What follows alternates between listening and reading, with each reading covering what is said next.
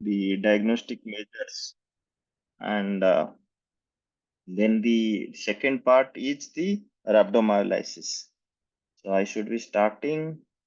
Just a second.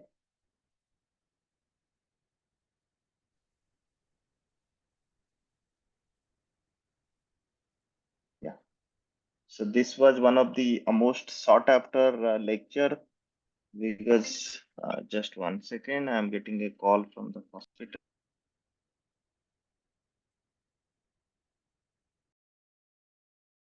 So, good evening, everyone. All of you must be busy in the festive season, but still we will be starting our nephro critical care part one. And I am delighted to inform you that you can be also part of the much sought after nephro critical care society, which is an initiative by some of the like-minded people, including me. And you can also be part of the academic activities that we normally conduct, and the review courses, as well as the various quiz, as well as the blog, as well as some of the research activities which are coming up. You can all be part of that.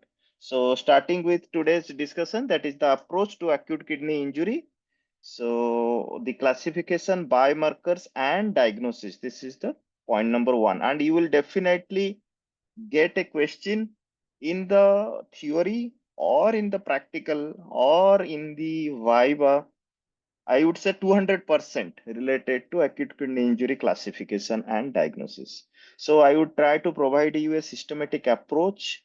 There would be lots of conceptual infographics, and we'll try to make it with 3S: sweet, simple, and structured. So let's work something more in the next 1 week in the nephrocritical care. Now, what do you mean by acute kidney injury? Acute kidney injury, if you understand the words properly, it is not a single disease, it's a syndrome, and it takes hours to days.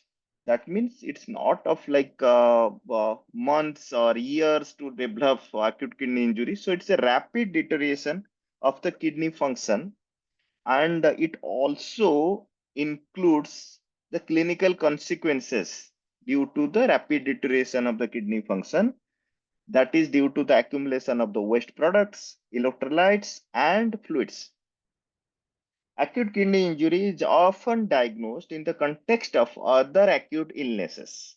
So in our critical care practice, as we are all doing day in and day out of critical care, so we'll definitely get one or other clinical context or clinical, I would say, situation that has resulted in the acute kidney injury. So it would not start with very frequently from the kidney itself, rather from some other organ involvement. So that is in nutshell about the introduction part. Now the impact, we all know this is recognized as a major public health problem.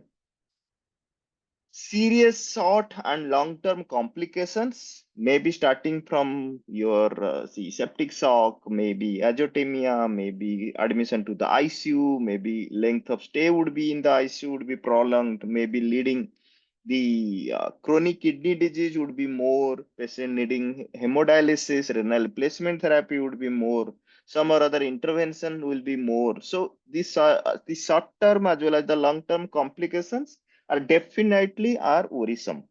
And there is high chance that if you continue to have AKI or repeatedly having AKI, then CKD chances would be also high. And all these things would be incurring high financial healthcare cost. Now, we need to find out some or other way that would be helping us to go for the rapid diagnosis and appropriate diagnostic workup to identify the AKI types. You cannot put all the types as well as subtypes of AKI in one basket. That means AKI has also some or other phenotypes that we need to know. And if the phenotypes have been treated well after the diagnosis part, then the chances of recovery is high. Now, specific therapies that I have already mentioned and interventions you can implement to reverse the injurious process within the kidneys.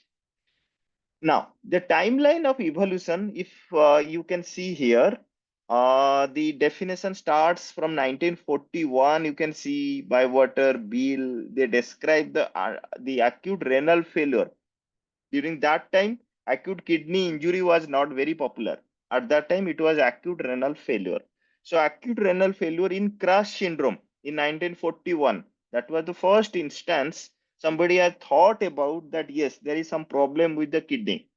Now, after that 1953, you can see the clinical course of ARF was like described by Swan Merrill.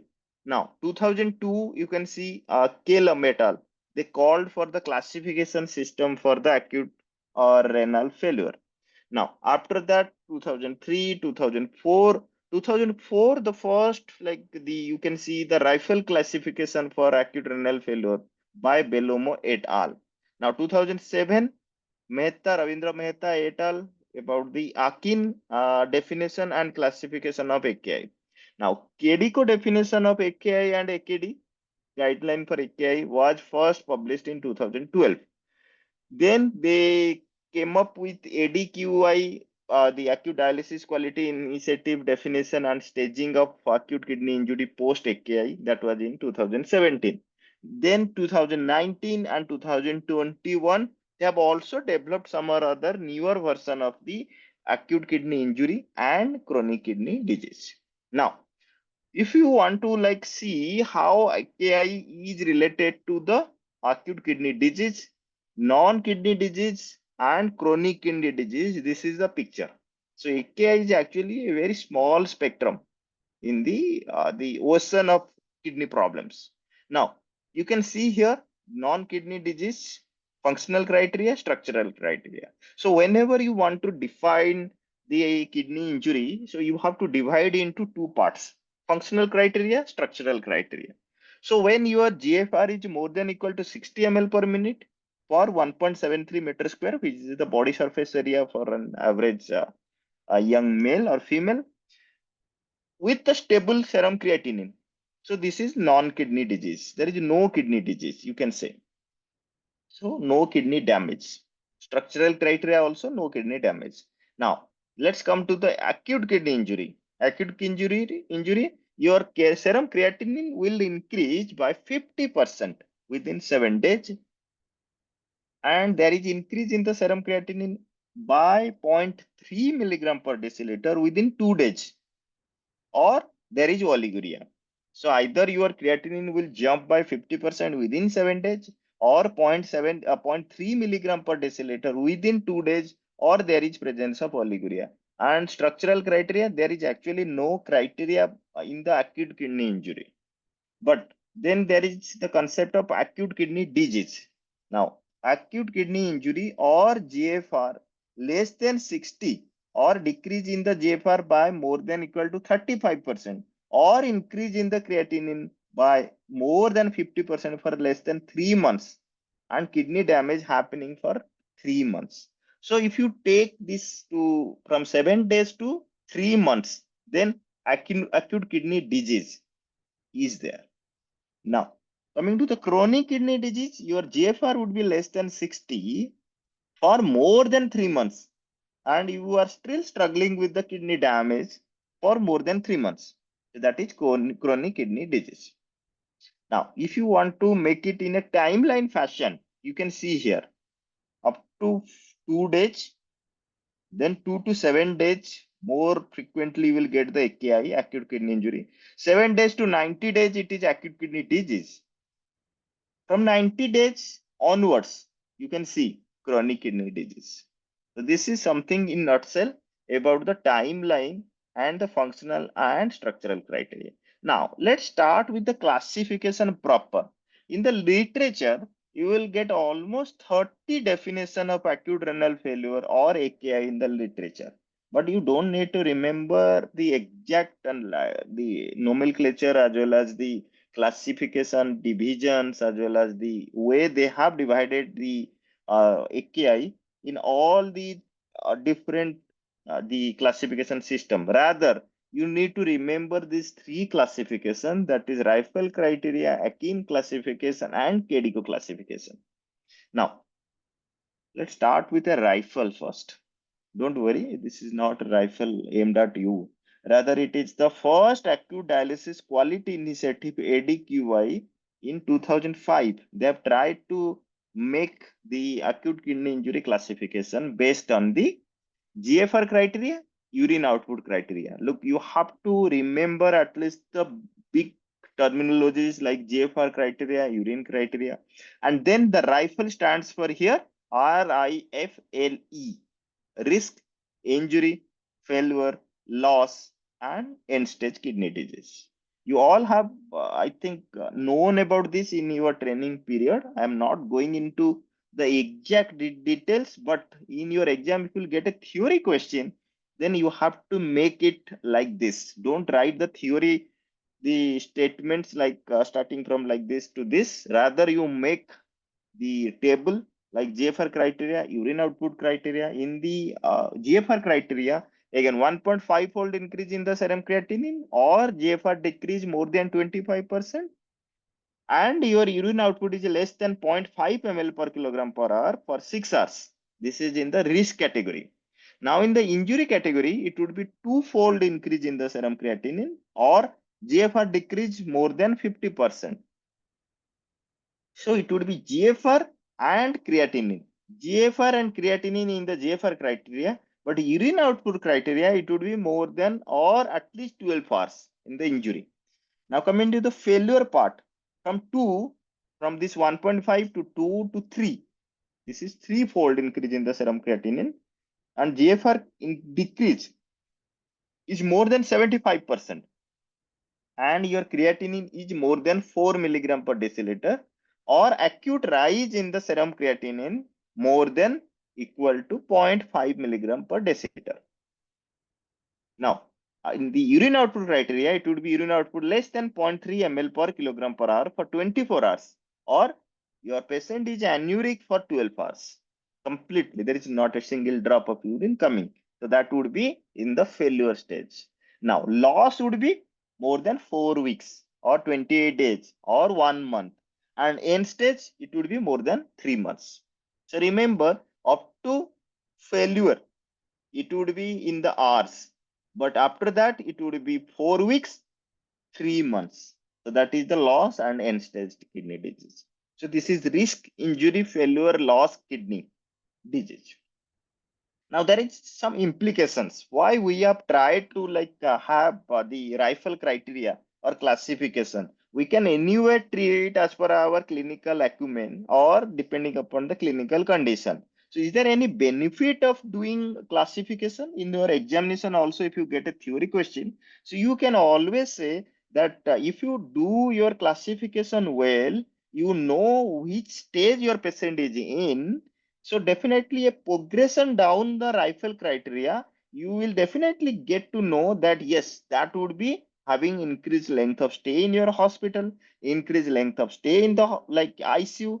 The patients will be having higher mortality, lower renal recovery, and finally, definitely, this would be something which you do not want that for a no, the drop of urine, you are actually trying to squeeze your kidney to a great level. Now, was all well with rifle criteria? Everybody was happy with rifle criteria? So I would say no, because there were many criticism that has happened, or there were many criticisms during the subsequent meetings that was not well accepted by the clinical fraternity worldwide. So the main limitations or criticisms were it is not predictive. You will only get to know that my patient is in AKI only after it is established. So there is no prediction that is there in the classification. At least we can prevent my patient to go into acute kidney injury. The urine and creatinine criteria are unbalanced. So any smart guy would be saying that are you trying to make 1.5 fold increase with the serum creatinine of 0.3? So this is how you have actually arrived or achieved the classification to something which is not very balanced. So different outcomes occur within the same class itself, like in the risk also, in the injury also, or in the failure also. Now, you are targeting one part of the classification on the urine output, but I can modify or alter my urine output by some or other diuretics also. My patient is in diabetic insipidus, so definitely that part will not be satisfying to the whole of like your the two criteria. So maybe that is one criticism, that only depending upon the urine output criteria, my patient is not falling into one of the classification, the type also. Urine output measurements in your study, whenever you are saying that my patient is having urine output of 350 ml in the last 6 hours. So do you think the urine output measurements are also we need to be looking at? Different hospitals, different like societies, different countries, they may be having different urine output measurements type. Nobody seems to agree on what the definition of baseline creatinine is. We do not know what is the baseline normal creatinine for a patient with 45-year-old and with background history of hypertension with a body weight of 100 kilogram. Now, creatinine levels may be affected by factors which do not affect the outcome. So there would be the patient is not properly hydrated, and it's a summer season. So that may be also affecting your urine creatinine level or serum creatinine level. Now, the risk criteria for creatinine may not be sensitive enough. That is also there. Now, the criteria requires true GFR rather than an estimated GFR. And we all know the estimated GFR is also one of the surrogate marker for measuring the residual kidney function in our patient. And also this criteria makes no attempt to distinguish between different etiologies that can cause acute kidney injury. Next came Akin classification. Now this is something modification of rifle classification by acute kidney injury network. And they recognize that small change in the serum creatinine, that is only 0.3 milligram per deciliter, adversely impact the outcome. They also use serum creatinine, urine output, and time, and this is the classification. Look, there would be more or less the terminology and the nomenclature would be creatinine value, percentage of like no increase from the baseline in the 1, in the 2, in the 3. And here in the Akin classification, it is 0.3, more than equal to 150 to 200% from the baseline increase, more than equal to more than 200 to 300% from the baseline in the second stage. And here you will get your creatinine to be more than increase of like 300 from the baseline, or creatinine more than equal to 4 milligram per deciliter with an acute rise of at least 0.5 milligram per deciliter. In the urine output criteria, it would be less than 0.5 ml per kilogram per hour for more than 6 hours, more than 12 hours, more than, or I would say 24 hours, less than 0.5 ml per kilogram per hour, or anuric for at least 12 hours. So that would be the classification for the Akin. So you need to remember with the numbers as well as the creatinine criteria, urine output criteria. Now, those patients who will be needing the RRT, renal replacement therapy, they are classified as stage 3, despite they were before starting the RRT. So if your patient is started on dialysis, you will straightforward put your patient on the stage 3 in the Akin classification. Now there are many criticism to the Akin as well. Creatinine has to be measured within the the 48-hour window. So maybe there would be some or other etiology that would be taking little bit more time to reflect upon the increase in the creatinine. So they have not taken into account. Patients subjected to RRT are scored as stage 3, irrespective of the indication for the RRT. There is significant variability in the local practice regarding commencement of RRT. So maybe I will be starting the patient who is in the stage 1 also, thinking that no, I need to go ahead with the RRT. So there were many criticism that the study, they included stage 3 and started the patient on RRT. Now, patients scored only after optimal state of hydration. So they have mentioned that yes, we need to score or stage the patient in 1, 2, or 3 only after optimal state of hydration is achieved. But we do not know what is the optimal state of hydration or when I will be achieving in my patient at the bedside optimal state of hydration. So there are many gray areas in that. And there is no difference in the predictive acuity between these two systems in the rifle also, in the Akin also. So maybe I would say this is not also a foolproof system to the existing problems or the doubts that we are having in our acute kidney injury classification. Now came the, I would say, Masiha till now, which is the KDIGO classification.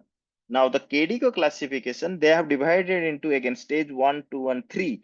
And the creatinine and urine output, you can see here 1.5 to 1.9 times baseline or more than equal to zero point 0.3 milligram per deciliter increase. Here urine output less than 0.5 ml per kilogram per hour for 6 to 12 hours, more than 12 hours. And then if the urine output is still low, less than 0.3 ml per kilogram per hour for more than equal to 24 hours or anuria for more than equal to 12 hours. Now here in this side, you can see they have taken into the rise in the creatinine level and then you are starting the RRT in patients in less than 18 years or decrease in the eGFR to less than 35 ml per minute per 1.73 meter square. So they have also taken into account eGFR, the estimated GFR in the stage 3 or so. So now, in summary, if we would be taking into the 3 classification and the more into the KDO classification, improvements a unified system. So we can do this one with our different like research methodology as well as some of the research literatures also. One has the freedom to use the baseline creatinine if it is available, but no way it is the only thing that we need to get to keep our patient in one of the classification stage. KDO classification could theoretically improve the Akin criteria sensitivity by some margin, but there are also certain criticism that we need to still know about whether everybody is in agreement and how our the healthcare resources have been deployed to researched the patient before putting the patient in any of the classification, and there is no role played by the duration of AKI in the staging scales. So maybe this is in one slide, rifle criteria, Akin criteria, and the KDIGO criteria. You can remember these things so that in your exam, you don't need to be a little bit confused and make it more lengthy. Because if you write all this classification 1, then 2, then 3, maybe it will take 2 pages, 3 pages there itself. Now, let's come to the important part. There are certain exposure factor to the AKI. There is certain high susceptibility population. Those patients will be more prone to get AKI. And there are certain interventions that you can do so that you can balance or you can reverse the AKI which is about to be in your patient or that has already started in the initial stage. So the exposure factor here, sepsis, shock, contrast media, cardiac surgery, some of the nephrotoxic drugs. Now, the high susceptibility population, old age, diabetes mellitus, hypertension, CKD, nephrolithiasis, those are the high susceptibility population. And coming to the intervention part, you can see here, if I will be diagnosing the AKI in the early stage, I would be adjusting my drugs that would be causing less nephrotoxicity. My target would be managing the volume status well. If I will be supporting the hemodynamics in my patient, and definitely I would avoid nephrotoxic agents exposure in the subsequent time. Maybe I can reverse or put the patient in the correct pathway than the AKI pathway. Now, what is the standard practice till now? We have the diagnostic options of increased serum creatinine that we daily do in our patient and our blood urea nitrogen, and we also check the urine output Oliguria is less than 500. Anuria is almost, you can say, nil or less than 100 ml per day. Now, elevation in serum creatinine is the current gold standard that we do practice. Now, if we compare this acute kidney injury, the nephrocritical care, with the cardiac critical care, the most important disease that we normally face or struggle in our CCU is acute MI. And if you start the timeline from 1960 till the 2000, we have started with LDH, but then we changed to troponin I. And now, based on this troponin I and troponin T, we have multiple therapies. And the mortality in our CCU due to acute MI, stress acute MI, is almost, I would say, negligible if you start with the correct pathway. Now, same thing if we will be extrapolating to acute kidney injury from 1960 till 2000, or I would say till now also, we are still depending upon our age-old friend, that is serum creatinine. And the care is not very robust. We do not have till now know that these are the 3 4 things that we do as the targeted therapy that can reduce my patient to be having in the acute kidney injury category. So it is only supportive care, and still our patient is having high mortality. So any patient in your ICU, if he is in the AKI and patient is needing RRT, the mortality rate is itself 50%. Now, the both the markers of kidney function, the urine output as well as the creatinine, they are markers of kidney function, but they do not indicate early stress or injury of the tubular cells or structural changes within the nephron. They are not renal specific. Do you think creatinine is only dependent upon the kidney part? No. They do not differentiate between different etiologies, phenotypes of AKI, and underlying pathophysiology. You can influence by non-renal conditions as well as medications. So the bottom line is change in the serum creatinine become apparent only when the kidneys have lost more than equal to 50% of their functional capacity. So that means we are waiting. And when our patient has crossed that limit of more than 50% of their functional capacity, then only we are able to diagnose or keep the patient in the stage 1, which is almost, I think, late. So we have to find some biomarkers that can guide us, that can alert us that yes, I am now trying to get a patient in the AKI category. Now, then came this one is very popular, the biomarker based management of AKI, fact or fantasy. And you can see here that what do you mean by a biomarker? So some of the basics, the standard things. It is a characteristic that is objectively measured and evaluated as an indicator of the normal biologic process, pathogenic process, or pharmacologic response to a therapeutic intervention.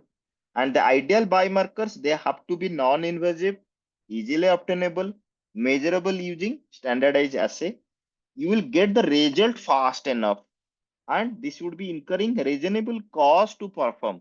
A test cannot be of $1,000 and you will be getting that in 7 days, and that would be a biomarker. No.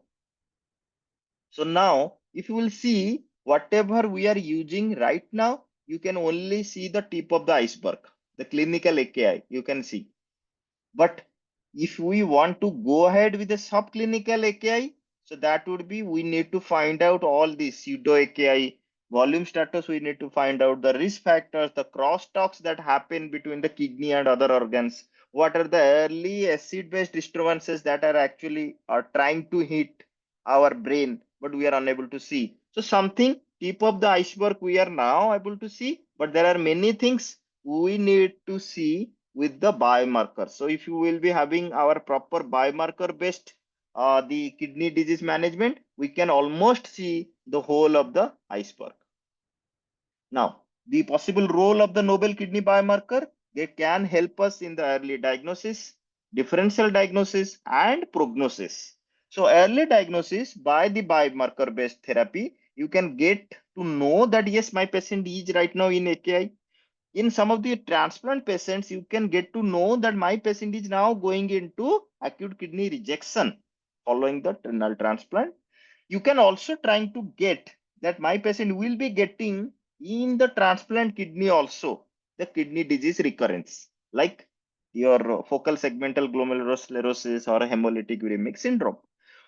By the biomarkers, you can also get to know that my patient is in the pre-renal category or renal category or post-renal category. I can also get to know what are the causes of acute tubular necrosis, ATN. We normally label our patient as my patient is in the ATN. So, but whether this is due to sepsis, whether it is due to post-IV contrast, post-cardiac surgery, nephrotoxic medication, whether my patient is in the glomerular region, tubular region, or obstructive disease. What is the cause of or etiology of my AKI? Whether my patient is in urinary tract infection and that is causing the problem of acute kidney injury, or there is cause of delayed graft function post kidney transplant. That also I can try to find in my patient. Then final part would be the prognosis. So I can predict that yes, this AKI is of severe category and definitely I should go for renal replacement therapy from the day one itself. Or sometimes I can wait for 7 days before deciding for renal replacement therapy. I can predict that this AKI may be a high chance of going into CKD. That also, if my biomarker is supporting me, I can try to prognosticate to the family. Now, we can predict the long-term renal function as well as the graft survival with the biomarkers and also some or other fetal kidney function pre-delivery also in the intrauterine also some of the kidney problems with the biomarkers.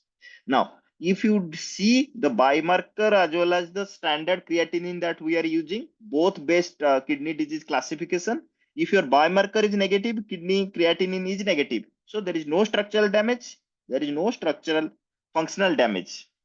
But if you see your biomarker is negative, but your creatinine is positive, what do you mean by that?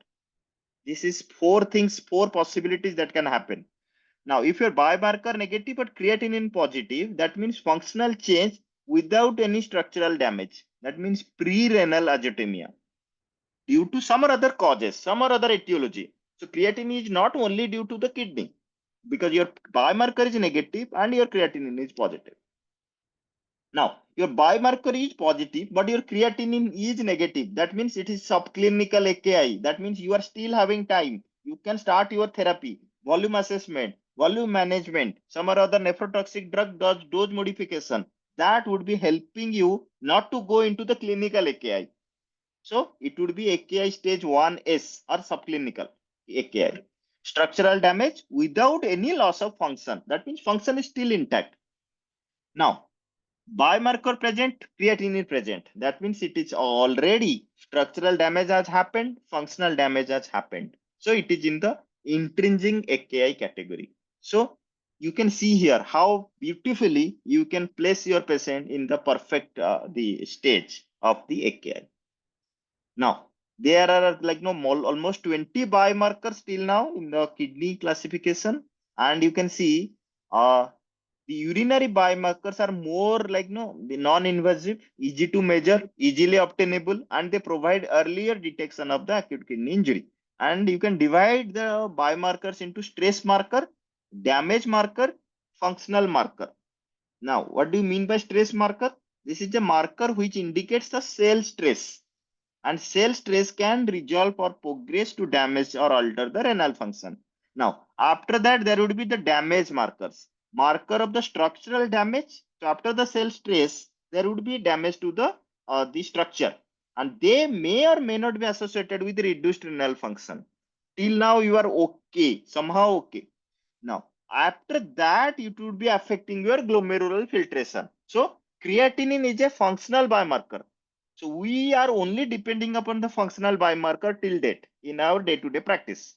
But we need to have some or other way where we can get to know that my patient is having no stress marker, no damage marker. That would be the day when we can prevent the AKI to happen in our patient. This is a picture that would be summarizing the biomarker, where is actually the problem and where is the release of the biomarker that is happening. Let's start with the increased synthesis of biomarkers in the extrarenal tissues then that would be released into the blood circulation. That would be released from the circulating immune cells, and that is entering into the blood, then entering into the glomerulus. You can see here glomerulus.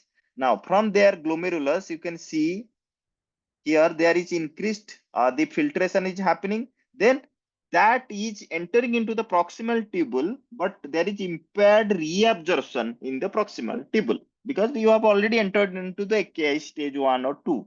Now simultaneously what will happen, there is increased synthesis in the tubular cells also. Now the kidney tubules are also getting affected, and there would be some or other release of the biomarkers from the infiltrating immune cells from the peritubular cells, capillaries, into the tubule cells. And they are also releasing the biomarkers. So there is now multifold of the biomarker secretion into the tubules. So finally, what will happen? There is increased biomarker level in the plasma, and also there is not observation of decrease in the reabsorption of the biomarkers in the tubules, and there would be increased biomarker level in the urine. Clear? So there are two ways we are getting serum biomarkers also and the urine biomarkers also to be high in the acute kidney injury. Now, the last slide, if you will see here, you can pretty well get to know about which are my phenotypes, which are my stages, what are the stress and damage biomarkers, what do you mean by functional biomarkers, how my patient is going into the difficult stage of AKI or CKD gradually. So let's start from the left side. No kidney disease, then subclinical AKI. Subclinical AKI, I have already shown you that the patient is in your body biomarker is like right now I have shown you this. I will be giving you a picture so that you can this subclinical AKI, your biomarker is present, but your creatinine is negative. So that would be the first stage, if you will see, and stress and damage biomarkers are present here, but your creatinine is normal. Now, then AKI stage 1, where your functional biomarkers, that is your creatinine and urine output, both are increased, plus minus damage biomarkers. Then AKI stage 2, then AKI stage 3, then finally kidney failure. And there are certain the common AKI types here: septic AKI, hypovolemia, post-surgery, acute and CKD. So if somebody is asking about different phenotypes, you can pretty well say about SACKI, DACI, all these AKI. So sepsis associated AKI, drug associated AKI, contrast associated AKI is CACKI. So drug associated AKI is DACI, septic associated AKI is SACKI, post surgery associated or cardiac surgery associated AKI. So these are some of the AKI types. Heart failure associated AKI, nephrotoxicity related, primary renal disease, hepatorenal syndrome, trauma, obstruction, rhabdomyolysis, and inflammation. These are some or other AKI types. And if you see what are the biomarkers, if somebody will be saying, so these are markers of the glomerular function, markers of the inflammation and repair, markers of the tubular damage or function. So in the markers of glomerular function, the first one that we usually do, that is creatinine, but there is also cystatin C, hepcidin. Markers of inflammation and repair, calprotectin, IL-18, AGF, proenkephalin. Now, markers of tubular damage or function damage is, there are many things, but remember the IGF BP7, TIM1, LFAB, maybe microRNA, NAG, TIM2 or NGAL. So these are some or other markers of the tubular function or damage. Now, depending upon the biomarkers as well as complications, this is one of the slide which is very good. Normal kidney function, increased risk of kidney injury, you will get all the biomarker serum, NGAL, cystatin C, urine also there would be NGAL, IL-18, KIM1, GST, LFAB. Kidney damage, there would be diagnostic biomarkers. Decrease GFR, again creatinine, urea, cystatin C. So we are now, the whole idea is try to focus. We are now only trying to get that my patient is in AKI from this level onwards. But before that, there are a lot of things happening that we are unable to detect. Kidney failure, prognostic biomarkers, and finally death, which we don't want. Now, these are some of the integration of new biomarkers with the, you will see here, the AKI resolution. If you both the two things are negative, that means your AKI is getting resolved. But if your AKI is progressing, you are still getting biomarkers and your creatinine and urine output are affected. That means your AKI is progressing very fast. Now, coming to the diagnostic workup, the third part of my lecture today, you can divide your acute kidney injury into pre-renal AKI, intriguing AKI, and post-renal AKI. Now, so just a second. Yeah. Now the pre-renal AKI, there are three things here happening. Reduced effective arterial blood volume due to hypovolemia, due to any of the cause that we normally get in the hypovolemic shock. Reduced effective arterial blood volume, but it is relative reduction in the effective arterial blood volume due to some of the other shifts. It is cardiorenal syndrome, sepsis, anaphylaxis, hepatrenal syndrome, third space loss, medications. The third one in the prerenal AKI is the bilateral atherosclerosis, where arterial occlusion is happening, that is involving the renal vasculatures. This is prerenal itself. Now coming to the intriguing AKI, that can be divided into two types: vascular disease, glomerular disease. In the vascular, you just name any of the autoimmune disease that we are struggling in our ICU, or the malignant hypertension, or the renal atheroembolic disease, bilateral renal thromboembolisms, vasculitis, renal vein thrombosis, scleroderma. In the glomerular disease, here you can see these are some of the autoimmune diseases that we are struggling with. Your ANCA-PANCA related, thrombotic microangiopathy, dysproteinemia. Now, there is also another two of the intriguing AKI. This is the tubular disease. Tubular disease is ischemic, septic, nephrotoxic, pigment nephropathy, crystalline nephropathy, osmotic nephropathy. Now coming to the interstitial disease, here all the acute interstitial nephrotoxicity due to the drugs that we are using, most commonly NSAIDs or your sulfonamides, phenytoins, fluoroquinones, proton pump inhibitors. These are some or other acute interstitial nephritis. Some coming to the infections that cause interstitial disease, Legionella, Leptospira, tuberculosis, all the viral infections like EBV, CMV, HIV. Systemic illness, sarcoidosis, Sjogren syndrome. Now coming to the post-renal syndrome, you can see here ureterocalicial obstruction, bladder obstruction, and urethral obstruction. This is something which you need to know if you want to highlight the classification of acute kidney injury based on the pre-renal, intriguing, and the post-renal way of classifying. Now, how will you go ahead with the workup? This is not about the exercise part, but rather we'll be focusing on our acute kidney injury diagnostic workup.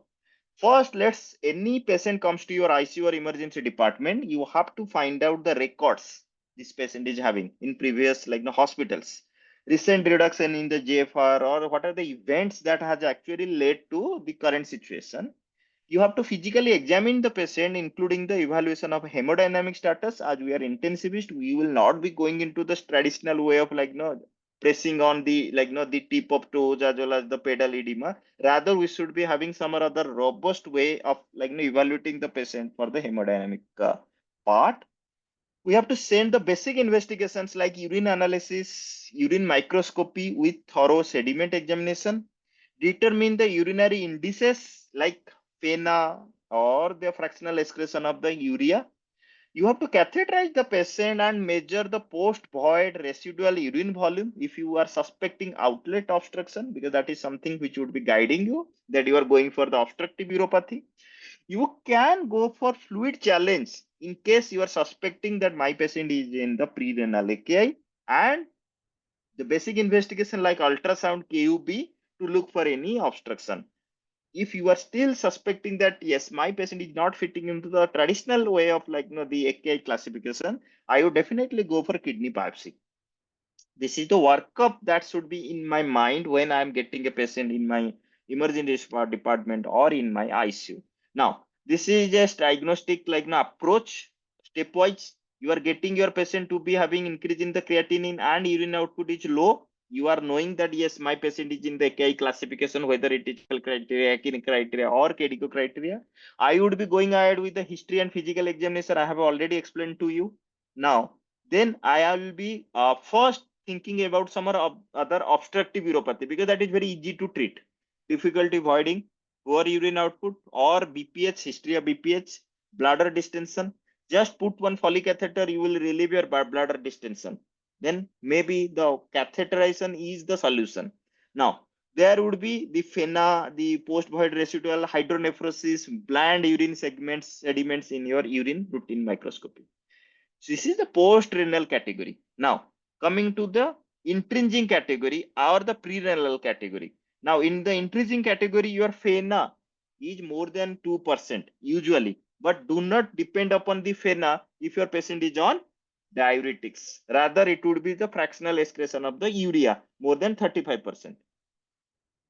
If your urine sodium is more than 40, your urine osmolality is around 300, and there is active urinary sediments, then it would be intrinsic, granular cast or something.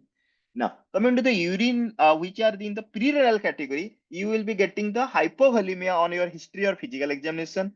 Your patient will be having congestive heart failure history, cirrhosis history, patient has taken ACE inhibitors or ARB, or patient has taken NSAIDs, and you are starting with fluid, then the patient is starting to pee.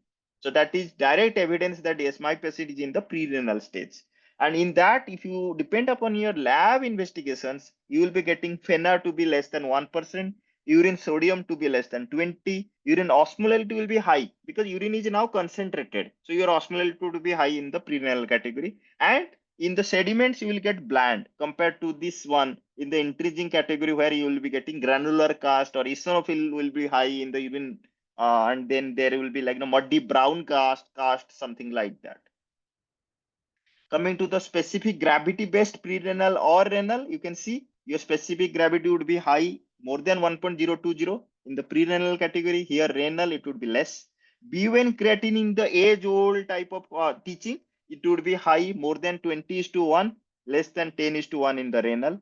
Urine sodium would be less in the pre-renal because the urine, the kidney is trying to preserve the kidney, the sodium. And here in the renal, it would be more. FENA would be less than 1% in the prerenal category, more than 2% in the renal category.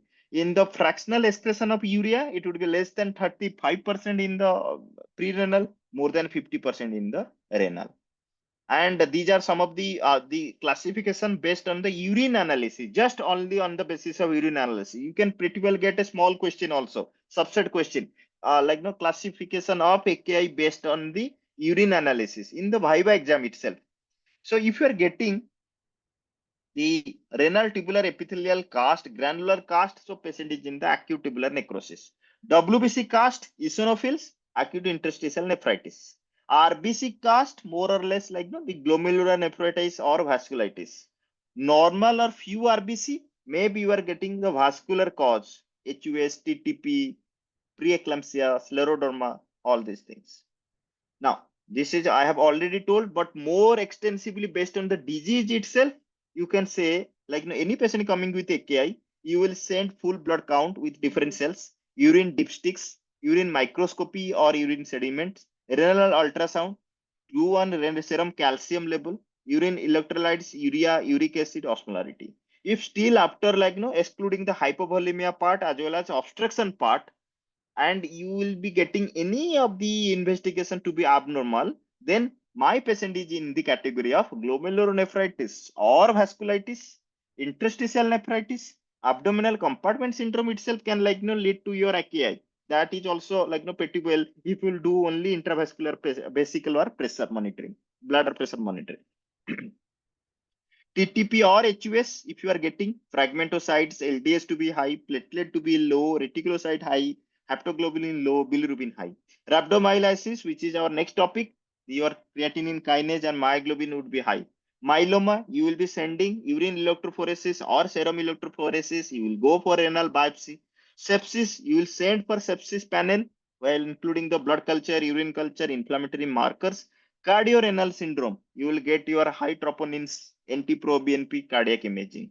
And in the first one, that is glomerulonephritis or vasculitis, you will send all the autoimmune markers along with cryoglobulin, HIV serology, renal biopsy, and hepatitis serology. So this is something based on the your which stage the patient is in. This is the AKI bundle. AKI bundle. What are the AKI bundles? Discontinue all nephrotoxic agents when possible. Ensure volume status and perfusion pressure.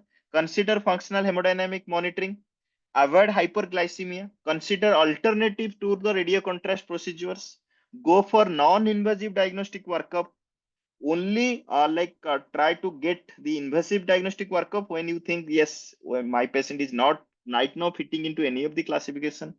If your patient is in the high nephrotoxic drug doses, check for change in the drug dosing. Consider renal replacement therapy early. If your patient is in the need of that, consider ICU admission and avoid subclavian catheters if possible. Can anybody tell me why we should be avoiding subclavian catheter? I will be now finishing my first talk. I know it's an extensive talk. Answer should be very specific, Dr. Dinesh. Sir, high chance of stenosis. What will happen for that? This is not the AKI bundles. I know possible of subclavian vein and stenosis. This would be something half answer. I need the full answers. The examiner will not be impressed with this answer. AKI ABF cannot be bundles. created in the term. Which one? Sorry, again. ABF cannot be created Yeah, epileptically. exactly. Excellent. That's the answer. I know whatever you have told, the stenosis part is good, but what will be the effect on my management part in future? My nephrologist would be very unhappy if somebody has put the subclavian catheter and you have taken care of the AKI very well, the pre-renal part. Now the patient is going into the the increasing AKI or increasing ATN, and the nephrologist is planning for long-term dialysis or renal replacement therapy. So you have put the central line in the subclavian, you have resulted in the subclavian vein stenosis, and now he will be struggling to find a AV fistula. So there are only two hands. So he will be depending upon one hand first, which is the non-dominant hand. So if that is blocked or your dominant hand is blocked, then only one thing would be there. So they don't want to take that risk. That is the AKI bundle. Okay. So now the next question, if you have any doubts, I can stop for maybe 30 seconds because this rhabdomyolysis would be quicker. Yeah, I know. Did you find some enlightenment in the first lecture about the AKI? There are many things I have actually tried to cover. Okay. So if there are no questions, so let's go to the rhabdomyolysis, which is again a pretty high mark fetching question, I would say. If you will get rhabdomyolysis, you will get to if you answer it well, you will get almost 8 out of 10 or more than that, 10 out of 10 also sometimes. Now, coming to the definition of rhabdomyolysis, it is debatable. If somebody will be asking what is the definition of rhabdomyolysis, I still don't know regarding the level of creatinine kinase that can predict the renal injury, because it's all related to the creatinine kinase or the CPK that you say. CPK is CK. There are precisely 0 RCTs till date. Believe me, there have been no RCTs that have been conducted showing the benefit of any treatment for rhabdomyolysis except the observational studies or the cohort studies that have shown that fluid assessment and fluid management is one of the key intervention that we can do to treat the rhabdomyolysis. So from diagnosis to treatment, there is no solid evidence on this disease. This is point number one. If somebody would be asking, can you explain rhabdomyolysis to me? So I would be explaining in this way. This is the breakdown of the muscle fibers, which results in the leakage of the potentially toxic cellular contents into the extracellular fluid and the circulation. So your rhabdomyolysis. So there is something happening to the muscle that is lysed, and that is resulting in the release of the creatinine kinase or myoglobin. Myoglobin is the biomarker. If somebody is asking about, tell me the biomarker of rhabdomyolysis, I would be saying this is a myoglobin, not the creatinine kinase, because creatinine kinase can be resulted from many other disease per se. But for the rhabdomyolysis, it would be the myoglobin because this is the muscle protein. Now, one of the key compound is myoglobin, and this can result in hypovolemia, metabolic acidosis, hyperkalemia, acute renal failure, then somebody in the viva, they would be definitely be asked why acute renal failure happens if you are saying that there is release of the myoglobulins from the muscle damage, because due to there is precipitation of myoglobin in the tubules. Precipitation of myo, use the words properly. You don't need to tell 5 lines to explain about why acute renal failure happens in the rhabdomyolysis. Only this line would be sufficient. This can result due to precipitation of myoglobin in the tubules, and there is simultaneously intravascular volume depletion due to excessive fluid shift into the damaged muscle. Clear? Because if it is normally associated with the crush syndrome, trauma, so we all know there is loss of fluid. You are unable to supplement or replace the fluid in the correct time, and there is also release of your myoglobin as well as creatine phosphokinase from the damaged muscle, and that is entering into the blood, that is entering into the tubules, and there is precipitation of myoglobin happens. So all these things that result in the acute renal failure. And there is also multiple organ failure because of all the other systemic organ crosstalks that happens in the rhabdomyolysis. Now, the next question would be, what is the mechanism of kidney injury? So these are some Sir, of the sir, sorry, yeah. sir, your slides are not visible, sir. Oh my God, why this happened? Just 1 second. Yeah.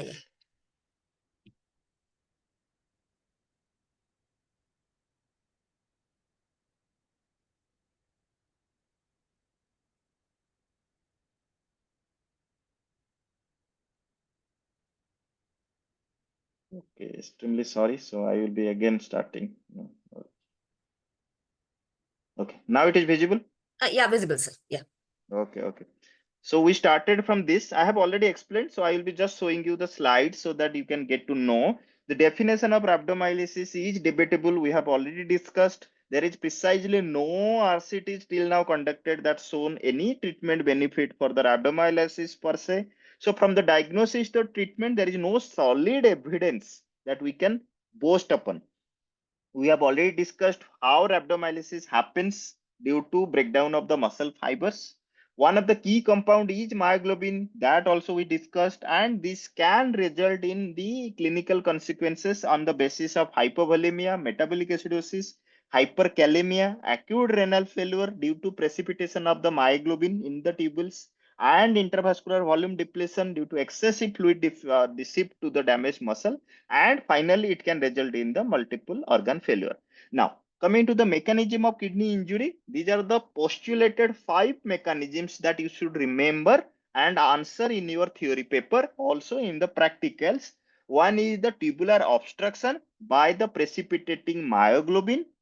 There is free radical mediated injury due to generation of hydroxy radicals by Fe+2. Simultaneously, there is lipid peroxidation by hydroxy radicals and directly by the heme component. From where this heme component comes? Can anybody tell me?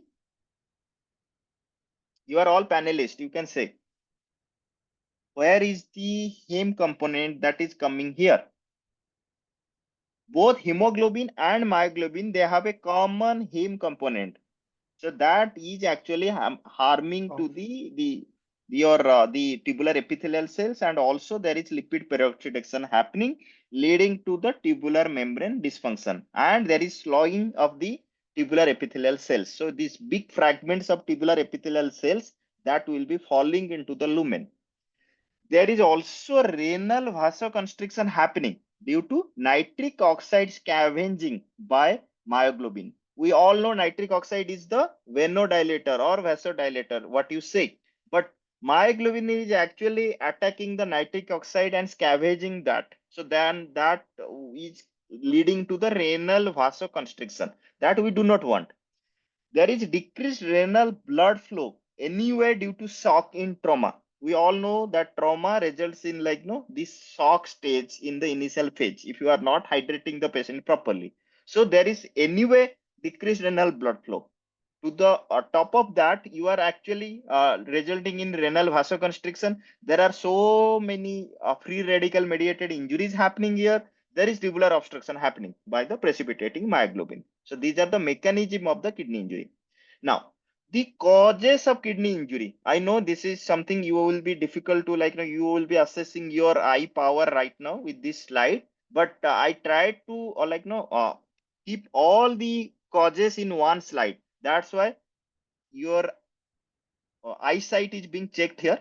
So the first one is the trauma and compression. So in short, it is crush syndrome. And believe me, the first AKI I have shown in my first lecture, 1942 or 43. So the ARF at that time, it was postulated that crush syndrome is one of the cause resulting in the acute renal failure. So that's the crush syndrome here. Now, occlusion of the muscular vessels by thrombosis, embolism, or surgical clamping. That sometimes the vascular surgeons or the cardiothoracic surgeons they do, and resulting in the rhabdomyolysis, clamping the big vessels. Strenuous exercise. Don't hit the gym with yes, I have to do it completely. So because they say that untrained individuals in hot climates, if they do strenuous exercise, that can result in fatal rhabdomyolysis. Electrical injury, hyperthermia or hypothermia, both the clinical condition associated, we all know: neuroleptic malignant syndrome, malignant hyperpyrexia. Metabolic myopathy, inherited diseases that predispose sometimes to the myopathies, myopathic channels. So they can also lead to the rhabdomyolysis. Drugs and toxins, most prominent alcohol. So this is again from the liver. At least there are certain other organs also you can quote. Always alcohol is blamed for only liver. Okay, so let's have blame on the muscles also. Alcohol induced rhabdomyolysis. Propofol induced propofol infusion syndrome, one of the most common cause of AKI in propofol infusion syndrome is rhabdomyolysis. Ecstasy, the drugs that we normally people use: heroin, amphetamine, cocaine, HMG coenzyme reductase inhibitor, statins, that we normally in our patient in our ICU left, right, center we use. Statin induced myopathy resulting in rhabdomyolysis, and the patient is in AKI. So the definitive treatment is stop the statins. Snake bite, spider bite, they can also cause rhabdomyolysis. In my ICU there are two patients now with the snake bite induced cellulitis resulting in rhabdomyolysis. One is coming down with the CPK level. He presented with 8,500 CPK level in the very first instance. Local muscle infection, cellulitis, some or other diabetic food resulting in the gangrenous stage. Viral infections, influenza, adenovirus, herpes simplex, Epstein-Barr virus, cytomegalovirus, varicella zoster, HIV, Coxsackie, enterovirus. These are the viral. Bacterial, Legionella induced rhabdomyolysis. There was a very interesting case report I posted in the Nephrocritical Care Society WhatsApp group. So if somebody has of you who are in our society member in the WhatsApp group, so they must have seen that was published in the Mayo Clinic proceedings, I hope, or Lancet. So Legionella induced rhabdomyolysis resulting in AKI. Mycoplasma pneumoniae, Clostridium species toxic shock syndrome, and finally electrolyte abnormality. In the electrolyte abnormality, it could be due to hypokalemia, severe hypokalemia induced rhabdomyolysis. I have seen two cases. Hyperkalemia, hypocalcemia, hypophosphatemia, hyponatremia, hypernatremia, all the forms of the electrolytes they can cause. Hyperosmolarity due to decay or honk, HHNS, or hypothyroidism. Myxedema, coma resulting in rhabdomyolysis. So there are a lot of causes that can cause rhabdomyolysis. What is the diagnosis? How will you diagnose? Start from, you should be having a precipitating event. Most of the time it's not 100% mandatory that you will get a precipitating event. Your clinical features should be helping you to reach the diagnosis, like swollen painful muscle. If you send the urine for routine microscopy, or you are thinking you are sending for myoglobinuria, you will be getting that yes, your urine is containing myoglobins. Now, urine myoglobins, they result in reddish brown discoloration of urine. Sometimes you will be confused whether it is hematuria. So that would be cleared by dipstick test. Now, there are also certain causes like myoglobinuria may be absent in up to 18% of patients. In the urine, you will not get myoglobin. So in that case, like this myoglobinuria can be informed by positive result on a dipstick test. This dipstick test will be positive for hematuria also. So that's why I asked about from where this the heme component is important, because hemoglobin and myoglobin in both the two pigments you will get the heme, but in myoglobinuria you will not get any RBCs on your microscopy. So that is a differentiating feature. So in hematuria, if you will do a dipstick test also, you will get positive result. And also in the urine also you will get RBC cells. The red cells would be there, more than 25 for high power field, something like that. But in myoglobinuria, you will get dipstick test to be positive, but there would not be any RBCs in your microscopy. So that are the two differentiating points. Now, laboratory measurement of myoglobin can be performed by creatinine kinase, CK, or creatinine kinase is the standard biomarker that we depend upon. But the problem is with the myoglobin. Now, release of large quantities of CK, more than 200 units per liter, AST, LDH, they are also been seen in the rhabdomyolysis because these are all released from the muscles. Your LDH is also released from muscle. Your aspartate transaminase is also released from muscle. It's not only the liver that releases your aspartate transaminase. Now, the degree of elevation is proportional to the injury, like renal impairment. If your patient is pre-existing metabolic acidosis, you will get higher. Now, the markers of severe rhabdomyolysis, if your patient is having CK level more than 5,000, myoglobin in urea more than 20 mg per ml, more than 50% patients develop renal failure. If your myoglobin in urea is more than 20, hyperkalemia more than 6.5, severe hypoalbuminemia, sepsis, most of the time it would be the precipitating event, and there would be marked dehydration. If your patient is having all these things, then definitely this patient is going to be in the severe rhabdomyolysis leading to the acute renal failure or acute kidney injury. Now, how you would be approaching your rhabdomyolysis? Very well written algorithm. There would be signs and symptoms like muscle pain, tea-colored urine, high-colored urine. There would be some or other high-risk situation for rhabdomyolysis like trauma, crush injury, compartment syndrome, extreme exertion, hot weather, hyperthermia, patient was found down and intoxicated. This is something like the cases that people put in the edict 2 exam. So they would be writing that patient was found after a late night party and intoxicated, there itself put beside the roadside. Patient was found down for almost 12 hours, and it was the very cold weather or hot weather. They will be trying to make it complicated, and you have got the patient in very the difficult stage. Creatinine level is high, so what will be your management plan? Something like that. So that would be suggesting that yes, it would be intoxicated, resulting in a rhabdomyolysis. Isolated elevation of AST suggests urine analysis like heme positive, but your RBC to be less or nil. Less than 5 RBC is more suggestive of your rhabdomyolysis. And evaluation of established acute kidney injury have already done. Then what is the next step? This is the creatinine kinase level. You have to check along with the electrolytes, calcium, magnesium, phosphorus, urine analysis. If it is less than 1000, rhabdomyolysis currently is absent. So you have to repeat it maybe after 8 to 12 hours. Now, 1000 to 5000, mild rhabdomyolysis, you have to put it in the correct clinical context. CK more than 5000, you have to definitely go for the management of moderate to severe rhabdomyolysis. Now, patient is in the mild rhabdomyolysis, you have to calculate the McMahon rhabdomyolysis score. If it is less than 6, lower risk for acute kidney injury. If it is 6 or more, definitely you have to treat in the line of moderate to severe rhabdomyolysis, though your CK level is less. Clear? Now, lower risk for acute injury, you have to now onwards.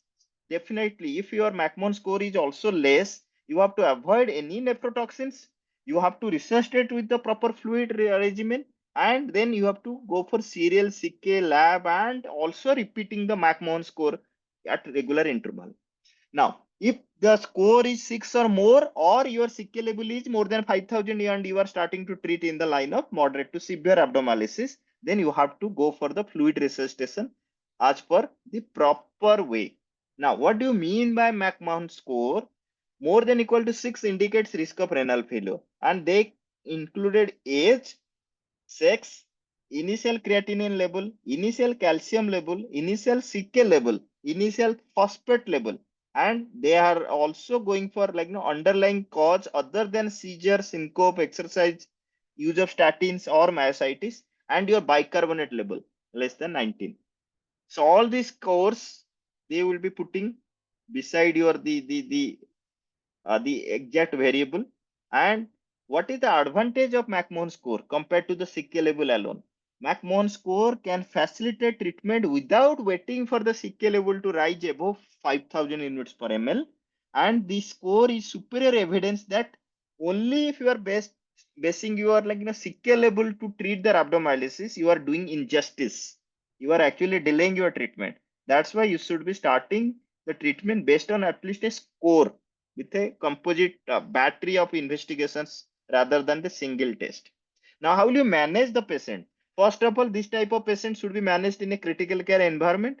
You should go for early fluid resuscitation, fluid. Aggressive infusion of IV fluid, crystalloid or colloid according to your clinical and laboratory parameters. CVP monitoring or the dynamic measures that we normally do in the current scenarios with the focus assisted the fluid management strategy. Avoid potassium containing fluids if potassium is more than 4. Aim for the urine output more than equal to 1 ml per kilogram per hour. Go for urine alkalinization because what is happening? It increases the solubility of myoglobin within the renal tubules and can improve myoglobin washout. So there would not be myoglobin within the tubule for long time, because if you are keeping the myoglobin for long time, it is getting precipitated. We do not want the myoglobin to be precipitated in the tubule, because that is the tubular obstruction region, and we do not want the tubules to be obstructed. So that's why you do alkalinization of the urine. That's why the myoglobin is getting soluble in the alkaline urine, and that is not getting stayed or stasis there in the urinary tubules. Use 8.4% sodium bicarbonate infusion at rate of 0 to 50 ml per hour with a central venous catheter. If you are having your peripherally line, you can use the lesser percentage of sodium bicarbonate. Aim to keep your pH between 7.4 7.45 and urinary pH more than 6.5. Mannitol controversial. I am not be highlighting, but in the examination you can write controversial. It is an osmotic diuretic, increases the urinary flow, the same region that the myoglobin would be passed out down the lane rather than staying there in the tubule for a long time. Then again, that would be reducing the elevated compartment pressure due to muscle swelling, and that mannitol is also a scavenging of mechanism for the free radicals. Renal replacement therapy, if it is needed, used in case of established renal failure, persistent acidosis or hyperkalemia. But the examiner would try to fool you or confuse you. It should not be used prophylactically to prevent AKI. So that is the bottom line. So the treatment, manage any underlying cause. The cause has to be managed. It's not only that you have to only take care of the kidney part.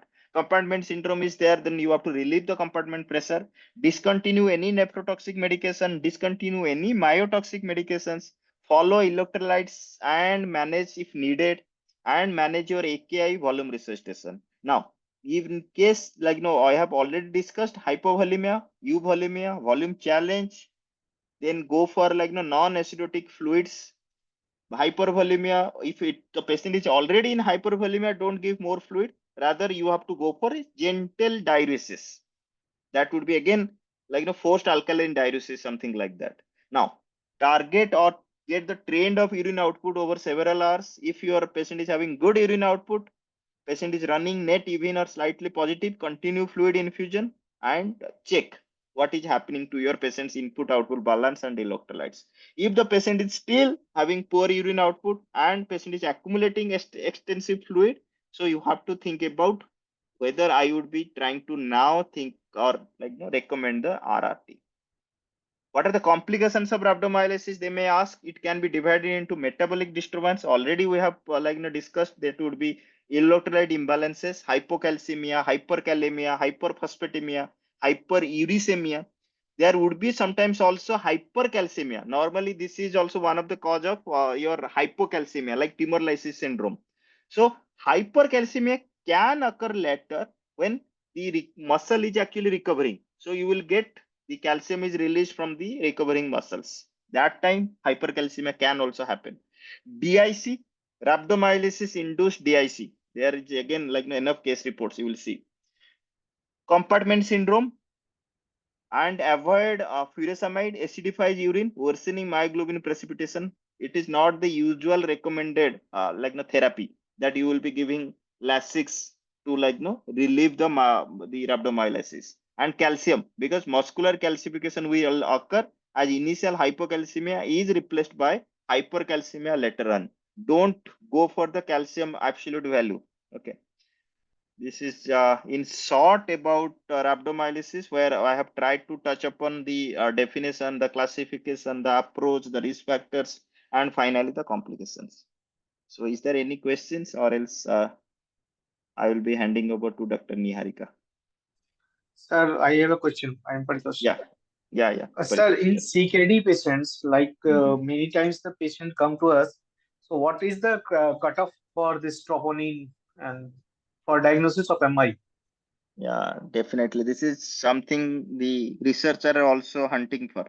Very difficult to say, Dr. Paritosh, because CKD, the troponin would be definitely elevated. We all know, and there are this is one of the confounding factor for the MI diagnosis in a case of troponin. But yes, you have to have a battery of test rather than a single troponin I or the BNP level only.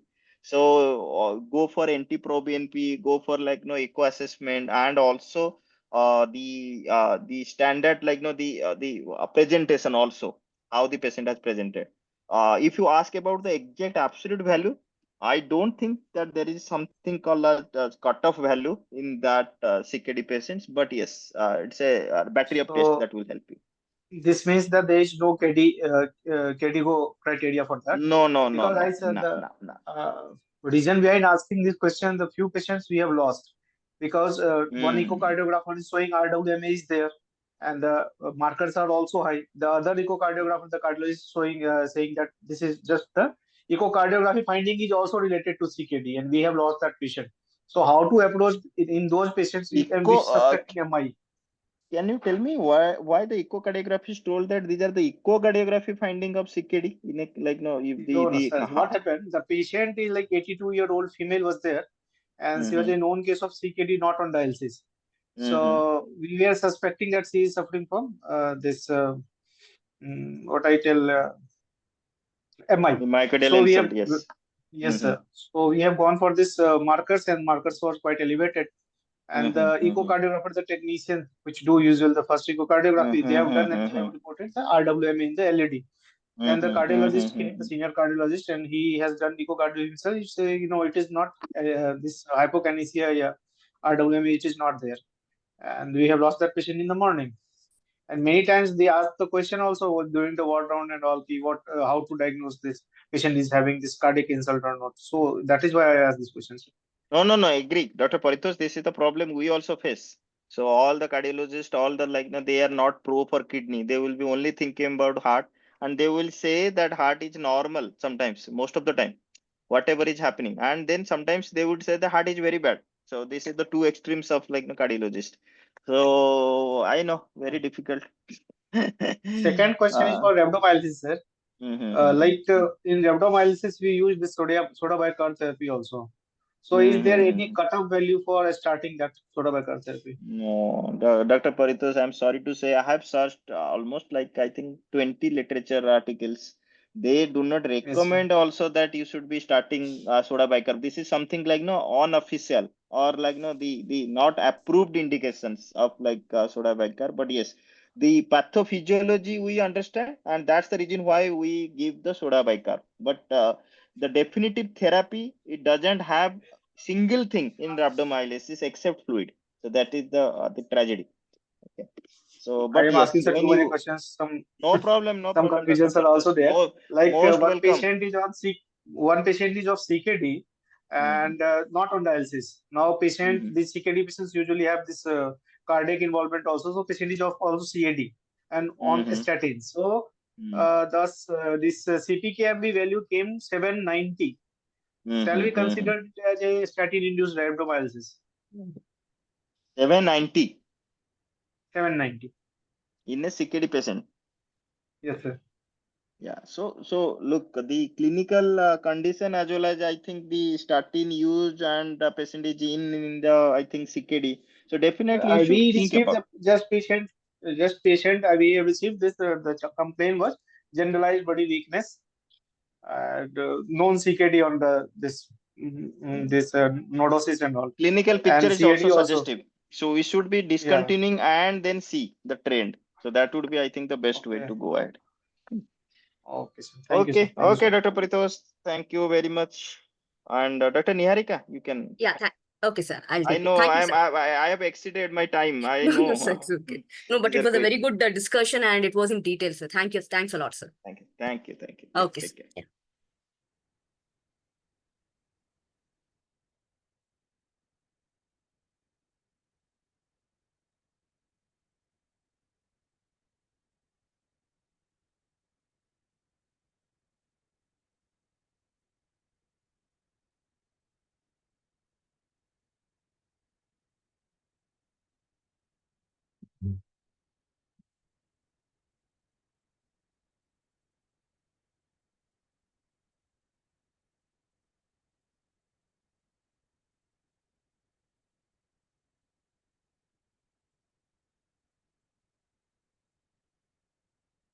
I think my screen is visible.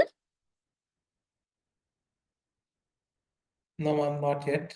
Not, okay, Darshan, just wait.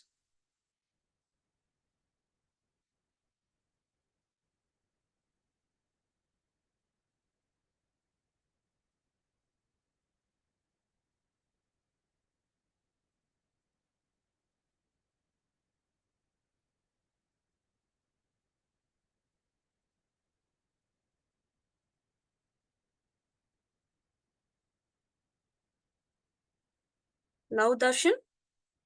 Yes, ma'am. Yes. Yes.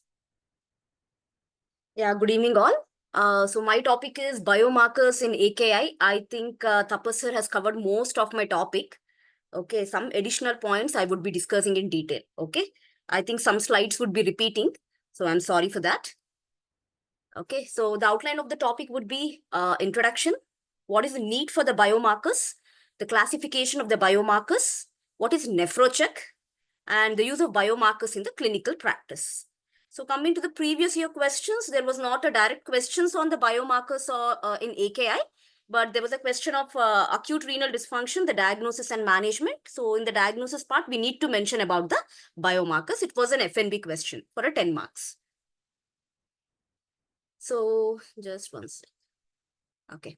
So as we know, the definition of AKI, sir has discussed in detail. So it is nothing but an abrupt decrease in the kidney function, which encompasses both the structural damage as well as the functional damage. So the mortality with AKI patients in hospitalized patient, it is around 10%, whereas in ICU, it's about 60%.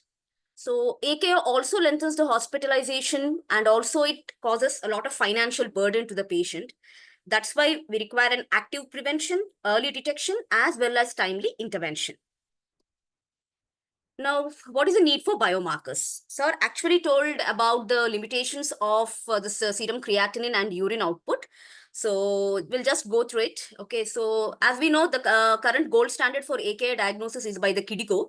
And the KDIGO criteria tells two important factors to tell that the patient is in AKI. One is the serum creatinine, the other one is the urine output, and you have the different stages of AKI, right? So what is the limitations of the serum creatinine AKI definition? Okay, there are basically two major limitations. One is there is lack of accuracy for the diagnosis of the structural kidney disease. Second, in those patients who have already a structural kidney injury, it provides no information on what is the etiology, what is the prognosis, what is the molecular pathways which are involved in AKI, and what is the response to treatment. So none of this will be explained by the serum creatinine values. Okay.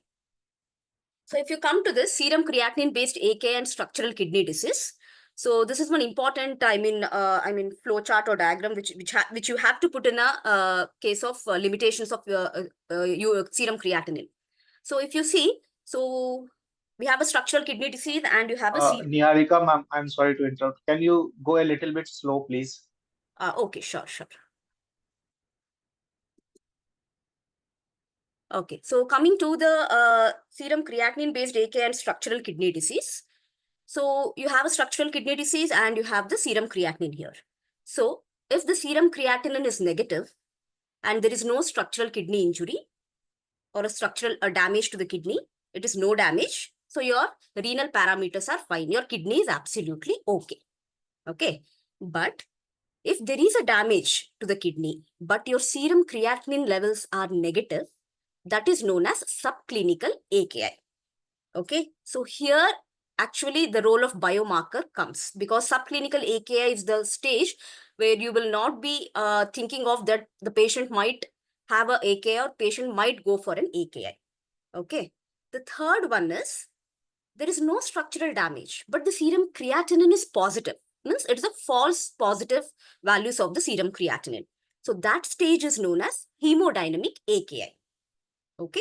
And the last stage, the clinical acute tubular injury, where both there is a damage as well as there is a increase in serum creatinine. Okay. So this is the relationship between the serum creatinine levels and the kidney injury.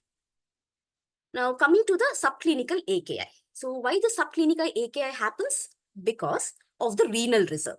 So the serum creatinine values, as Dr. Tapas sir has told that, it will increase only if the more than 50% of the nephrons have been involved in the injury. Okay.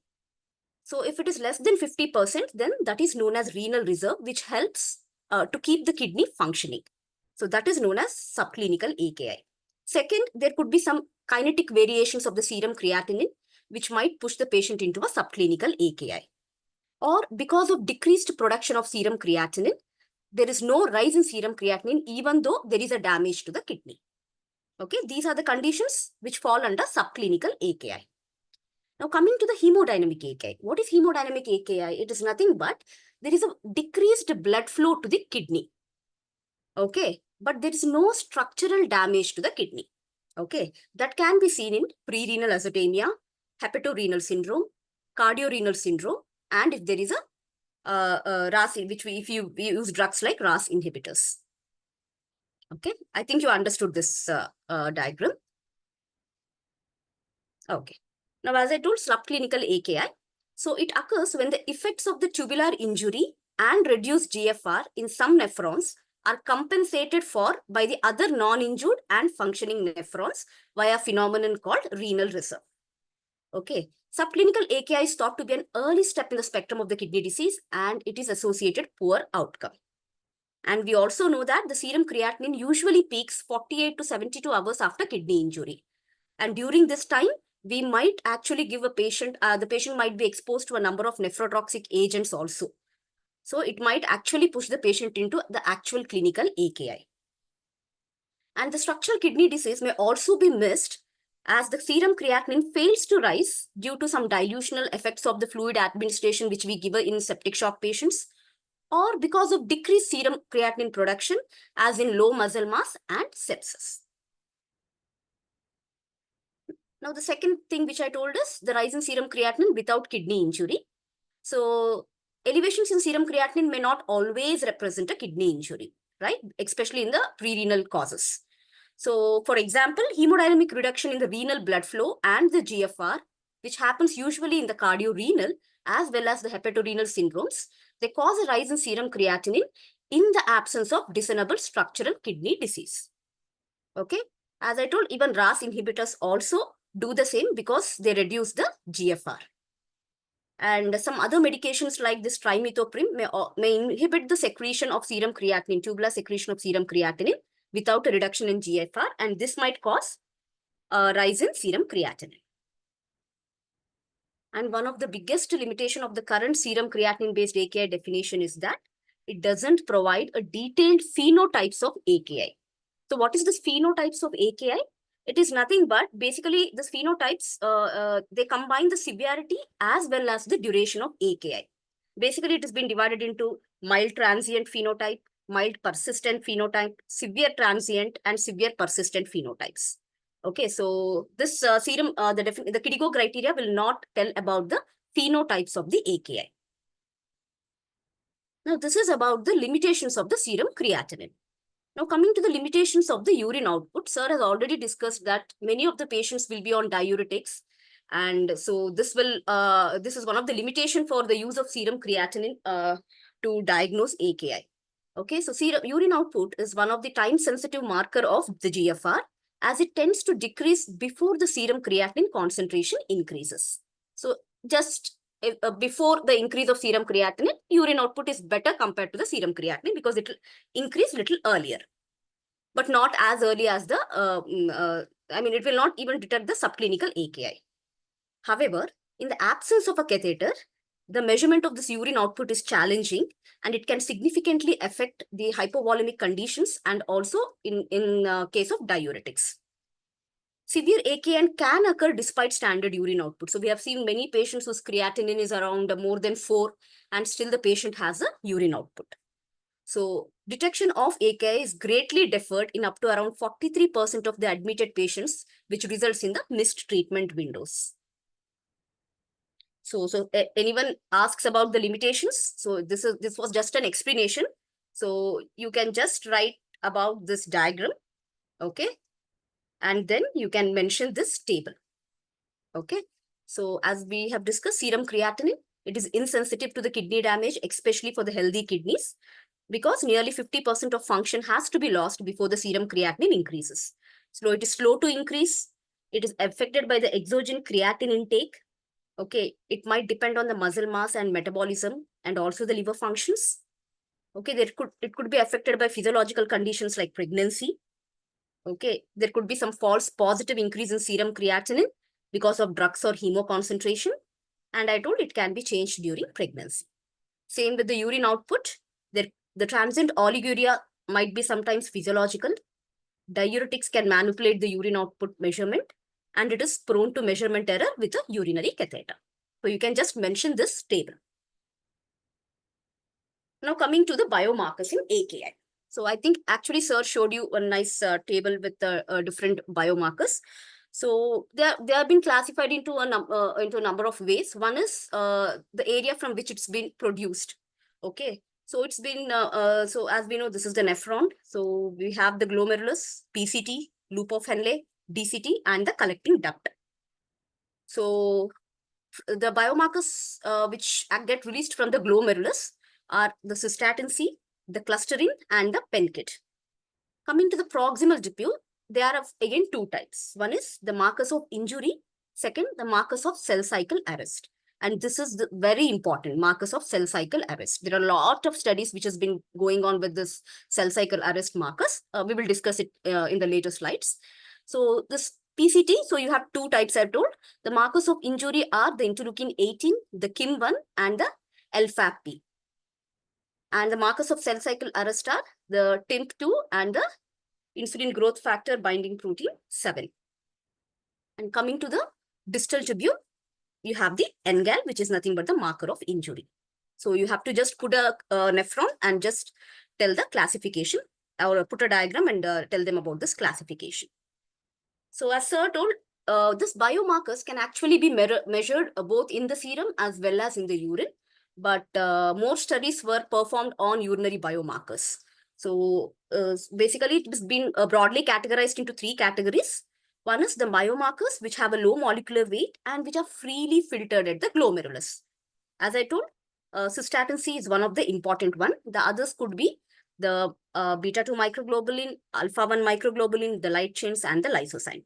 So what happens under normal circumstances, these molecules are reabsorbed completely by the proximal tubular epithelial cells, so that they are only detectable in the urine following the tubular epithelial cell dysfunction. The second one is, so this is about the glomerulus. The second one is the renal cells, okay, the biomarkers which are upregulated in the renal cells. So it is classified into 4 types. One is which is segregated by the distal and the proximal tubular cells. The distal, as I told, NGAL, and the proximal tubular cells, we have the DKK3 and the KIM1 molecules. Okay, so KIM1 is important for the proximal, NGAL for the distal. Okay, you need not to remember everything in the exam. It is very difficult to remember. As sir told, there are more than 20 biomarkers. So just remember the important things, and I will let you know which is the FDA approved things that you should remember. The second one is this, in response to the interstitial cell damage, we have the hepatocyte growth factors which gets released. Okay. The third one is the biomarkers which are expressed by the tubular epithelial cells and then released into the urine in response to AKI, in which you have the NAG. This is also one important thing.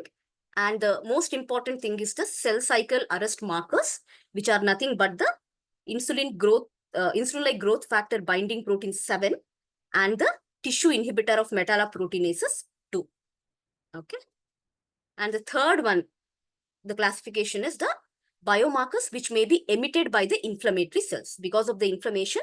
So some of the biomarkers have been released by the kidney, and these are two, the interleukin 18 and the interleukin 9. So this is a broader way of classification of the urinary biomarkers. And also sir told that there are other functional biomarkers, stress biomarkers and damage biomarkers. So sir has already given the definitions of these. So the functional biomarkers include the cystatin C and the proenkephalin A. Okay, and the stress biomarkers includes the DKK3 and the cell cycle arrest biomarkers, and the damage biomarkers are the remaining. So now you have to remember the important ones and you have to mention these in the exam. So coming to the first, the cystatin C. Okay, so this is basically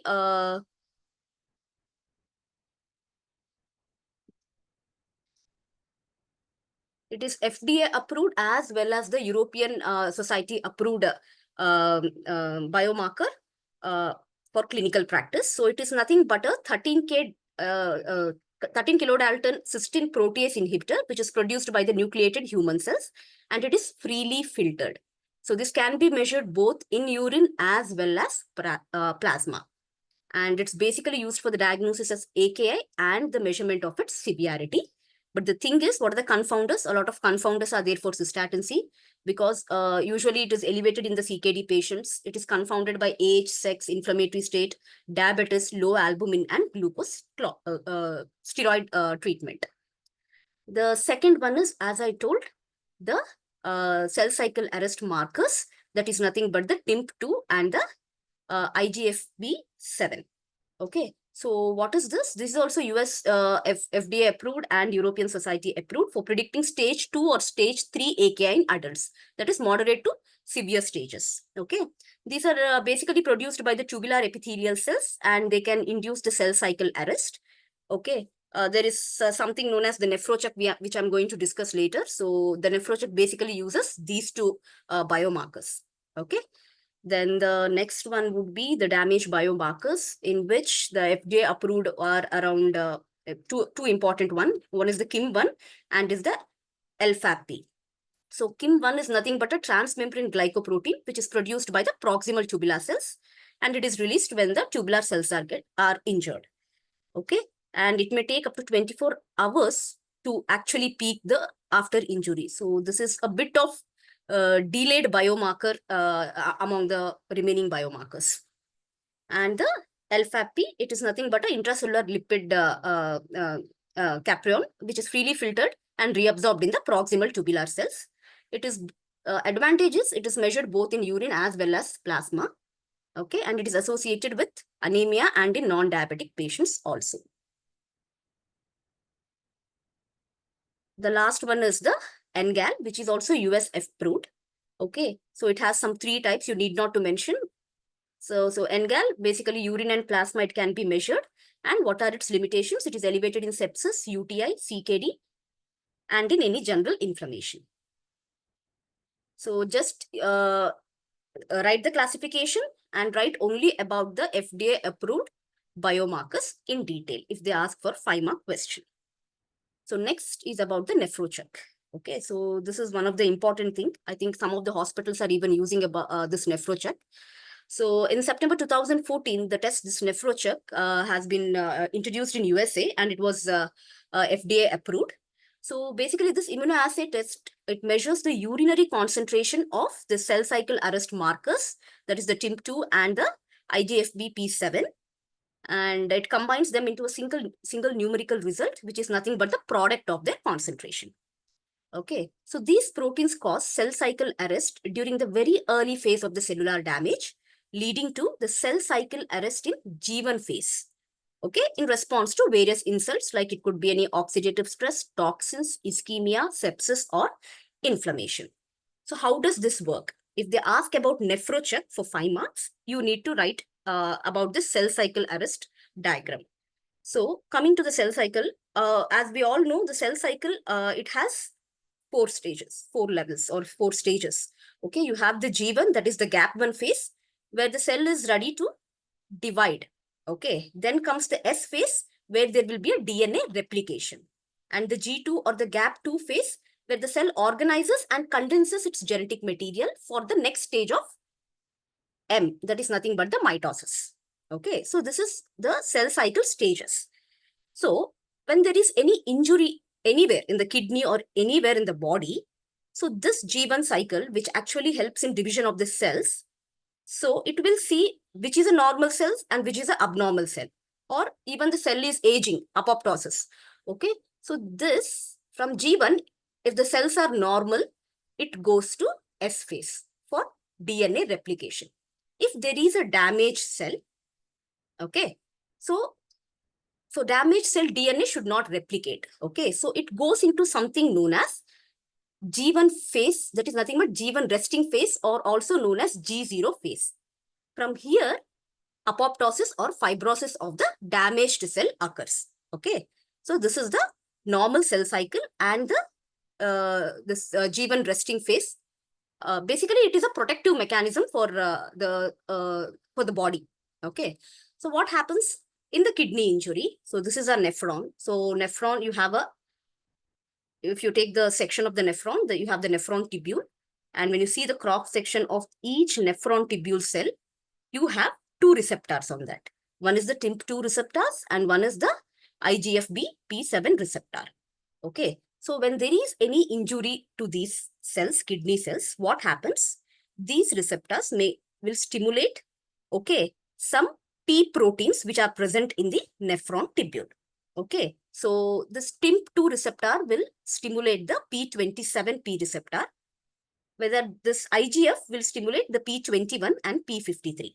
When these get stimulated, okay, they actually inhibit some cyclin-dependent proteins. Okay, actual function of the cyclin-dependent protein is for the cell division and DNA replication. But when these get stimulated, they inhibit this and make the cell cycle arrest in the G1. Okay, so basically, when there is an injury to kidney cells, it helps the kidneys in the recovery of the, basically it helps the kidneys to recover, because if this is not happening, if this inhibition is not happening, then the damaged cells may lead to replication of the damaged DNA and there could be injury of the kidneys. Okay, so these both will help in this G1 phase or G0 phase or the G1 resting phase inhibition. Okay, so this is about those 2 things, mechanisms. Now, this NephroCheck, also known as AKI risk score. Okay, the product of both are known as even AKI risk score. So if someone asks about AKI risk score, is nothing but the product of the TIMP2 and the IGF BP7. So how do you approach a patient with this NephroCheck? Okay, so first you have to see in which patients we have to do a NephroCheck. So what are the potential AKI risk patients? Okay, any cardiovascular or respiratory compromised patients of less than 24 hours, severe shock, severe sepsis, any post-operative, major post-operative patients or any cardiac post-operative patient, trauma with any cardiac or respiratory compromise. Okay, in all these patients, okay, do a NephroCheck, okay, 6 to 12 hours immediately. Okay, when you do 6 to 12 hours after this injury or a high risk patient, so you have one value, you will get one value of the product, right? So the cutoff value is 0.3. Okay. If the value is less than or equal to 0.3, those patients are known as low risk AKI patients. Okay. And you have to, in these patients, the standard of care is just repeat the test if required, and you have to consider diuretics to maintain the fluid balance. Okay. If the value is more than 0.3, then the patients are at moderate to severe AKI risk. In this case, as sir I've already told about the nephroprotective bundle, we need to follow that. So better to avoid all the nephrotoxins, including NSAIDs, any antibiotics, or if any antibiotics we are giving, you have to adjust the dose according to the creatinine or the GFR. And you have to give goal-directed fluid or diuretic management. You have to discontinue ACE inhibitors or ARBs if the patient is on. You have to closely monitor the urine output. Avoid saline. If required, nephrology consult. And repeat this nephro check in 12 to 24 hours. Okay. So when you do this, then if any cause, what is the underlying cause, you just look to it, and whether you can treat that underlying cause, you can just see. And then if required, further exposure or further prevention of the renal injury has to be done at around 48 hours. So this is how the nephro check, nephro check related treatment protocol or the prevention of AKI in high-risk patients. So as I told, uses of nephro check. So a lot of studies have been done in different patient groups. So among which, especially in the post-cardiac surgery, the cardiac surgery acquired AKI, they told that the creatinine and the urine output alterations actually did not occur until 1 to 3 days after the CPP. But when you do this nephro check, within 4 hours, they found that it starts to rise, and the patients can, you can predict the patient is going to have a AKI. It is nothing but basically it is used to detect the subclinical AKIs in high-risk patients. That's it. So it can be used in post-cardiac arrest patients, used in decompensated heart failure, especially the CRS1. And it's especially useful in kidney transplantation and especially in diagnosing the delayed graft function. So what is this delayed graft function? It is defined as a failure of the renal transplant to function immediately with the need of dialysis in the first post-transplantation week. This is associated with the increased risk of rejection as well as long-term graft functional loss. So most of the studies have done this nephro check, okay, and at 0 hours post-transplantation, and actually they could predict the development of this delayed graft function with the area under the curve of around 0.867. So the sensitivities and specificity are both very good with this nephro check in detecting the delayed graft function. The next one, also in sepsis-induced AKI, nephro check can be used. And platinum-induced nephrotoxicity, those patients who are with the cancer chemotherapeutic, especially the cisplatin.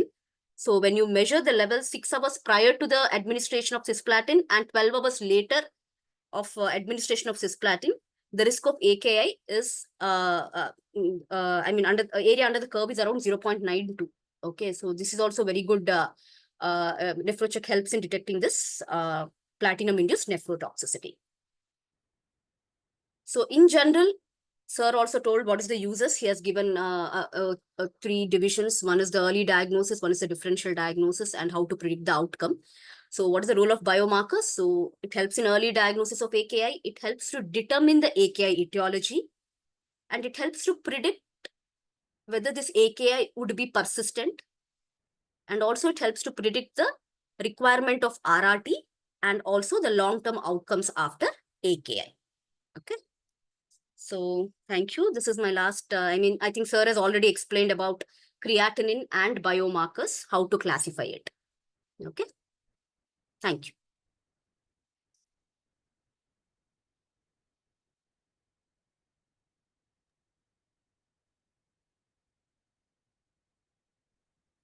If you have any doubts, you can post it in the chat box.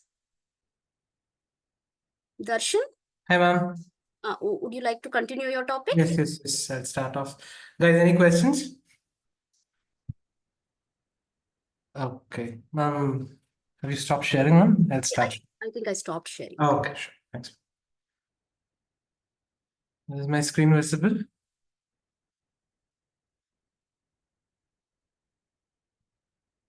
Yeah, Darshan. Okay.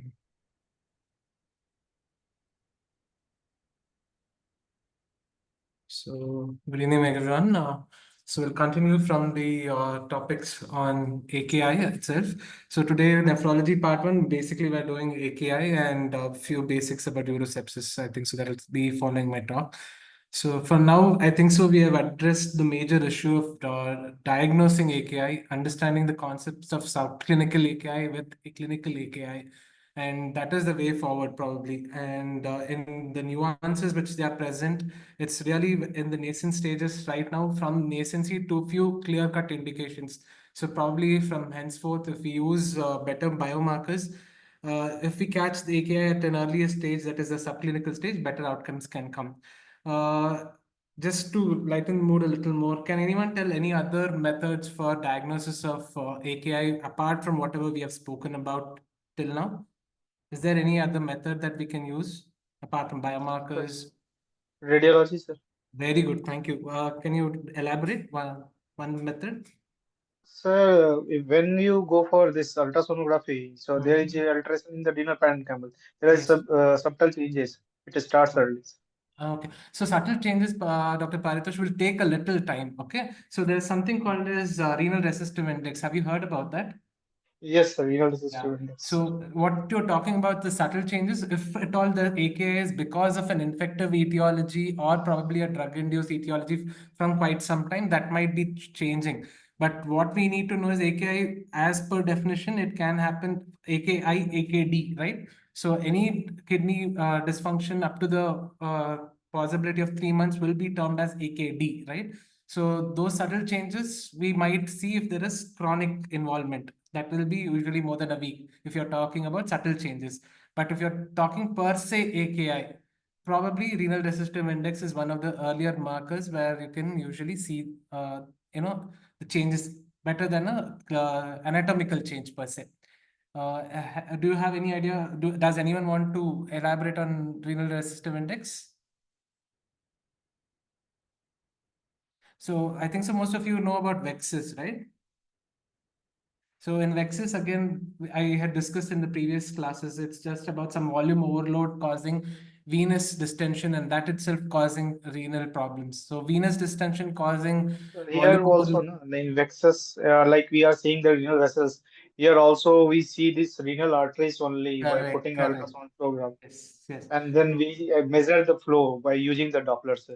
Correct. Okay, good. So I would like you guys to go up and read about this. Okay, these are the questions which might come in your papers, like they can ask in recent advances, or they can ask in the initial assessment itself, the paper one. Sometimes they can ask about physiology understanding and all of that. So when they ask about this can come anywhere. So it would be wise for you guys to go up and read about renal resistive index as well when you are talking about AKI. Okay. So coming to the topic per se, without much further delay, contrast-associated acute kidney injury is another type of AKI, which we have already mentioned earlier. So it's also known by the name contrast-induced nephropathy. I'll be talking about the slight nuances which is associated with the nomenclature. So the outline of the topic goes under the headings of definition, problem statement, risk assessment, pathophysiology, approach to management, alternate therapies, and evidence. So the question, which I have not seen any question majorly being asked except few FAT exams, they are diagnosis and management of contrast-induced nephropathy and preventive measures in contrast-induced nephropathy or contrast-associated acute kidney injury. So coming to the definition of contrast-induced nephropathy or contrast-induced acute kidney injury. It is an iatrogenic acute kidney injury observed after intravascular administration of a contrast medium. It will usually be for a diagnostic procedure or for a therapeutic intervention.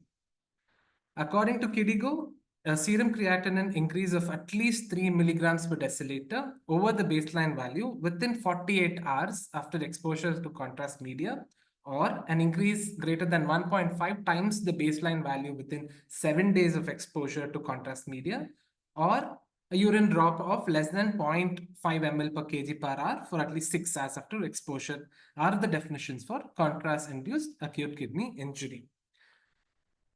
According to the European Society of Urogenital Radiology, again, they also attributed to an increase in serum creatinine. Here, they've gone a little more generous and quoted as 0.5 milligrams per deciliter increase, occurs within 3 days of IV contrast, and there is no obvious other etiology for AKI. They are more liberal in their definition. So you can choose either of them. So what I spoke about the nomenclature nuances. So what is contrast-induced nephropathy and what is contrast-associated nephropathy? As we all know, this association of AKI is usually classified between pre-renal, intrarenal, and post-renal, right? So there may multiple causes, may a patient with a poor cardiac dysfunction, patient with CLD, patient with an intrinsic renal deficiency, like a patient with AKI, CKD, or a patient with diabetes with microvascular angiopathies. So all these patients are also predilected to have some sort of effect on the kidney. Probably there and there, if you take a diabetic, probably diabetic nephropathy. If you take the heart, whether the patient is in cardiorenal syndrome. If you take the liver, probably the patient is in hepatorenal syndrome. Is it fair to attribute contrast as the cause of acute kidney injury was the question. So what we need to understand is contrast-induced nephropathy is a subset of contrast-associated acute kidney injury. So by and large, it is contrast-associated AKI, in which CI-AKI, that is contrast-induced, is just a subset. Okay, so we need to always assess the patient as a whole by understanding the risk factors involved for the definition and diagnosis of AKI, that is contrast-associated AKI. Coming to the problem statement, contrast-associated AKI is one of the most common complications post an endovascular procedure. It's the third leading cause of AKI in hospitalized patients, and there is no standardized risk assessment tool available. It gives little time to optimize in case of an emergent procedure and diagnosis. Example, like in a case of MI or in a case of a stroke, you don't have enough time to assess, right? You might have to act emergently. So these are the problems at large. So what are the common risk factors which are associated? Firstly, the use of the contrast. Contrast is usually classified into 3 types, that is high osmolarity, low osmolarity, or isoosmolarity. So based on this, the osmolarity is usually because of the iodine concentration. If you can look into this third column here, third row. So it usually sees the concentration is between 370 to 270. So you see there is a gross difference between the osmolarity. If you see the normal isoosmolarity, that is the human body's normal osmolarity is between 270 to 294. So this is one of the major deterrent or determinants for contrast-associated acute kidney injury.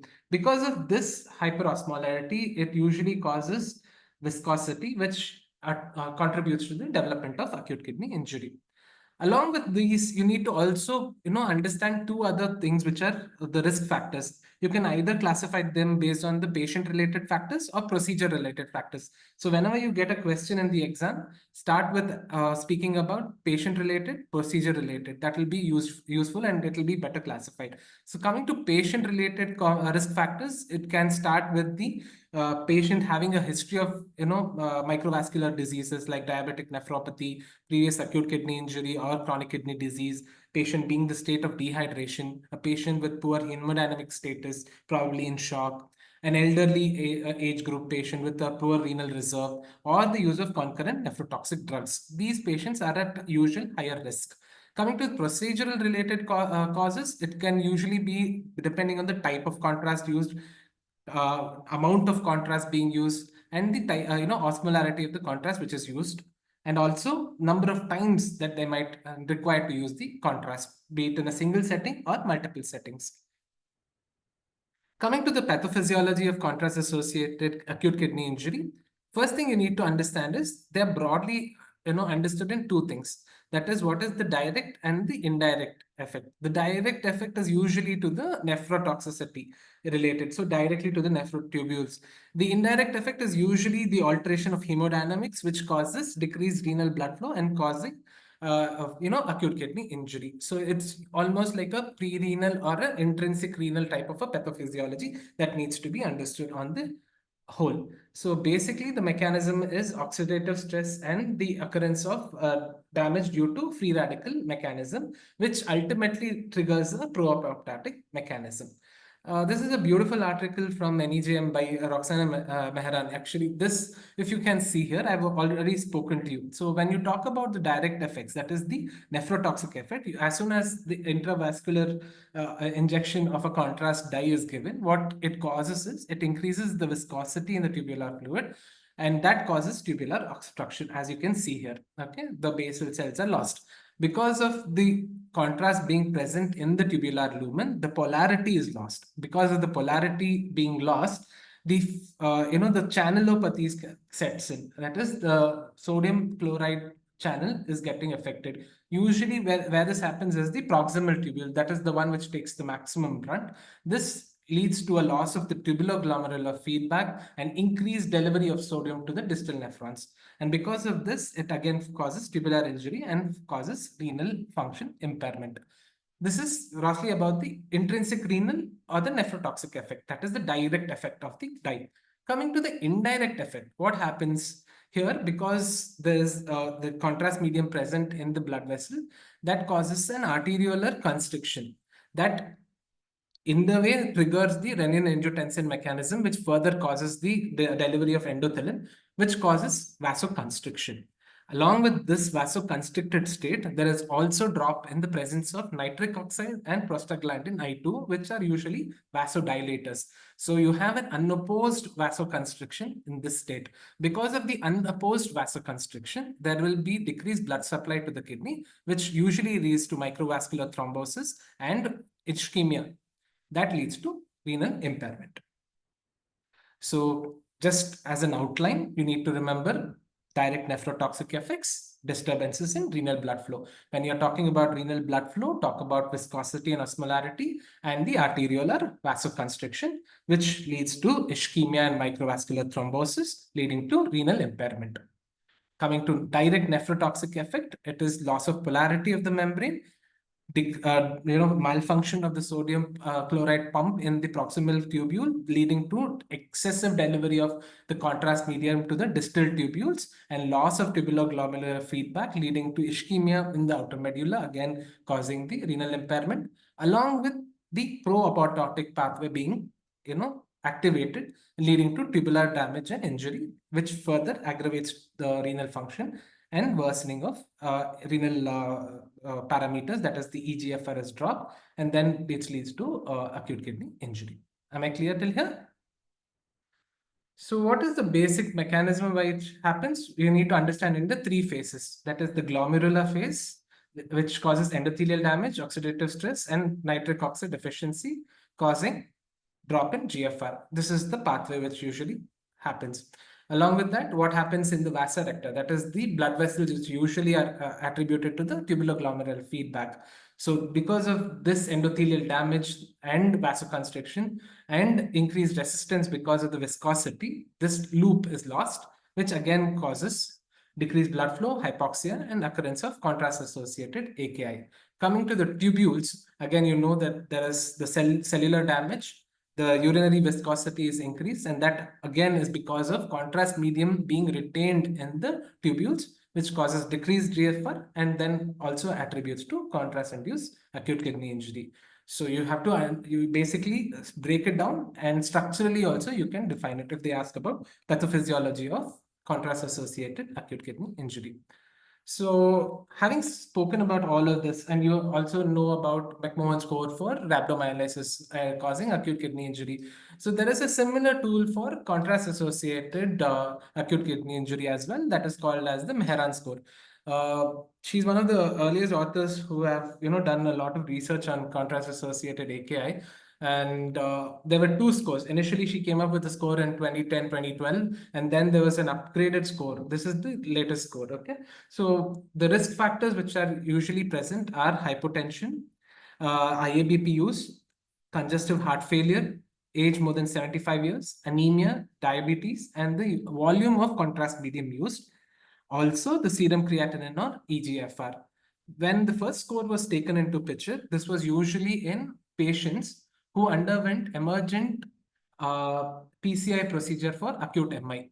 So this score was basically for post-MI related contrast-induced acute kidney injury. But later on, this score was also used for other procedures and found to have similar validity. So you can use it for non-MI patients as well. That's why you see the role of IABP there. Okay, so each of the risk factor were given as integer score and then that were calculated. So you can see that there is one thing which they have mentioned about is the contrast media volume. So this is something that can be attributed to several other procedures. So each 100 ml carries an integer score of 1.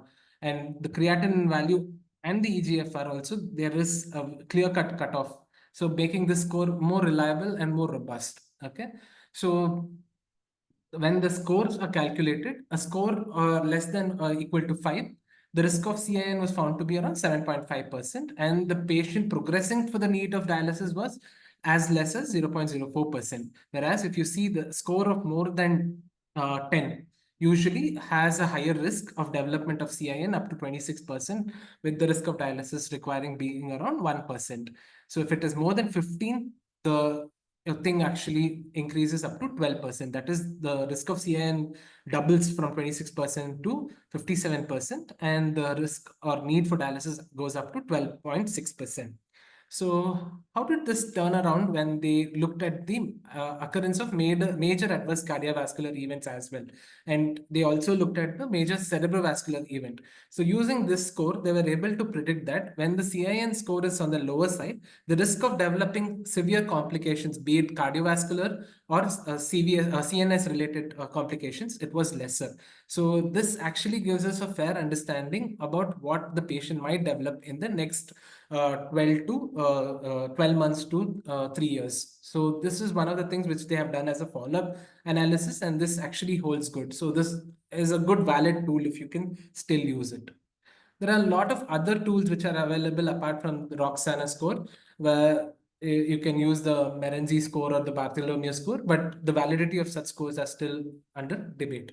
So what you can use is this. Remember the Mehran score. Mehran score, you should think about shock, you should think about heart failure, you should think about diabetes, anemia, age, and the use of contrast volume and the baseline creatinine or the jump in creatinine where it is present. So here they always refer to the jump in creatinine. Okay. So these are the things that you need to remember when you're using the Mehran score. Are you clear till here? So coming to the management. So most of you were actually asking about managing a problem here.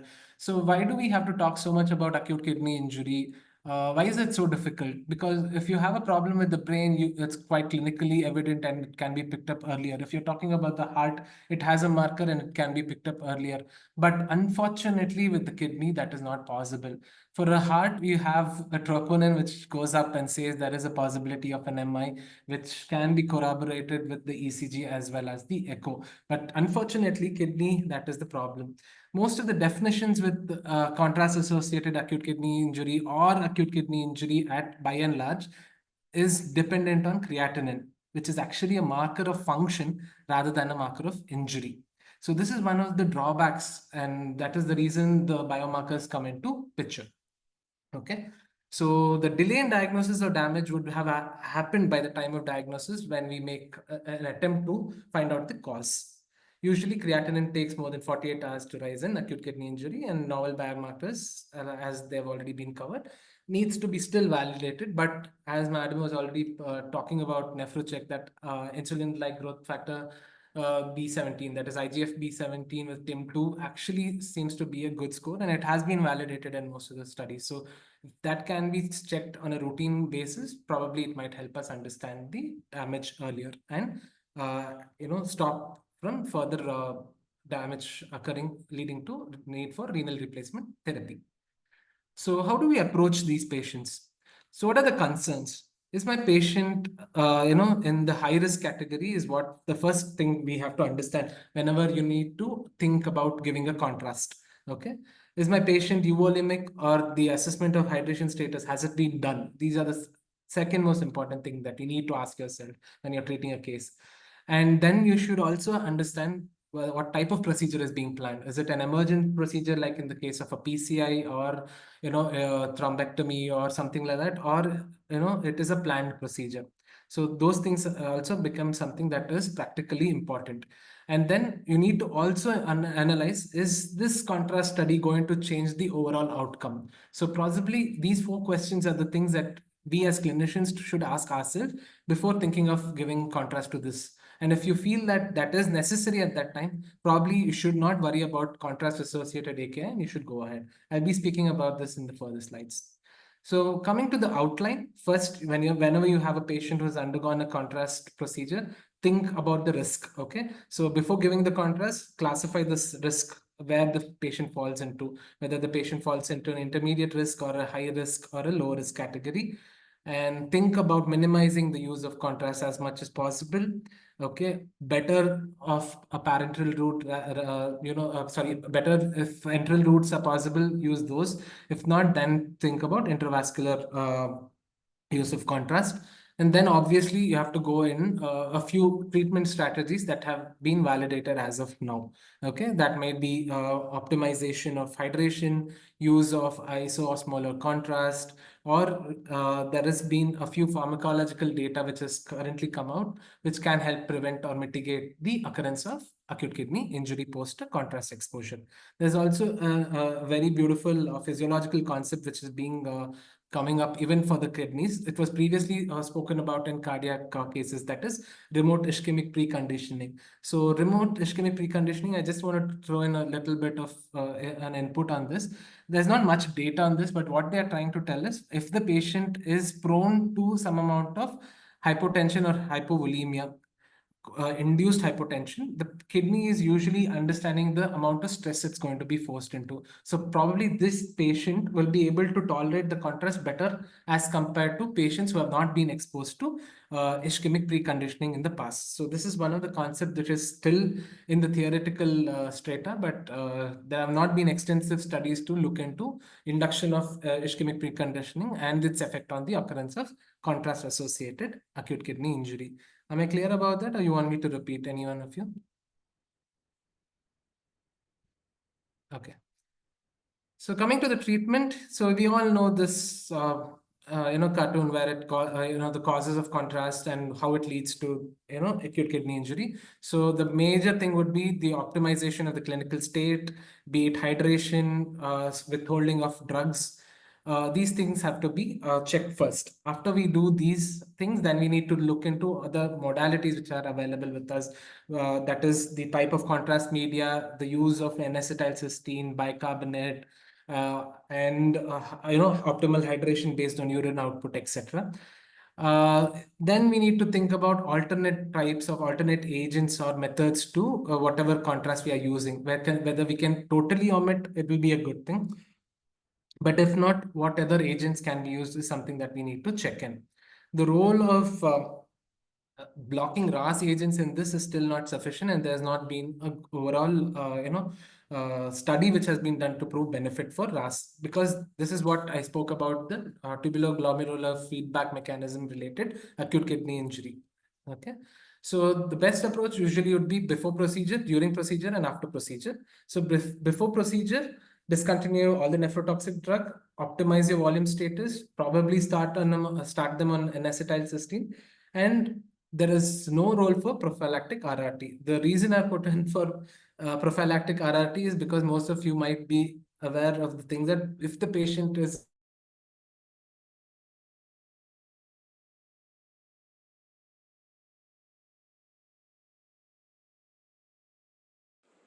Sir, we could not hear you.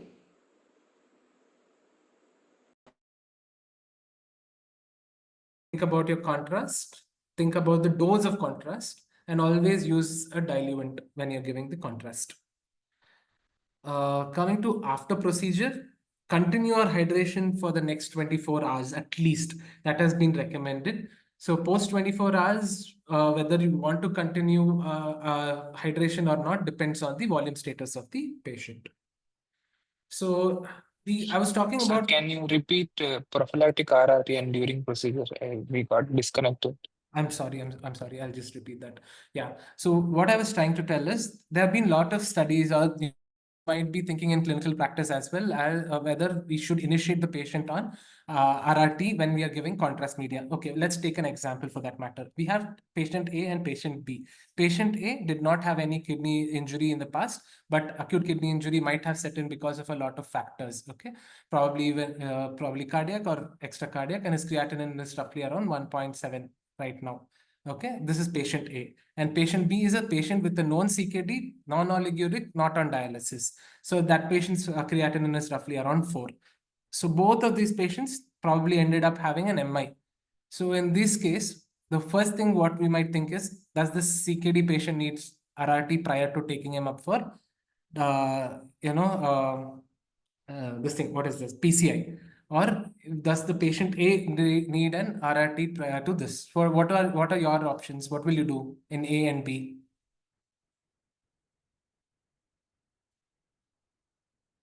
See, in both the cases, the answer is the same. There is no role for prophylactic RRT. So as long as the patient is maintaining urine output, there is no acidosis or no classical indications for renal replacement therapy. Just because you're planning for a contrast-associated, therapeutic modality, you need not put the patient on dialysis and then take the patient for the procedure. Okay, so you need to observe this patient after the procedure and then, if need be, only then initiate RRT. So there is no role for prophylactic RRT is what I mean to say, be it a CKD patient or non-CKD patient. If the patient is a CKD on dialysis, definitely post-procedure you will do it. Pre-procedure depends on what is the current status of the patient. Okay, so am I clear on that? If a patient is on AK stage 3 on RRT, Yeah. so for that patient, would prophylactic RRT work before, or it's the same? So if at all required, we'll do post Correct. contrast. Correct. So Okay. see, stage 3 or already initiated dialysis, there is a little room for us to think twice at that time, right? The benefit of doubt is something that takes over at that time. There is no data to tell what is better or not. Depends on why the RRT was initiated in the first place. The contrast at that time would not be the reason for you to do the RRT, is what you need to understand. Okay, so contrast should not be the sole cause for initiating RRT. Okay. Okay.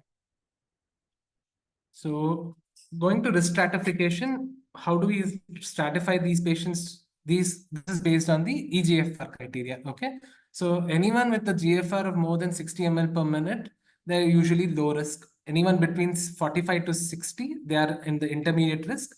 Higher risk is anyone below 45. Okay, so anyone below that, you need to keep a close watch and then choose your IV hydration optimally. Probably, you need to check your endpoints and then use an isoosmolar or a low osmolar contrast medium in such cases. So coming to the evidence, so volume status is something which is very important to the patients of contrast-associated AKI. So why do we usually give volume? It's basically to dilute the intravenous contrast so that the viscosity of the contrast comes down, and then viscosity associated issues also, triggering the activation of RAS system and the occurrence of vasoconstriction and cellular hypoxia are abated. Okay, so this is what is the major reason why we give IV fluids or optimize hydration. There have been 2 trials which I want you to understand. That is the Poseidon trial and Amazing trial.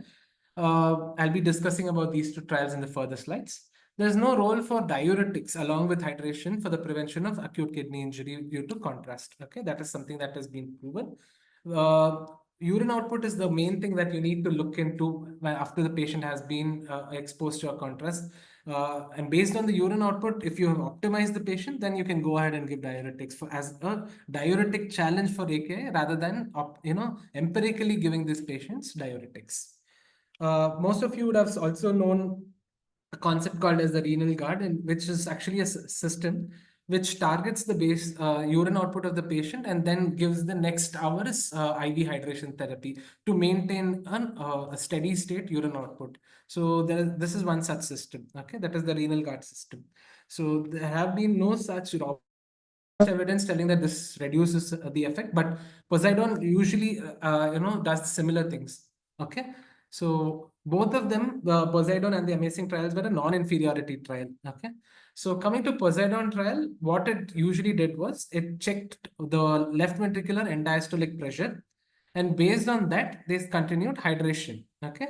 So if the LVEDP was less than 13, they started the patient on 5 ml per kg per hour of IV fluid. If it was between 13 to 18, they started at 3 ml per kg per hour. If it was more than 18, they started it at 1 ml per kg per hour. Okay. And based on this, they guided their therapy. The other one was a standard hydration where they did not see any of this. Physician was the one who was, the one who was guiding the fluid hydration status in these patients. Okay. And the primary endpoint was to see what happens to the serum creatinine. It was at least measured between day 1 and day 4. And 2 values were taken in the account. And the secondary endpoint was the occurrence of major adverse cardiac events over a period of 6 months. So what they actually saw was the primary endpoint was actually good when the patients were followed with the LVEDP guided fluid assessment. So the incidence of contrast-associated acute kidney injury was less in these patients with a phenomenal LNT of being around 11. Okay, so this is one of the things which proved that hydration to the optimized extent would have better outcomes and reduce the occurrence of contrast-associated AKI. Similarly, an Amazing trial is another trial which was based on similar principles, but they did not have a robust hydration strategy like this. Okay, they just started with IV hydration with no hydration. In this, they found that there was, not much of a difference when it was compared with both the groups. So this actually offset the findings from Poseidon trial. And because of this, there was another trial called as the Remedial 4 trial, which was actually published in 2024. Actually, the results are out. It's under review right now. So what they did was similar to the LVEDP approach. They continued, using a system like called as the divert system. Okay, the dye was injected based on the volume status of the patient that is dependent on the left ventricular end diastolic pressure. Okay, if they have hydrated the patient enough, that volume of the dye injected in the patient was dependent on the volume status. And what they found out was they had better results. So they found that the patient who had better volume status, the incidence of contrast-induced nephropathy was reduced. Okay, so coming to pre-procedural volume expansion, the consensus working panel found out that if the patient's hydration status is optimized with at least 1 to 1.5 ml per kg, 3 to 12 hours prior to procedure, the occurrence of CA, the acute kidney injury, that is the contrast-associated acute kidney injury, was less. And this should be continued for up to 24 hours. Okay. They also found out that the volume expansion, that is pre-procedure volume expansion, was only done in hospitalized patients as compared to outpatients. So we cannot usually, attribute the results for outpatient contrast-associated acute kidney injury. So by this, I think so what they wanted to target in all the patients is a urine output of around 150 ml per hour. Okay. So based on this, they found out that if your volume status is targeted to this urine output, the occurrence of contrast-associated AKI was less. Okay. The only major drawback is whenever you have a patient with a congestive heart failure and a contrast-associated kidney injury, going with overzealous volume state, expansion might be a little risky. These patients might tip the balance and probably go into a volume overload state as well. So these things have to be looked into. Coming to the role of N-acetylcysteine. N-acetylcysteine, as we all know, is an L-cysteine amino acid. Okay, it is usually an antioxidant and a scavenger of free oxygen radicals. It enhances the vasodilatory properties of the nitric oxide, and that is one of the reasons that has been postulated for the use in contrast-associated acute kidney injury. The standard dose of NAC usually consists of 600 milligrams twice daily for 24 hours before procedure, on the day of procedure. Higher doses have also been studied, but there's no significant dose-related or route-related difference which has been noted. That is, you can either use an oral or an IV dose. So day prior and on the day of procedure, you can use NAC, and post the procedure, you can discontinue N-acetylcysteine. Basically, when the vasoconstriction happens, there should be some amount of reserve present in the body that usually, enhances the effect of nitric oxide, preventing vasoconstriction, which thereby prevents the occurrence of acute kidney injury due to decreased renal blood flow. Okay, this is the postulated mechanism for N-acetylcysteine. So then is NAC really necessary? There have not been any great studies or benefits that has been directly attributed. The only thing that they noted was there is a drop in serum creatinine value. So whether this drop in creatinine value was because of this direct effect or enhancement of nitric oxide, or was it because it got in the way of measurement, that is Jaffe's method gets actually falsely involved by the use of NAC. So is it because of that? We don't know. So this is something that is confounding in this study, and that's the reason the direct effect of NAC for reduction of contrast-associated acute kidney injury cannot be deducted. Okay, at this particular time, there is no harm in giving NAC, so you can still use NAC. It depends on nephrologist. It depends on the institute. In our institute, the nephrologist still advises us to give N-acetylcysteine if the patient has acute kidney injury.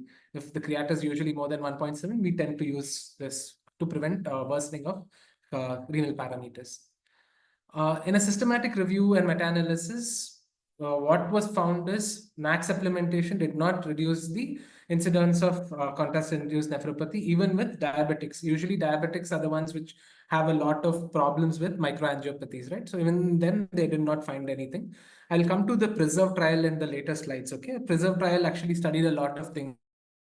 N-acetylcysteine, hydration, combination of N-acetylcysteine with bicarbonate and hydration as well. Okay, so even this did not have any overall outcome on the occurrence of decreased contrast-associated acute kidney injury. Okay, so coming to bicarbonate therapy, I think so one of you were asking what is the role in acute kidney injury. Basically, what you need to understand is in acute kidney injury, the renal buffer system is altered, right? So probably because of the alteration in renal buffer system, we might give bicarbonate just to tide over the crisis, correct? So this is something that is we need to understand.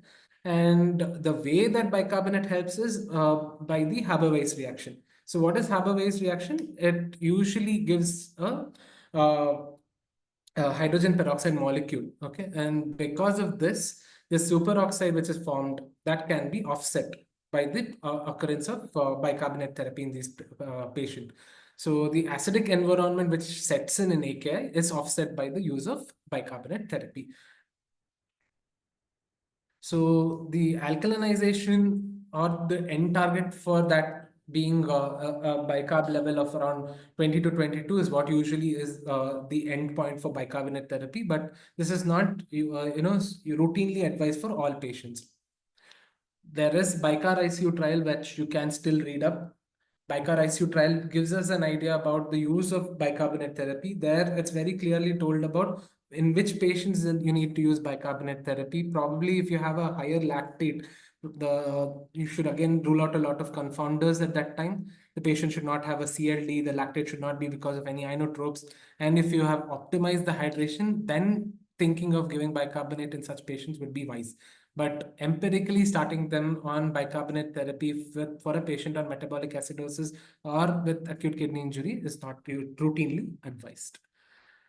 Okay, so the one which usually needs to be used is isotonic bicarb. What is isotonic bicarb? Hello, are you guys there?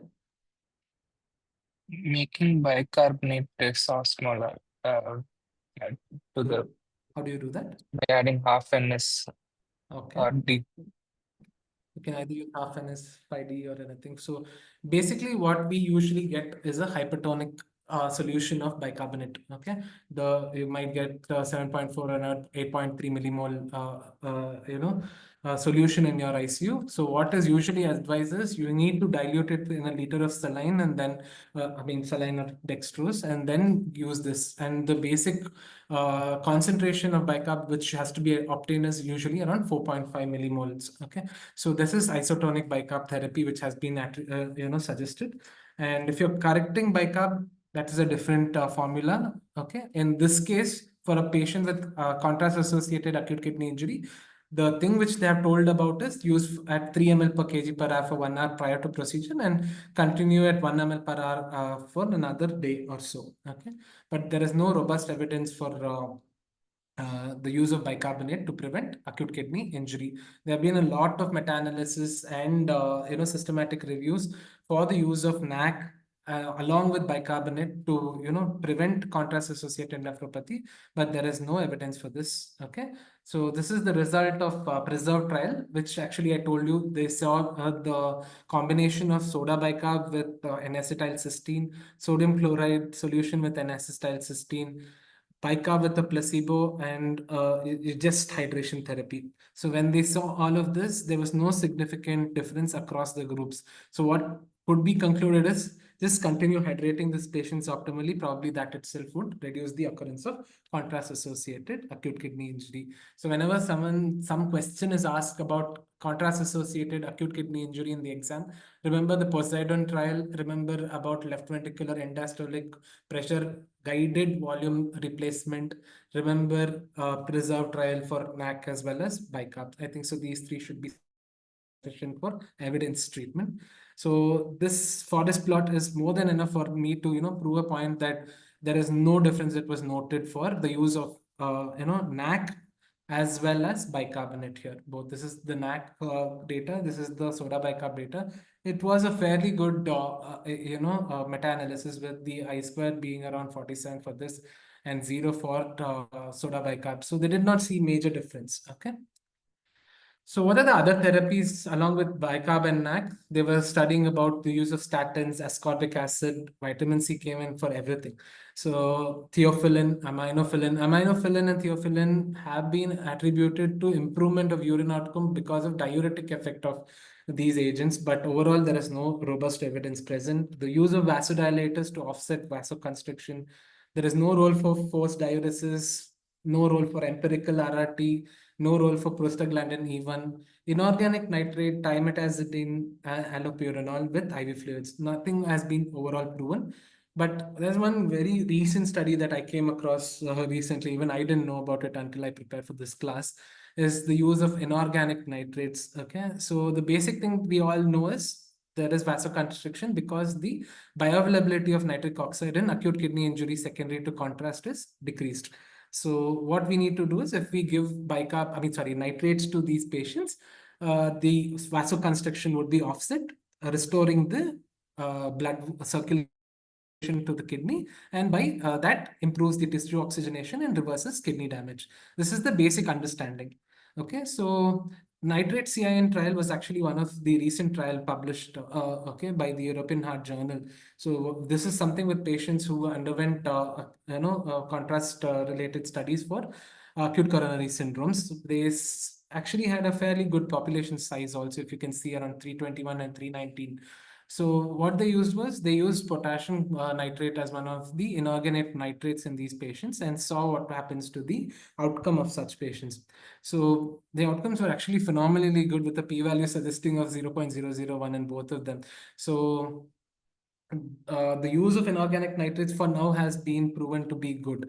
If you can see the survival analysis plot as well, the use of nitrates for almost for 5 days is what they've suggested, and the outcomes for 12 months has been really phenomenally good. For the first 6 months at least, they had a very good data. Probably there were some events, if you can see the survival analysis here, but overall the use of inorganic nitrates prevented major adverse events in patients who received inorganic nitrates.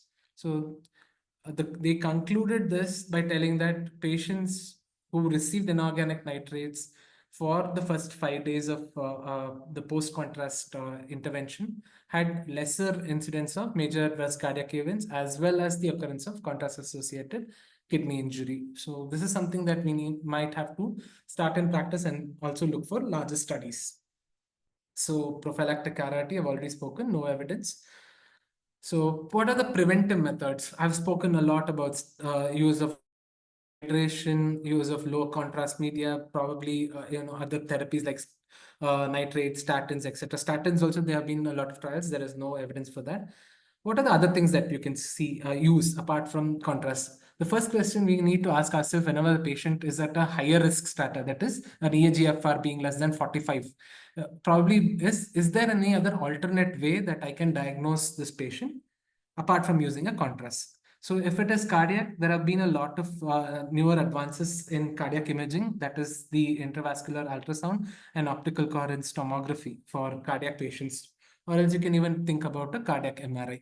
So similarly, for other things as well, we might have to think about contrast pairing techniques, which might be better. So preventive strategies for contrast-induced nephropathy, probably use carbon dioxide angiography or a dextran-based OCT.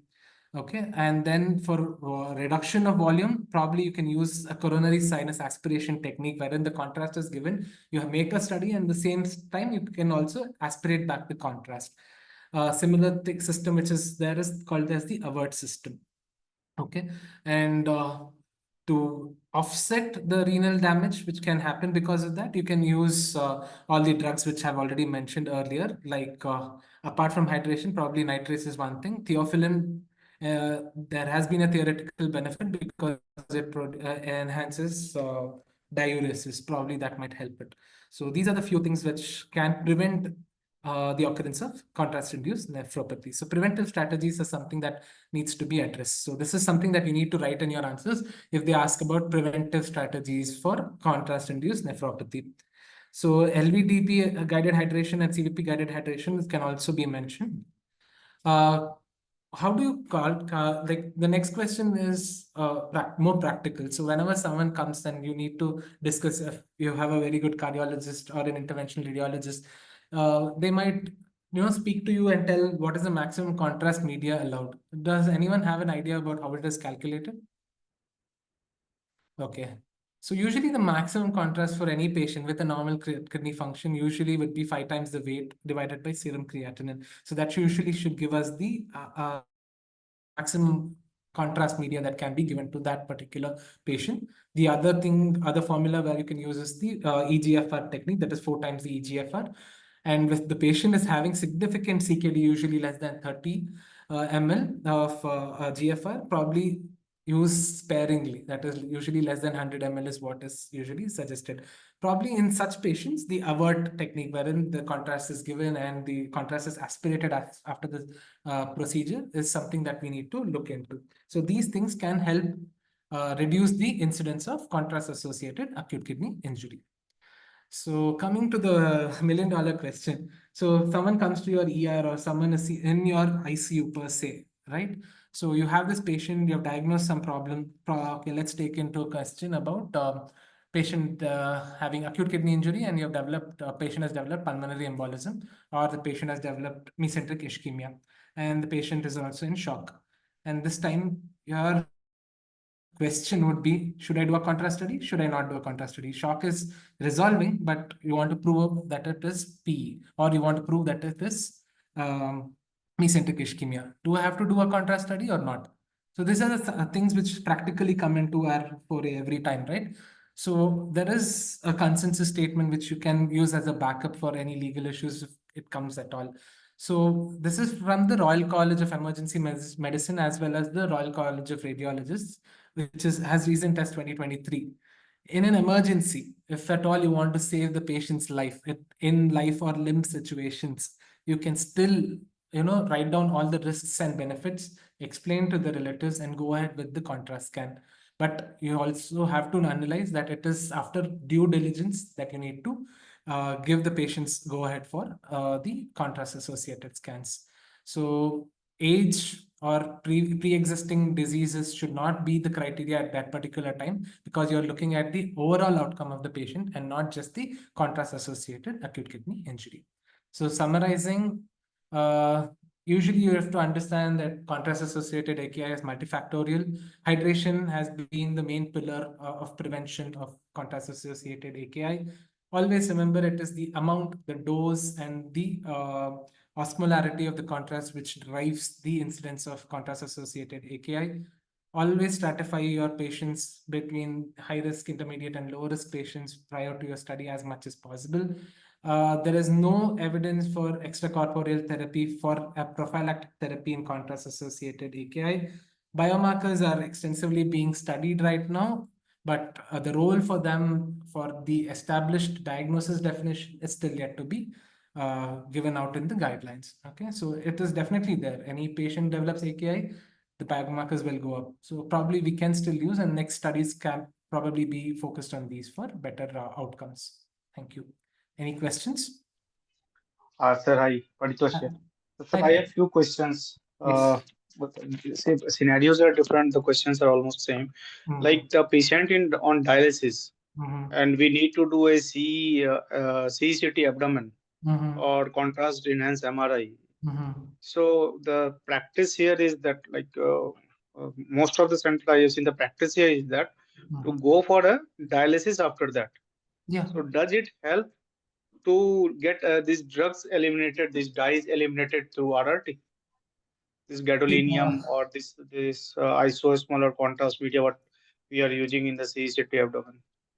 See, yeah, that's a good question. So, see, that basically the whole idea is what in a patient with who's already on CKD dialysis, the effect of the drug would be reduced. Okay, but you cannot tell that it will totally offset the damage which is caused because of the kidney. The contrast to the kidney.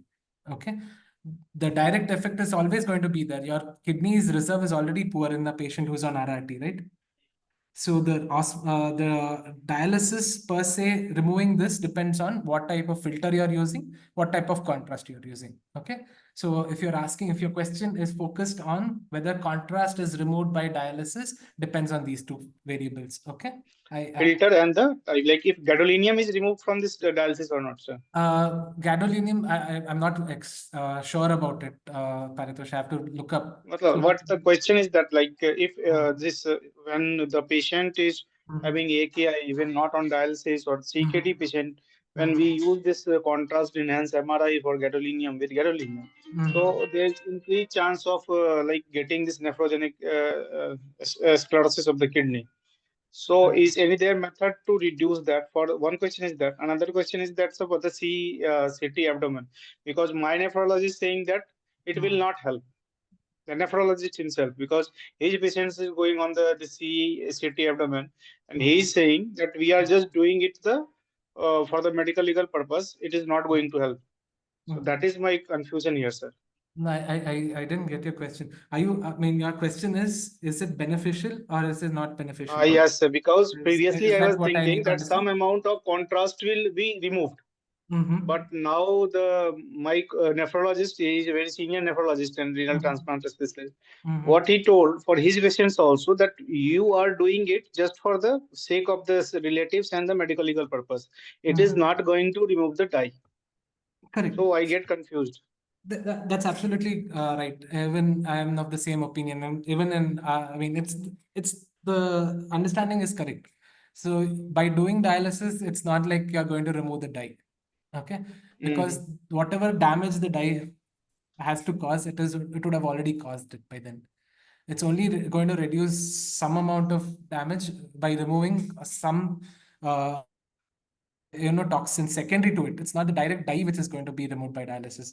That is what you're asking, right? Will the dye get removed? Yes, sir. Yes, sir. No. Another thing is that whenever there is we are going for this contrast demands any procedure like CT or this, our radiologist asks what is the creatinine value. If it is high, they usually don't go for this. They ask us to for the another like non-contrast media.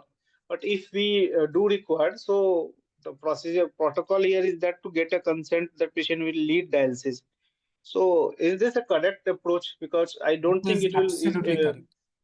See, one thing in this era of medical legal issues, always be safe. There is no harm in doing things a little more overzealously than doing under and then getting stuck later on. So there is no harm.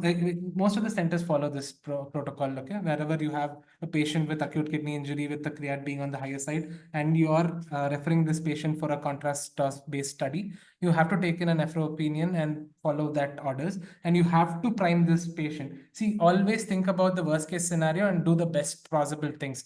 Okay, that is the whole idea in this kind of scenarios. Okay, in this case, you have to And go ahead. Whatever you are doing or whatever your center is doing is absolutely okay. the way forward. Also, you need to prime the family. Okay, You sir. need to tell the relatives that this is going to happen. But we are trying to avoid all of this by preventive measures. If the patient recovers, well and good. But in case if the patient does not recover, then definitely the patient ends up on RRT. At that point in time, your counseling skills come into questioning. At that time, you have to tell what is the risk versus benefit of doing this thing and why you're doing that procedure despite the risk being present. So if you communicate that to the family, probably that would not cause much of an issue, and that is the way forward as well. That is one part of the question. Coming to the first question you asked about the nephrologist asking the baseline creatinine, it is necessary. If the radiologist or this thing, it is a institutional protocol. I think so. If you have an NABH or a JCI hospital, there are certain protocols which all the hospitals follow. So if the patient is planned for a procedure, I mean, you would have seen your slips, right? The requisition slip itself asks for creatinine value.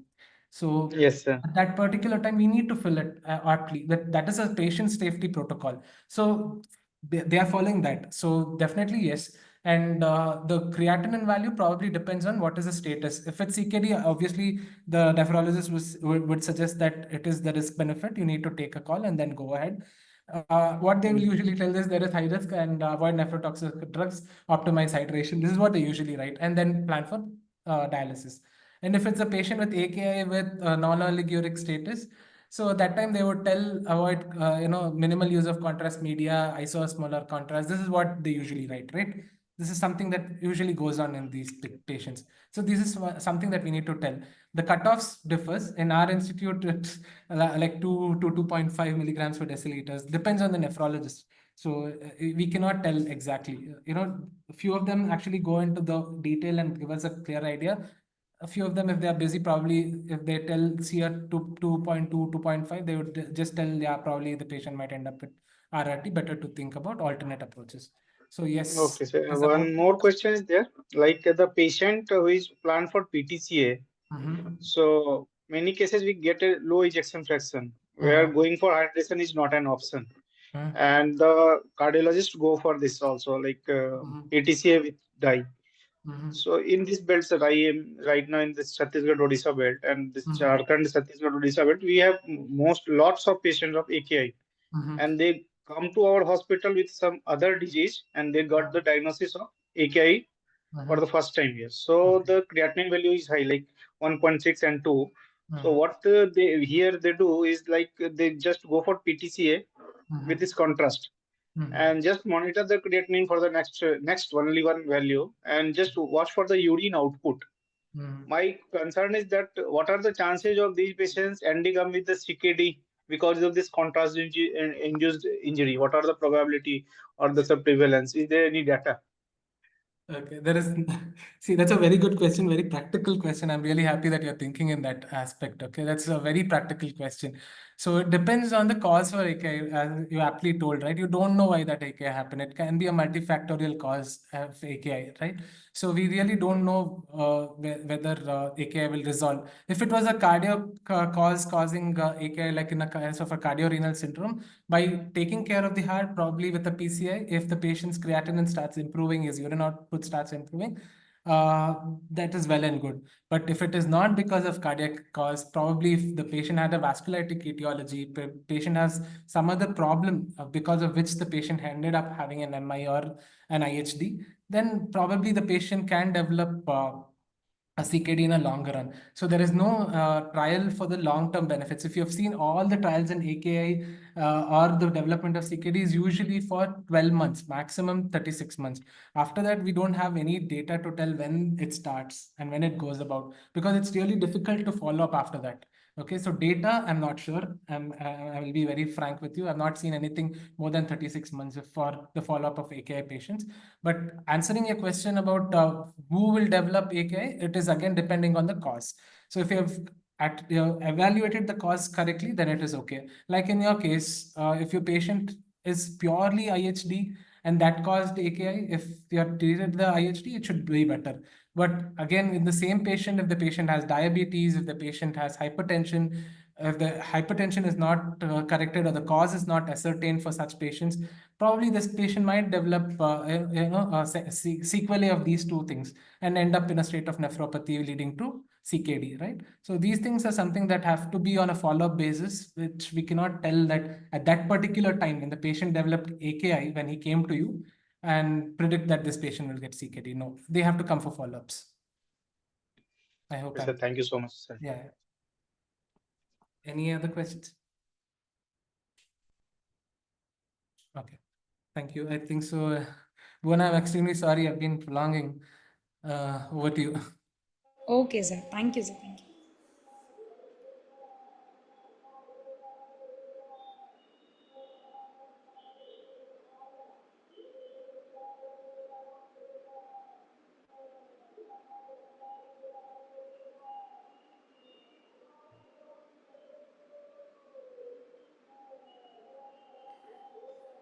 Can you see the slide? Yeah, it's visible, Bhuvan. Go ahead. Yes, yes. Hi, good evening all. So today we'll be discussing about fluids in the ICU. So the outline goes like this. Indication, fluid responsiveness, most of it which we discussed during hemodynamic monitoring, and actually 7 Ds of fluids, phases of resuscitation, fluid balance, complications, and maintenance fluids.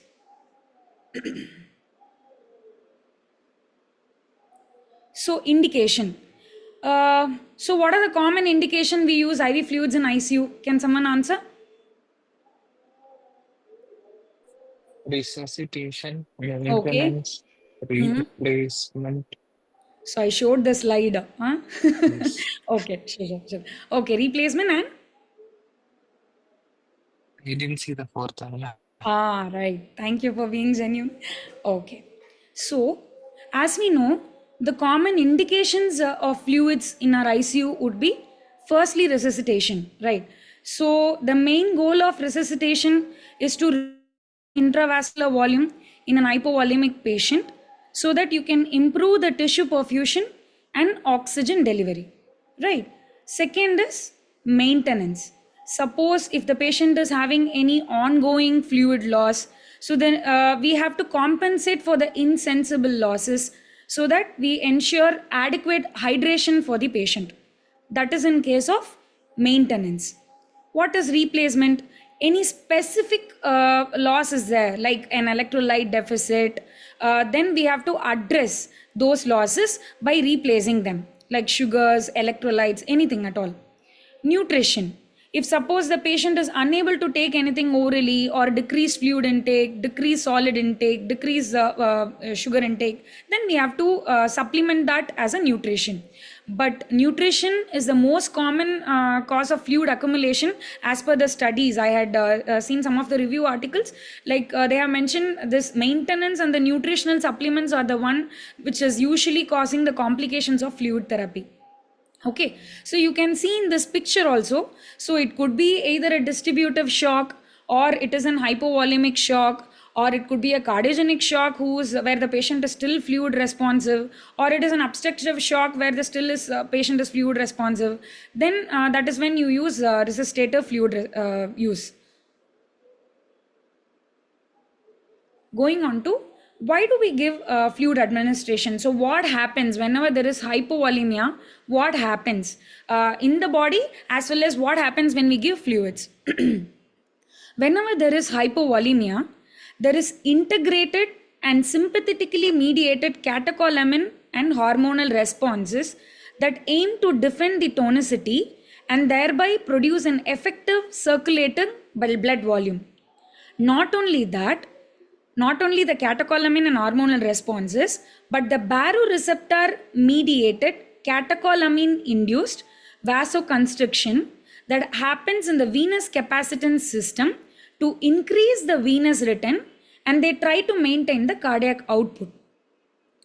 Along with that, there is also activation of renin, angiotensin, aldosterone, and adrenocorticoid systems produce an antidiuretic response to retain water. When all of this is happening, when you give resuscitation fluids, They restore and maintain the intravascular volume closer to the physiological levels so that we can identify the cause of hypovolemia and treat it. So when this does not respond, when the hypovolemia is still happening, when you give vasoactive agents, they augment the endogenous neurohumoral responses and they complete the multimodal resuscitation strategy. So why do we give fluids? What is the rationale by giving fluids, or if suppose in a trauma patient, why blood? Why do we do that? Because we already know that there is a rapidly acting intrinsic mechanism in the cardiovascular system, that is the Frank-Starling mechanism. Whenever you increase the preload, there is better stretch at the end diastole so that it gives a better contractility in the heart, right? So that is why when we increase the preload, when we increase the volume status, what happens? There is increased contractility. Ultimately, there is increased cardiac output. What was our primary goal for fluid resuscitation? To enhance the stroke volume, to increase the tissue perfusion and the oxygen delivery. So that goal is fulfilled. So that is why fluid resuscitation stands as a cornerstone for managing any hypovolemic patient. Now, how are we going to go ahead with the fluid resuscitation? Is it like 30 ml per kg? Is it like a fixed one? No. As a evidence-based practicing physicians, like we should always look into responsiveness in a patient, right? So if suppose you see a patient with a circulatory failure, for example, low blood pressure, low cardiac output, and signs of tissue hypoperfusion is there, then you are going to see whether the hypovolemia is very obvious, like the patient is having gross fluid loss, volume loss, blood loss, or it is in the initial phases of septic shock, then you immediately give a volume expansion. If that is not the case, then you definitely go ahead and check for volume responsiveness. So if the patient is spontaneously breathing, if the patient is having cardiac arrhythmias, if the patient requires low tidal volume in case of an ARDS or poor lung compliance, what we saw in hemodynamic monitoring, in such cases, we may not be able to use this invasive dynamic monitoring methods, where we have to go with the modified ones, like the passive leg raising test, end expiratory occlusion test, or a mini fluid challenge test. But if the patient is not spontaneously breathing, there is no cardiac arrhythmias, or you can still increase the tidal volume up to 8 ml per kg, then you can go ahead with one of the dynamic monitoring ones, where to see whether the patient is responsive to fluid or not. Based on that, you consider whether volume expansion is needed or not. If not, you directly go ahead with the vasopressor. So the ultimate conclusion is, don't just keep dumping the patient with fluids.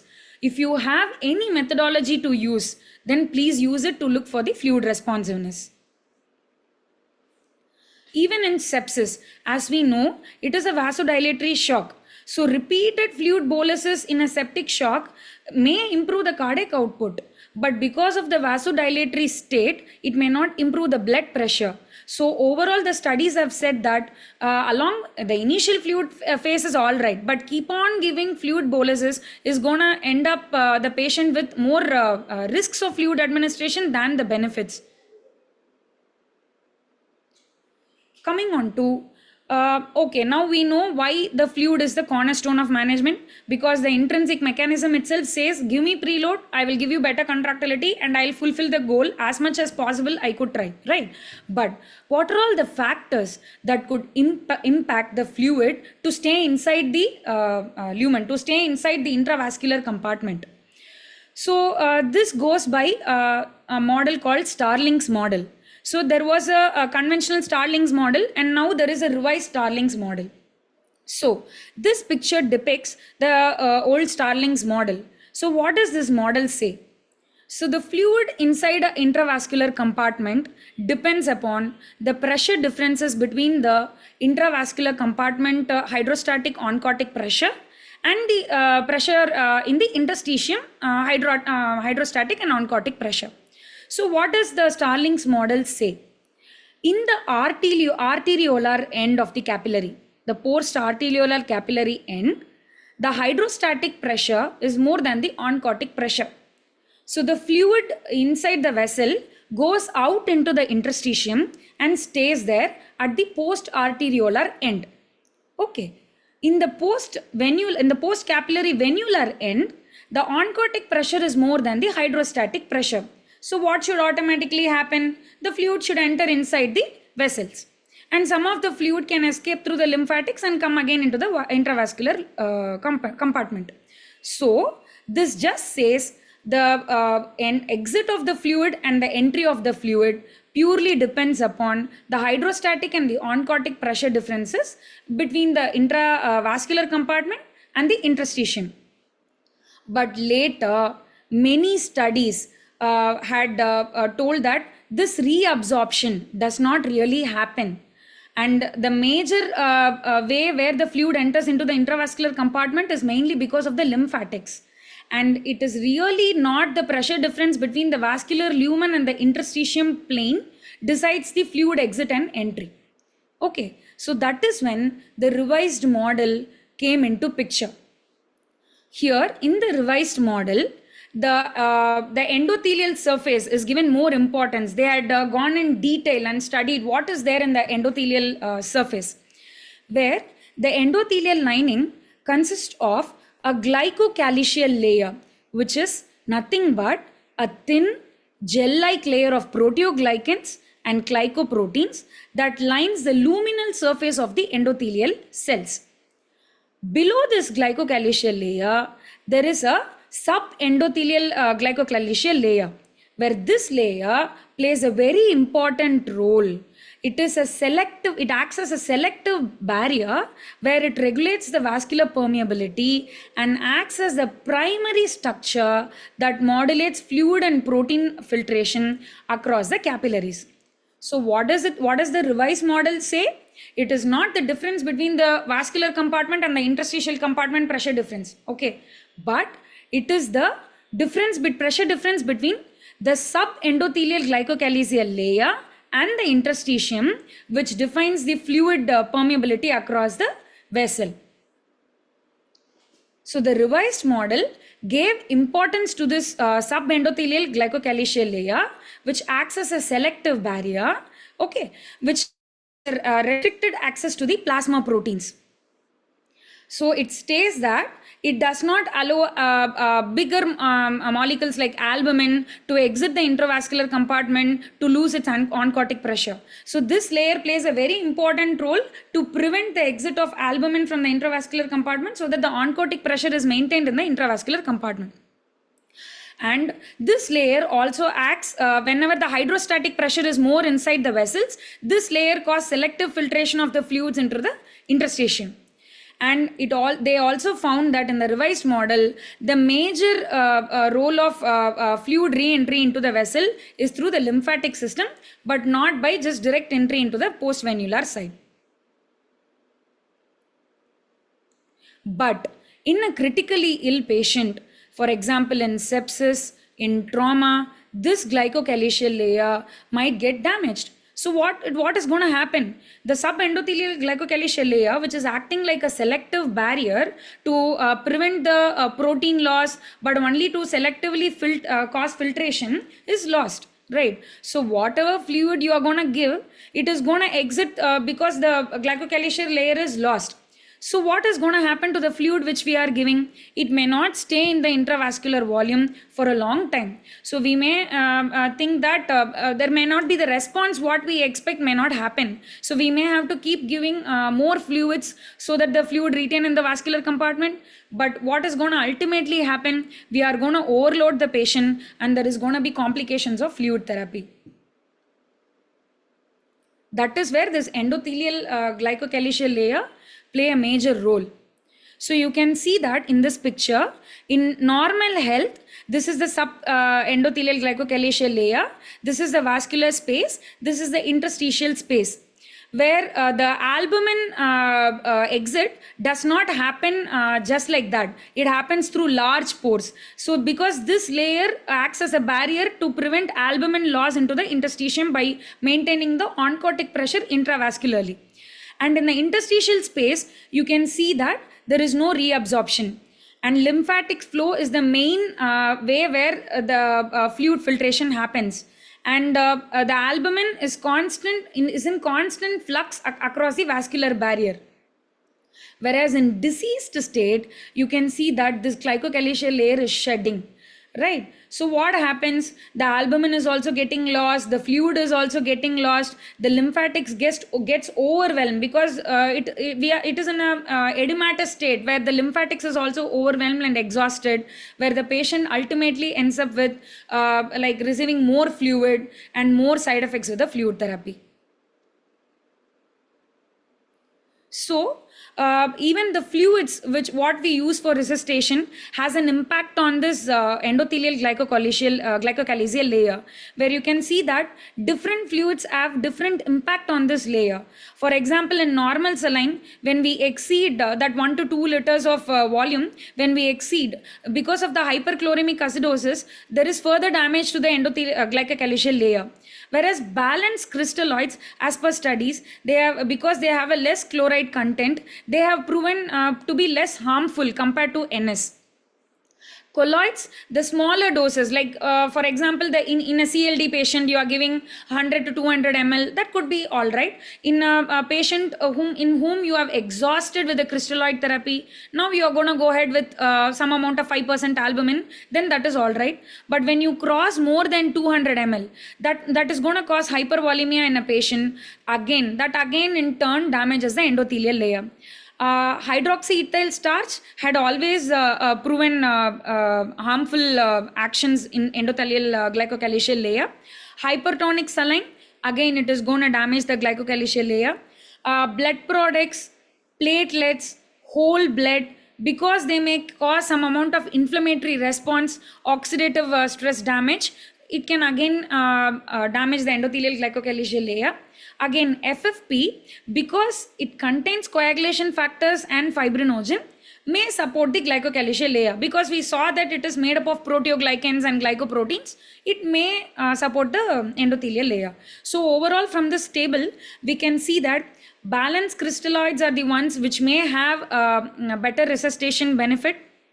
Colloids, when we get exhausted at a lower amount, can support the glycocalycial layer, so that could be our choice of resuscitation. And FFP, in specified cases, if it is indicated, then FFP could be a safer choice.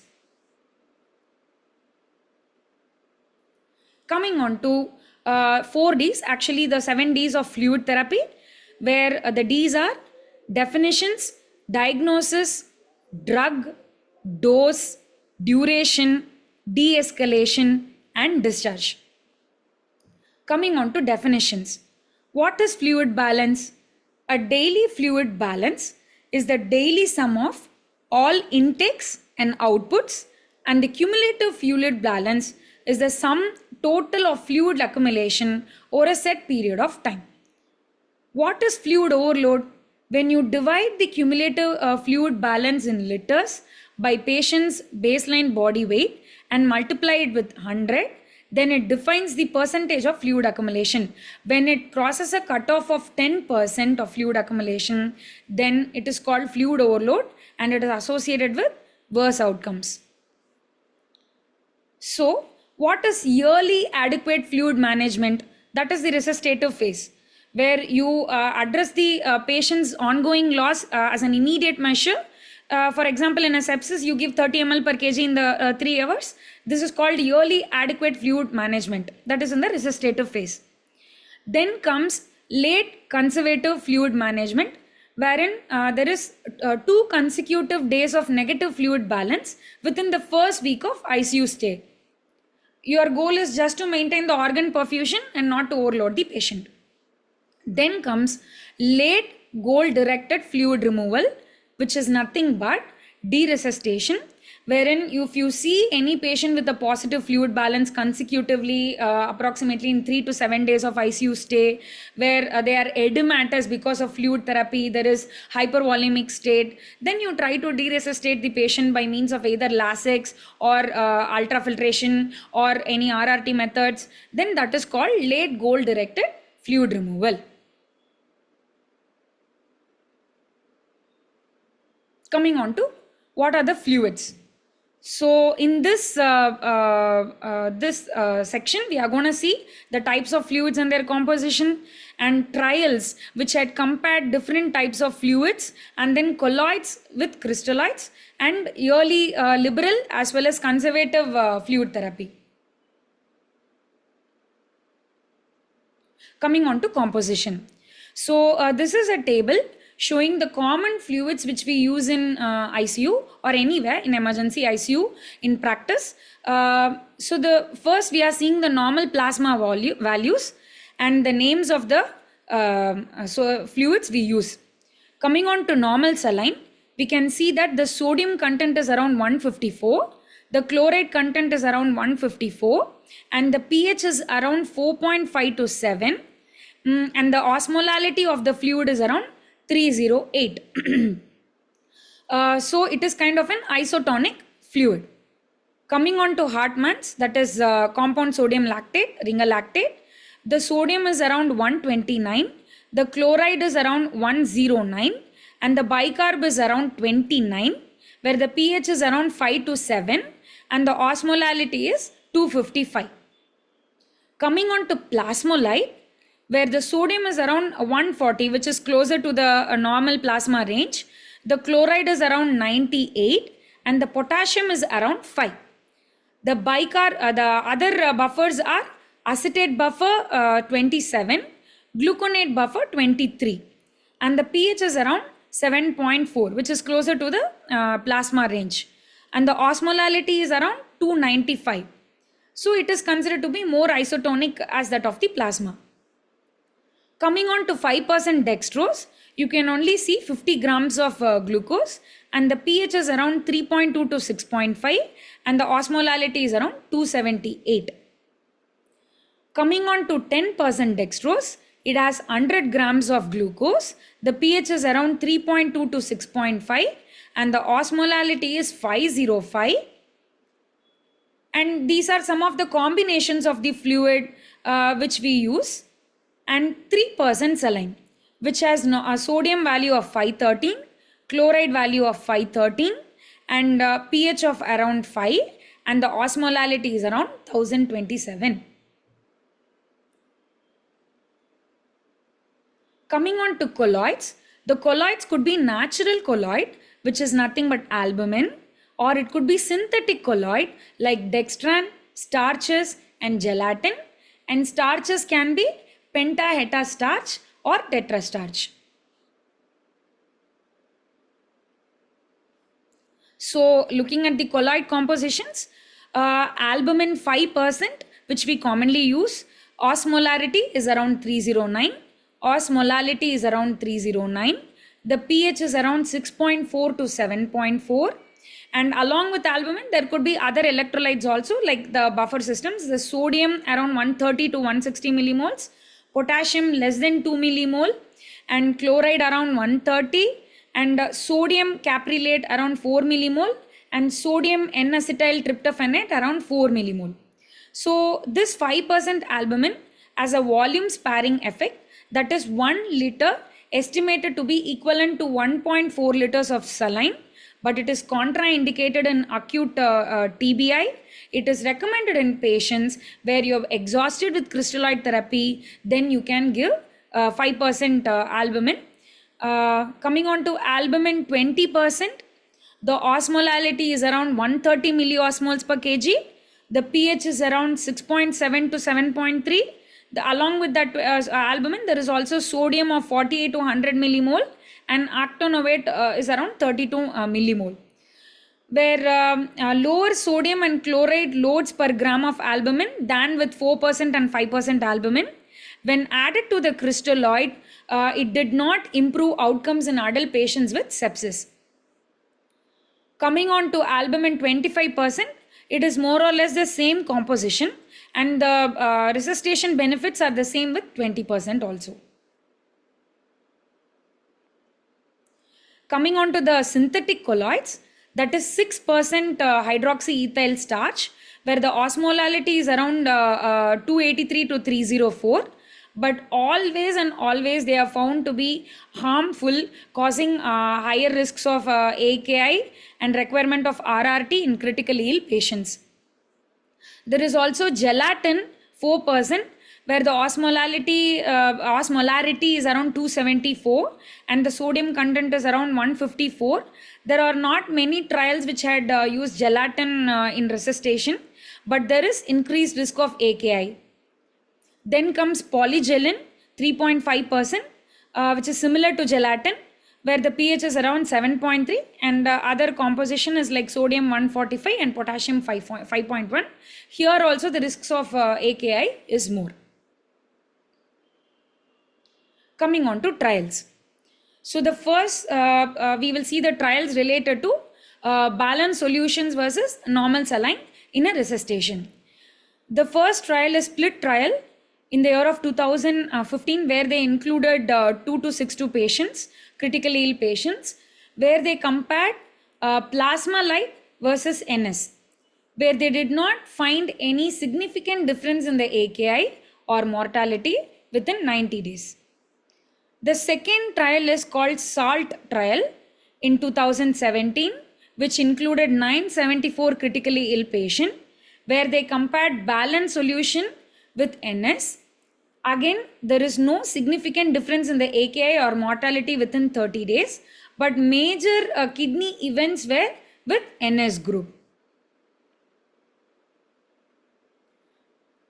Then the next trial is SMART trial, conducted in 2019, involving 1,641 critically ill patients, where they compared NS with plasma light and also RL, where they found that there is lower incidence of mortality and major adverse kidney events within 30 days in balanced solution group, and greater number of vasopressor free days and renal replacement therapy in balanced solution group. So this was one of the trials which had proven benefit for balanced solution.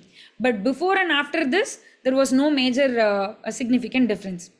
Then there is next trial called BASICS trial, which was conducted in 2021, involving a higher number of critically ill patients, where they compared normal saline with balanced solution, where they did not find any significant difference in AKI and mortality within 90 days. But a higher 90-day survival in subgroup of septic patients who received balanced crystalloids. Coming on to PLUS trial, which was conducted in 2022 in adult ICU patients, where they compared balanced solutions with normal saline, where they did not find any significant difference in AKI or mortality within 90 days. Coming on to colloids versus crystalloids. 1 minute at this, where you can see that there is a trial called Crystal trial, which was a randomized trial conducted in 2013, which involved 2,857 critically ill patients, where they compared colloids versus crystalloids, where the amount of fluid administered was 2,000 versus 3,000, that is colloid versus crystalloid. It was a multi-centered randomized control trial, where they found, where their primary endpoint was 28-day mortality, where they did not find any difference at the 90-day, no difference of mortality in the colloid group. Coming on to CHEST trial, which was conducted in 2012, where they compared hydroxyethyl starch with saline, where a primary endpoint was 90-day mortality. There was no difference with hydroxyethyl starch with saline, but there was more adverse events with hydroxyethyl starch group. The next trial was SUCCESS trial, which included 804 critically ill patients, which was a multi-centered blinded randomized control trial, where their primary endpoint was 90-day mortality and renal events, where they found that there is increased risk of death and more renal replacement therapy requirement in hydroxyethyl starch group. And there was also one trial earlier than all of these trials called VISUP trial, where they compared hydroxyethyl starch with ringer lactate, where they found that there was increased rate of AKI and renal replacement therapy in hydroxyethyl group. And there was one more trial along with all these trials called Christmas trial, where they used hydroxyethyl starch with saline in resuscitation phase, where they found that the complications with the hydroxyethyl starch was more with hydroxyethyl starch group. Coming on to colloids, the normal colloids, the albumin with normal saline or ringer lactate, what they found. There was one study called SAFE study, which was a multi-center trial, involved many ICUs, where they found that when we use 5% albumin with normal saline, there is no difference in mortality or no improvement with renal events with colloid. But they found that there was higher mortality in traumatic brain injury patients. But in septic shock patients, there was a decreased odds ratio of risk of death. Coming on to Albios trial, where they compared saline with hydroxyethyl group, there was no difference in mortality. Coming on to liberal versus restricted fluid administration in critically ill patients. So there was initially an early goal-directed therapy, that is by Rivers et al. In 2001, where they had a goal to achieve, like by resuscitation. So the goals were CVP more than 8 to 12 millimeter mercury, MAP more than or equal to 65, urine output more than or equal to 0.5 ml per kg per hour, and SCVO2 of more than or equal to 70%, in where they found that significantly lower in-hospital mortality in this EGTT group, and patients in EGTT group also received more fluids, blood transfusions, and inotropic support. So basically this study had a positive outcome. Next, followed by that, there was also other studies called PROMISE and process trials, which I'll come. The second study is called FEAST trial, which was conducted in 2011, which was mainly in pediatric population, where they compared albumin and saline. The recruitment was halted due to higher 48-hour mortality in the intervention group, the early goal-directed group.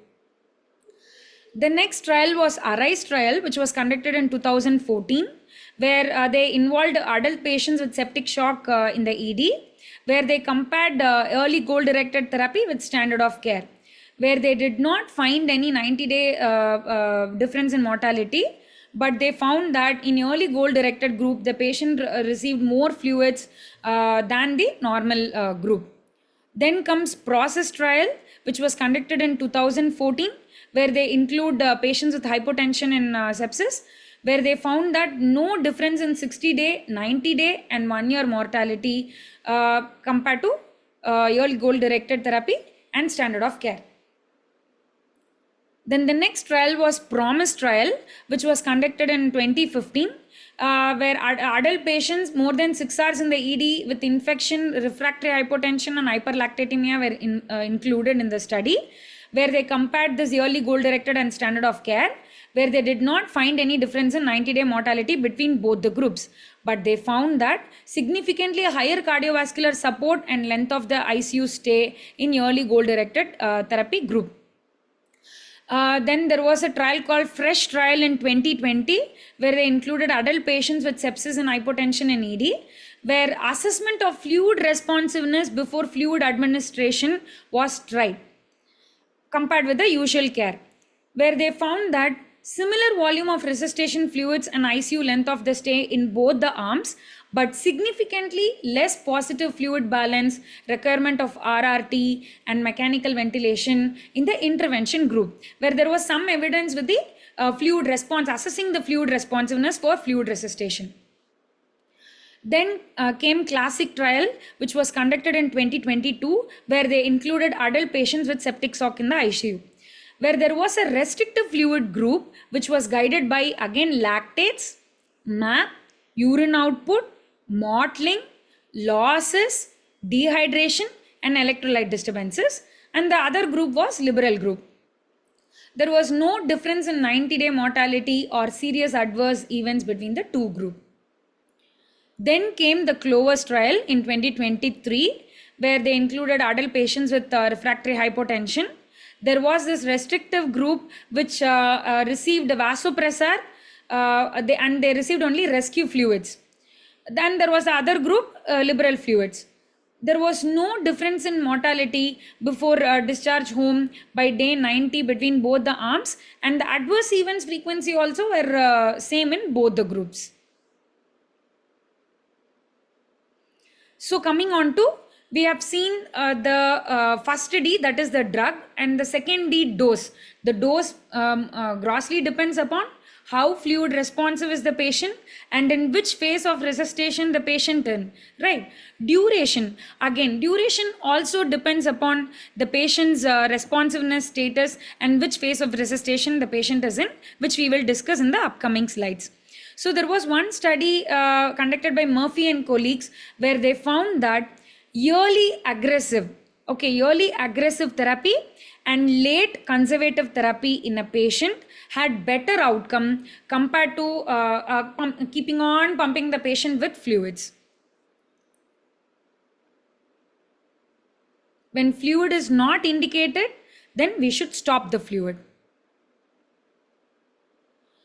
Coming on to early vasopressors with restricted fluid strategy, which was covered by some, studied by some of the studies. So what was the outcome in that?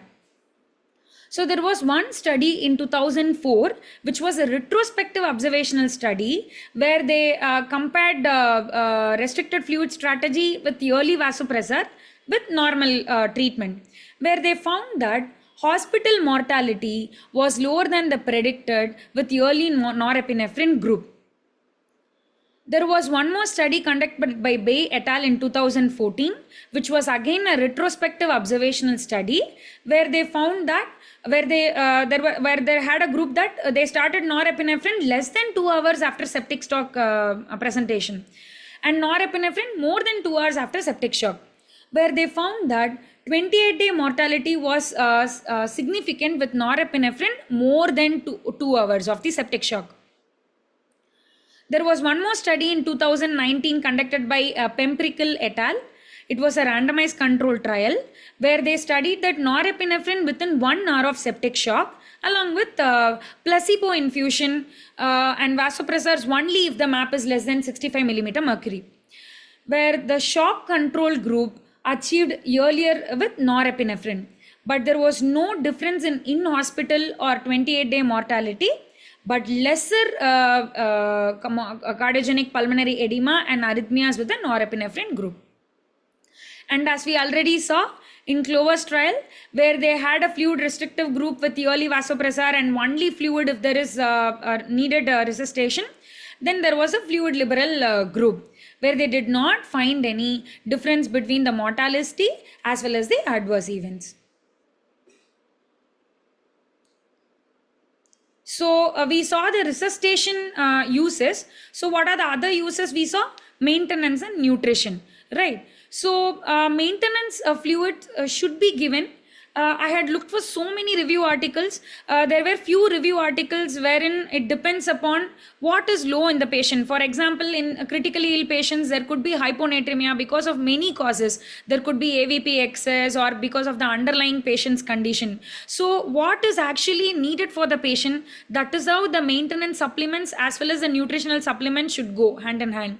So it is not that all patients need maintenance fluid and patients does not need maintenance fluid at all. There is no black or white rule here. So it depends on the patient, what is really deficient in the patient. So normally it should cover the daily needs. For example, the water need, that is 1 ml per kg per hour need, or usually 25 ml per kg per day requirement. The glucose need of the patient, which is approximately 1 to 1.5 gram per kg per day. And the sodium need of the patient, which is approximately 1 to 1.5 millimole per kg per day, and the potassium requirement for the patient, which is approximately 1 millimole per kg per day. So based on this requirement, if the patient is not able to get this baseline requirements, then that is when you supplement the patient with maintenance fluid. So it should, if suppose you are giving it for the maintenance as well as the replacement reasons, then you should, the fluid should mimic the fluid that is lost. For example, if it is a GI loss, then you give saline or nutrient hypertonic chloride solutions, whatever is being lost. And in case of burns, you give isotonic replacement. and blood when bleeding. If it is a nutritional need, if the patient is unable to take orally, then if there is any contraindication to the parenteral nutrition, then you cover the caloric needs. Whatever is needed, then you cover, like glucose we saw, water we saw, electrolytes we saw. You just cover the caloric needs. As this is the most common cause of fluid accumulation in the ICU as per studies. So now going on to phases of resuscitation.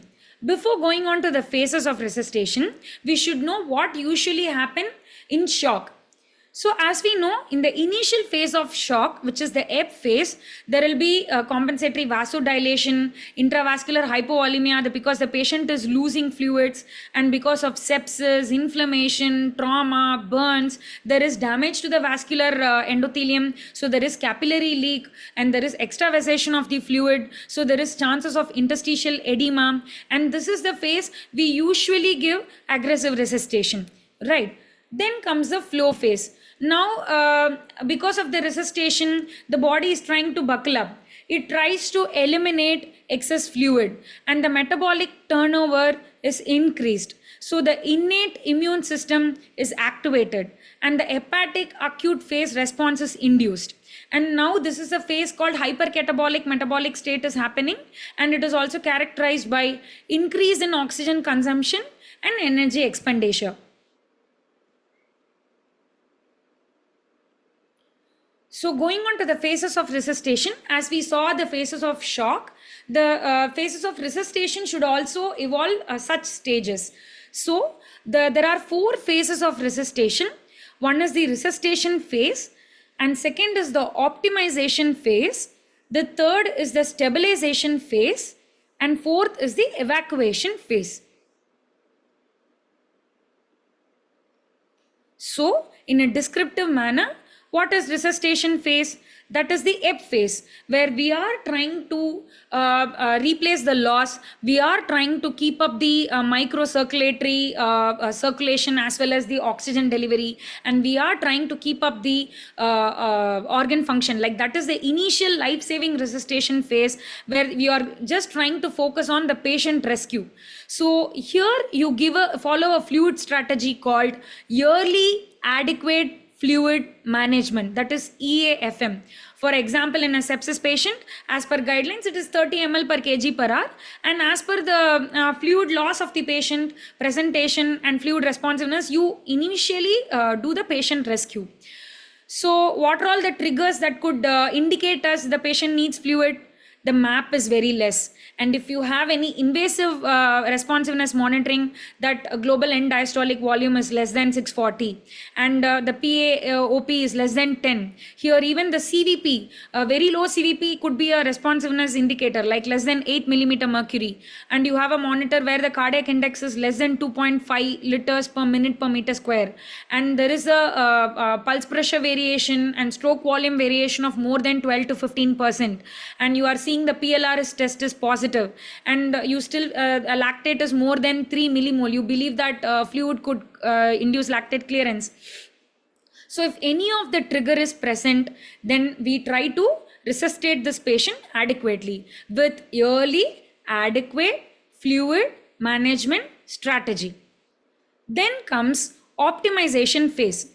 So this is the phase where the ischemia is resolving and you have given fluid and the reperfusion is happening.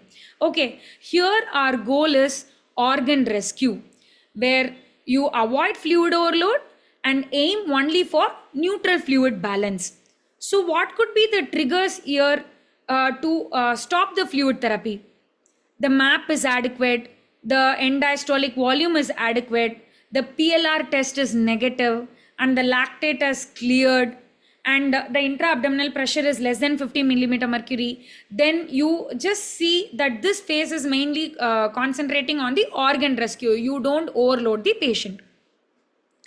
Then comes the stabilization phase, where you are just focusing on organ support. That is, you are bringing back the patient's homeostasis, where here you are following a strategy called late conservative fluid management strategy, which is defined as 2 consecutive negative fluid balance days within the first week of initial insult. So the triggers would be all the hemodynamic parameters are adequate, and sometimes it may be more also, so which indicates us we should stop the fluid and just aim on homeostasis. If needed, you give. If not, no. Then comes the evacuation phase, where you are aiming for organ recovery, especially in patients in whom fluid creep had happened. You had over resuscitated the patient, maintenance fluid was going on for so many days, and the patient is in edematous phase, and because of the complications of the fluid therapy, the patient's the patient has become fluid tolerant and organ dysfunction is happening. So what could be the trigger which could indicate us this? The map is again falling because the heart is failing, the kidney is failing, the homeostasis is failing, and the PLR test is positive, where the patient could be mimic the fluid responsiveness more than 15%, and lactate is more than 2.5. Again, the patient has gone back to square one, where you have to address the deresuscitation, that is evacuation. You have to give Lasix, you have to do ultrafiltration. If suppose there is no hope for Lasix and patient is not responding to the challenge, then you have to go ahead with the deresuscitation phase. So here you follow a late goal directed therapy. If needed, you give fluid. If the patient is not responding, you go for removal of the fluid. So as we discussed, this is a table which is telling us all the 4 phases of resuscitation and hit sequence. What is hit? It is nothing but the evolution of the resuscitation. The first hit is nothing but the patient is having an infection or a SIRS response or hypovolemia. That is the first hit. The second hit is that there is ischemia which is resolving and you are giving fluid, there is reperfusion injuries happening. That is the second hit. And the third hit is that you have over-resuscitated the patient and now it is causing fluid tolerant organ dysfunction. That is the third hit to the body. So this is the hit sequence. And the time frame. In resuscitation, it is within minutes. Optimization happens over hours. Stabilization happen over days. And evacuation, usually it happens over days to weeks. That is when you see the patient ending up with overload. The underlying mechanism, as I already told you, the first hit, it could be any inflammatory insult. Optimization is the second hit, where because of the reperfusion, there are some injuries happening inside at the cellular level, the oxidative level. Stabilization, again, here the ischemia reperfusion injuries are still continuing. And finally, in the evacuation, there is GIPS. In the clinical presentation and resuscitation phase would be severe shock, obviously. Here it could be unstable shock. In stabilization, there could be absence of shock or there could be threat of shock. But in evacuation, the patient might have recovered from shock. There is only possible global increased permeability syndromes. Goal, as we already discussed, there is yearly adequate goal therapy. The optimization phase should and stabilization phase should concentrate on late conservative fluid therapy. And finally, here it is late goal directed fluid removal. Fluid therapy, you are going to administer fluid boluses in cases of resuscitation phase based on the fluid responsiveness. Whereas in optimization phase, the fluid boluses are guided by fluid responsiveness indices and the indices of the risk of fluid administration. Where in stabilization phase, you just give for maintenance and replacement as and when needed. In evacuation phase, you are trying to keep up the negative balance and you are going to concentrate on fluid removal. So here in resuscitation phase, the fluid balance can be positive up until 72 hours.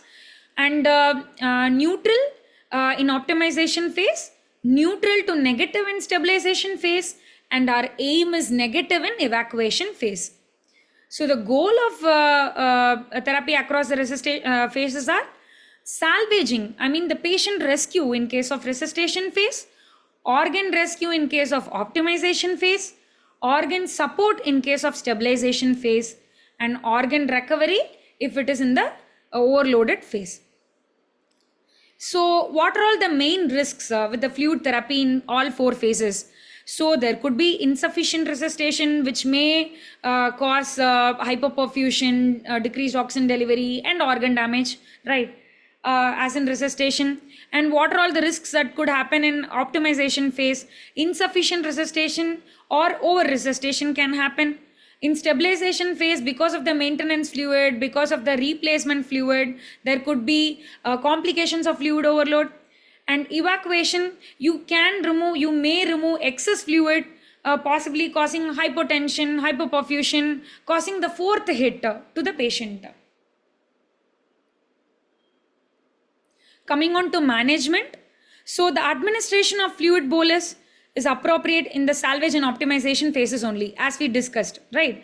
So in an hemodynamically unstable patient, you are gonna salvage that patient using radiographically rapid assessment by cardiac echocardiography. You are gonna use that, or any other fluid responsive methods, and you try to salvage. You are just going to do a patient rescue here, where you can use isotonic crystalloids.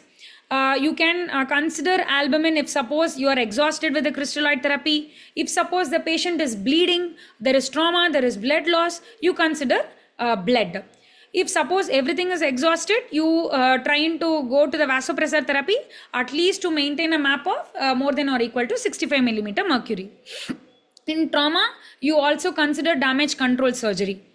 Coming on to the optimization phase, as I already told you, it is just the organ rescue, where you can use the following indices to look for the triggers for fluid resuscitation, and if needed, you can use isotonic crystalloid and continue the inotrope and vasopressor support based on the organ support.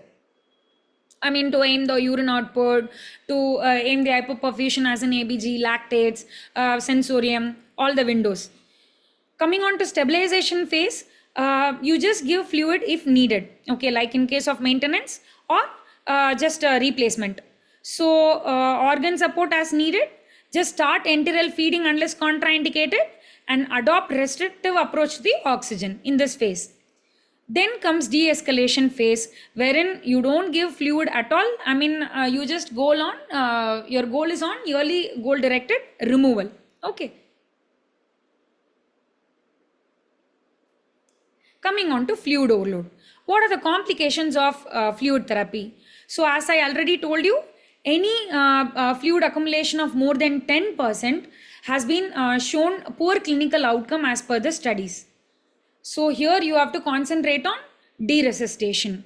So hypovolemia is bad, but hypervolemia is even worse, because it is going to affect multiple organ system, global increased permeability syndromes, and it is going to have a range of complications. So as you can see in the chart, in the central nervous system, it can have cerebral edema, impaired cognition, delirium, increased intracranial pressure, decreased cerebral perfusion pressure, increased intraocular pressure, intracranial hypertension, and ocular compartment syndrome. Coming on to hepatic complications, there could be congestion, there could be impaired functions of the liver, there could be cholestasis, there is decreased enzyme activity, and there could be hepatic compartment syndrome. Of course, in abdominal wall, as we discussed in the previous classes, there could be tissue edema, poor wound healing, wound infection, pressure ulcers, and a decrease in abdominal compliance. As in respiratory system, there could be chances of pulmonary edema, pleural effusion, chest wall elastance could be altered, and there could be increase in extravascular lung water, there could be decreased lung volumes, chances of prolonged ventilation, chances of difficult weaning, and there is increased work of breathing. To GIT or a visceral organ systems, there could be ascites, there could be gut edema, there could be malabsorption, increased intra-abdominal pressure, the chances of successful enteral feeding can be low, and there could be splanchnic decrease in the splanchnic microcirculatory flow. Coming on to kidney, there could be interstitial edema, there could be increase in renal venous pressure causing AKI and requirement of renal replacement therapy. Coming on to cardiovascular system, there could be myocardial edema, conduction disturbances, diastolic dysfunction, and there could be elevation of all possible pressures and pericardial effusion.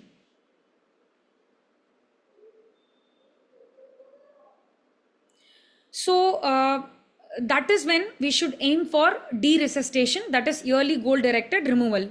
So what does the study say for deresuscitation?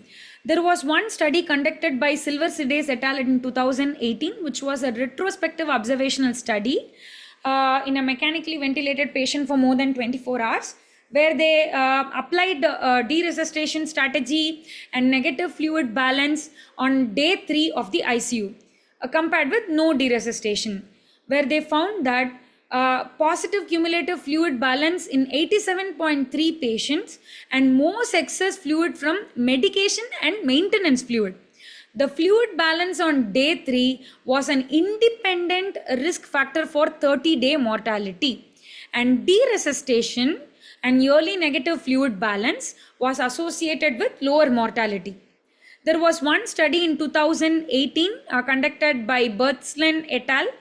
Where it was a randomized control trial where they concentrated on fluid removal with furosemide or a CRRT to maintain a net negative balance compared with the standard of care, where they found that significant reduction in the cumulative balance in the fluid removal group and no harm from a deresuscitation strategy.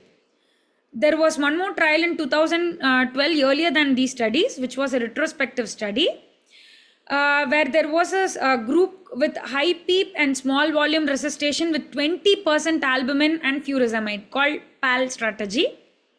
The PAL strategy resulted in a significantly lower extravascular lung volume index and intra-abdominal pressure and cumulative balance. And this group also had a shorter duration of ventilation and ICU stay and 28-day mortality. And there was one study which is a meta-analysis of RCTs where they compared deresuscitation with the fluid removal strategy, where they found that more ventilator-free days reduce ICU stay days with the deresuscitation group. So this completes our fluid therapy lecture. If there is any doubt, you can put it in the chat. The next topic we are going to go into is urosepsis.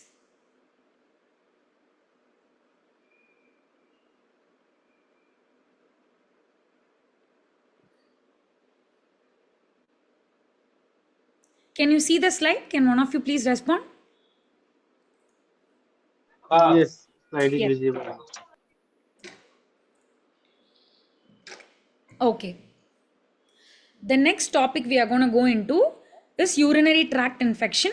Actually, urosepsis per se, it is like a management of sepsis only, but we are just mainly going to concentrate on various definitions of UTI and what are all the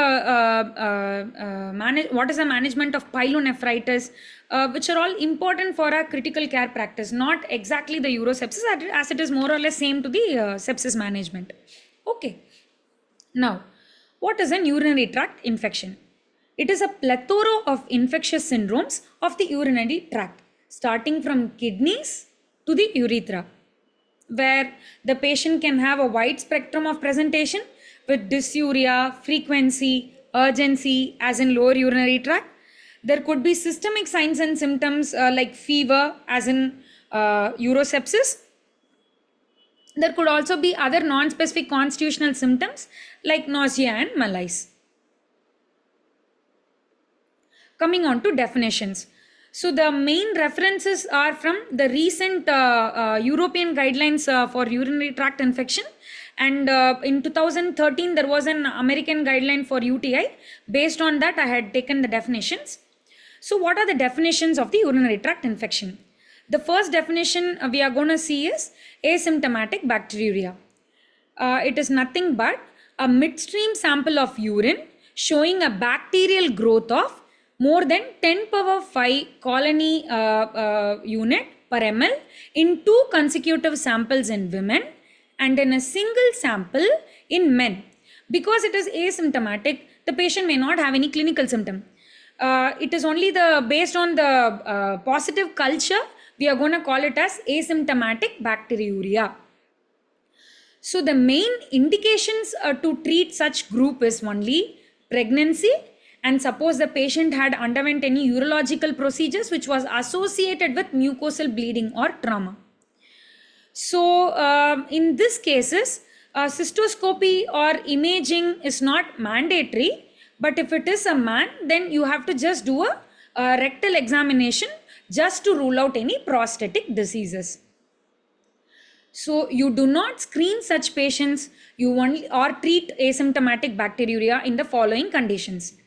Like patients with well-regulated diabetes mellitus, you don't treat. In a postmenopausal women, or in elderly institutionalized patients, or patients with a dysfunctional or a reconstructed lower urinary tract, or patients with a renal transplant, or patients before any arthroplastic surgery, patients with recurrent urinary tract infection. You don't treat such groups. You only treat when the patient is pregnant or if there is any mucosal bleeding or trauma. Going on to the next definition. Acute uncomplicated cystitis, which is also called simple cystitis, which is an acute sporadic or a recurrent cystitis, which is the infection of the bladder in an otherwise immunocompetent host with normal urinary tract anatomy and in non-pregnant women. You should know the individual components, because this is what differentiates the uncomplicated from the complicated. Okay, so in an immunocompetent host with the normal urinary tract anatomy and in a non-pregnant woman, that is when you call an uncomplicated cystitis. What could be the risk factor for uncomplicated cystitis or a simple cystitis? Sexual intercourse, use of spermicide, new sexual partner, or a mother with a history of UTI or a history of UTI during childhood. And the most common organism is E. coli. So how are we going to diagnose and treat? Diagnostics is usually not required for all the patients, because with presentation only you will be able to diagnose, like the patient will have fever, dysuria, increased urinary frequency, increased urgency, suprapubic pain, like absence of any specific vaginal symptoms or any systemic symptoms, or absence of any upper tract symptoms. You will definitely be able to diagnose when the patient is having simple cystitis with the clinical features itself. You don't need to do very invasive or imaging imaging modalities for all patients. So urine analysis can be used if suppose the patient will have pyuria. Obviously many bacteria can be seen. The urine dipstick could be positive for nitrite and leukocyte esterase. The urine culture can grow organisms with more than 10 power 5 colony forming units. Urine culture only if you suspect acute pyelonephritis or the patient is having any upper flank pain or systemic symptoms or shock. Symptoms that do not resolve or recur within 4 weeks after completion of the treatment, or women who present with atypical symptoms, or in pregnant women. Only in such cases you subject them for urine culture. Otherwise it is not needed. Clinically you can treat the patient. If needed, just do the basic urine analysis. Going on to uncomplicated pyelonephritis. As I already told you, in an immunocompetent, in a non-pregnant, with no known urological or an anatomical abnormality, then that is when infection of the kidney is called pyelonephritis. So the patient can have now more of the systemic symptoms like fever, chills, flank pain, nausea, vomiting, tenderness in the costovertebral angle with or without symptoms of cystitis. The urine analysis will show white and red blood cells and positive nitrate and dipstick. Of course, urine culture may show positive organisms. So, evaluation of the upper urinary tract using an ultrasound is mandatory in such cases, because we have to rule out any anatomical abnormality as well as any urolithiasis is there in such patients. Contrast enhanced computed tomography scan or a excretory urography only if the patient remains febrile after 72 hours of treatment or immediately if suppose the patient is deteriorating in form of urosepsis. In such uncomplicated patients, complicating factors would be pregnancy. So in pregnancy, you have to use a MRI, obviously to avoid ionizing radiation. So this is with respect to uncomplicated urinary tract infections. In an immunocompetent host, in a non-pregnant women, in a patient with no anatomical or a urological abnormality. How are we gonna treat these patients? Most of them would respond to oral antibiotics. Okay, the common antibiotic used is nitrofurantoin, 100 mg BD for 5 days. It is usually in pyelonephritis, it is avoided because of the suboptimal concentrations in the renal parenchyma. Then comes Septran, which is again a first line agent in cystitis, where you give one double strength tablet twice daily for 3 days. Avoid if it is used in the past 3 months or if the prevalence of local resistance exceeds 20%. In pyelonephritis, if it can be used if the bacteria are identified to be susceptible, where you can use the tablet twice daily. Actually, IDSA recommends 14 days. But if the patient is responding, then you can stop the antibiotic by 7 days. For uncomplicated cystitis in men, consider a duration of approximately 7 days, provided if there is no evidence of prostatitis. If it is prostatitis, then you at least extend it up to 2 weeks. Okay. Coming on to other antibiotics, fosfomycin sachets. I think you would have seen it in patients repeated with recurrent urinary tract infection. They are usually given as 3 gram dosage as single dose. But in pyelonephritis, you usually avoid due to the suboptimal concentrations in the parenchyma. Then comes oral beta-lactams in case of cystitis. Use only if nitrofurantoin, Septron cannot be used. You can use Augmentin. Of course, it is a better choice. I mean, Augmentin is still in use in cystitis and urinary tract infections only. So, amoxiclavulinic acid 500 by 125 can be used for 7 days. Cefpodoxime can also be used for 100 mg used for 5 to 7 days. But in pyelonephritis, it is usually not recommended.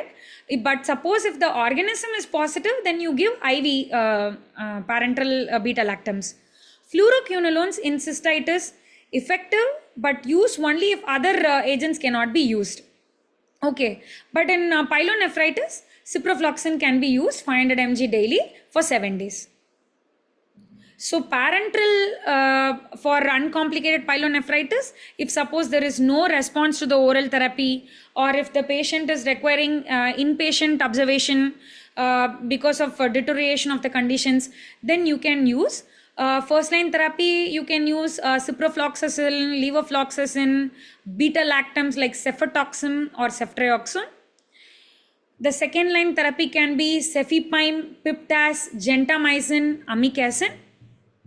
If suppose there is multi-drug resistance or they are not responding, then you can use carbapenems, ceftolozane tazobactam, ceftazidime-avibactam, cefiderocol, meropenem vaporobactam, and plazomicin, which are the newer group of antibiotics. Sorry. Coming on to switching of therapy from IV to oral. If suppose the patient starts responding, then you can definitely switch the therapy to oral therapy and continue the treatment for 7 to 10 days. For example, you are discharging the patient, then you continue at least for 7 to 10 days.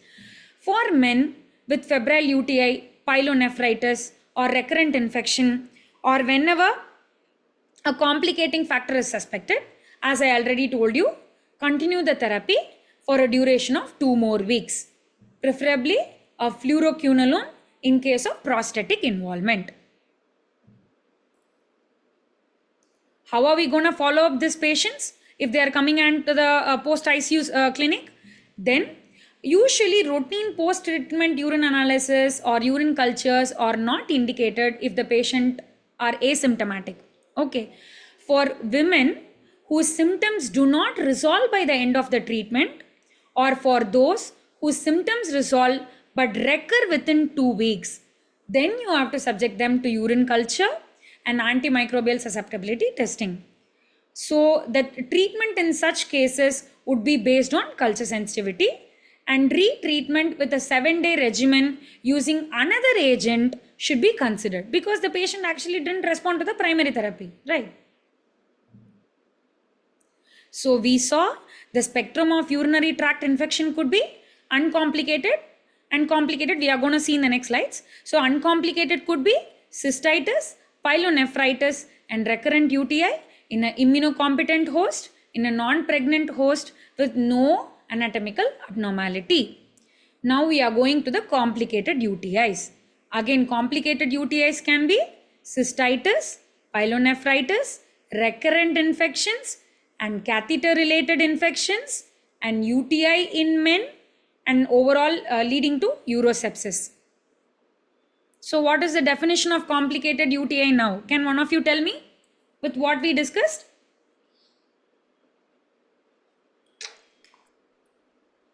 Yes? I understand it's boring. Women, Yes. Yeah. immunocompromised structural anatomical abnormal. Yes, and UTI in men. Okay. Yes.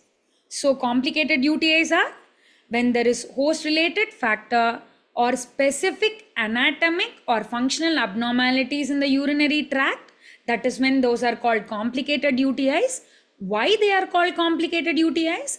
Because it is very challenging to treat them. It is very difficult to eradicate the organisms from the urinary tract. Okay, so eventually this group of people will end up in urosepsis and further complications. So complicated UTI, if there is any obstruction in the site of the urinary tract, if there is foreign body, and if there is vesico-uretral reflex or any recent history of instrumentation or multi-drug resistant organisms, urinary tract infection in males, pregnancy, and patient is having immunosuppression or healthcare associated infections, these are all a complicated set of UTIs. What could be the feature? Obviously, based on the involvement of the part of the urinary tract, there could be again fever, dysuria, urgency, frequency, flank pain, suprapubic pain, etc. Right? But there could be atypical presentations in patients with neuropathic bladder disturbances, COT, and patients who had undergone any urinary diversion techniques. Here, the urine culture is mandatory. We saw that in uncomplicated UTIs, the most common organism is E. coli. But here, definitely all Enterobacteriaceae group like E. coli, Proteus, Klebsiella, Pseudomonas, Serratia, and some of the gram-positive organisms like Enterococcus are very common. And this antimicrobial resistance is also very common because it is very challenging to eradicate, right? So when you keep treating, there might be a response. Again, they'll recur with another infection or another infection, it's another organism. So it is very difficult to treat such patients. So coming on to treatment of the complicated UTIs.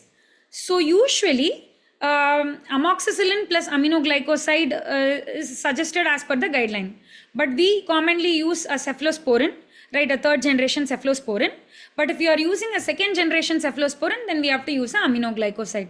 So the combination goes like, when you are using a lower end beta lactam, then you use an aminoglycoside. If it is a second generation cephalosporin, to have a better gram negative cover, you use an aminoglycoside.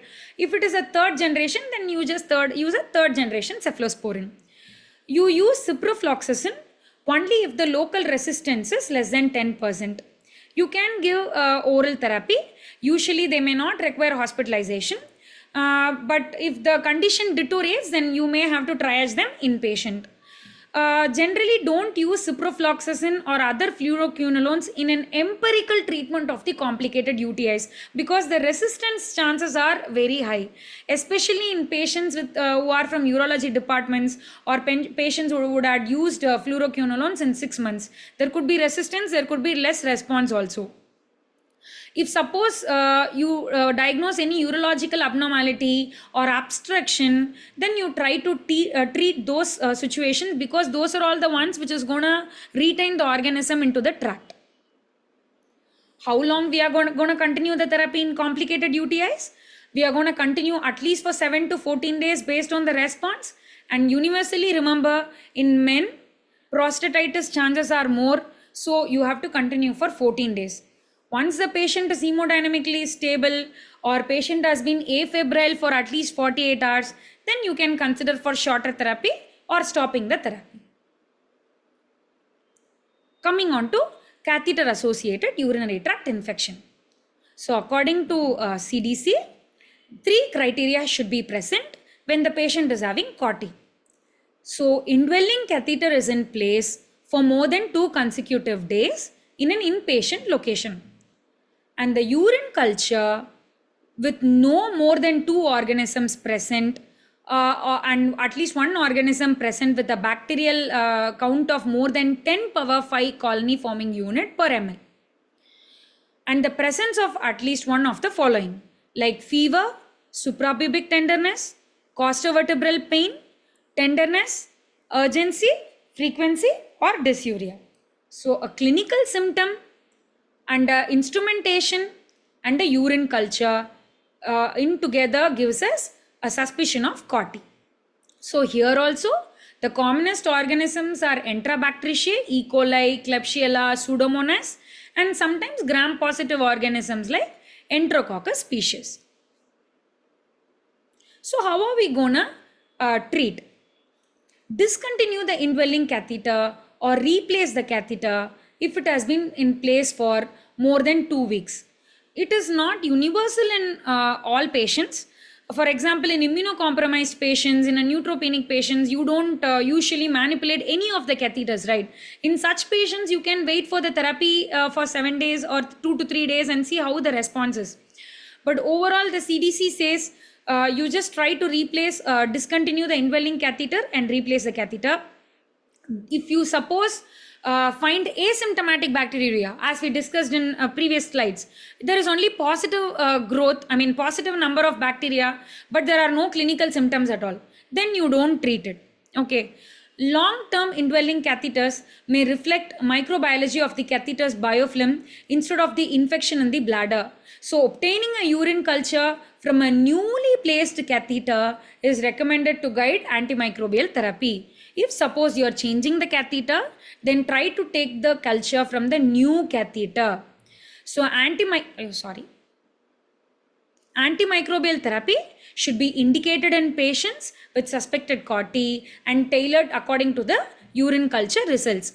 Ideally, a 7-day therapy is enough, but if you feel the patient needs more duration, then you can continue up to a few more days, like 10 to 14 days, as per the clinical improvement of the patient. If not required, then you can reduce the duration of the therapy also. But minimum of 7 days is suggested.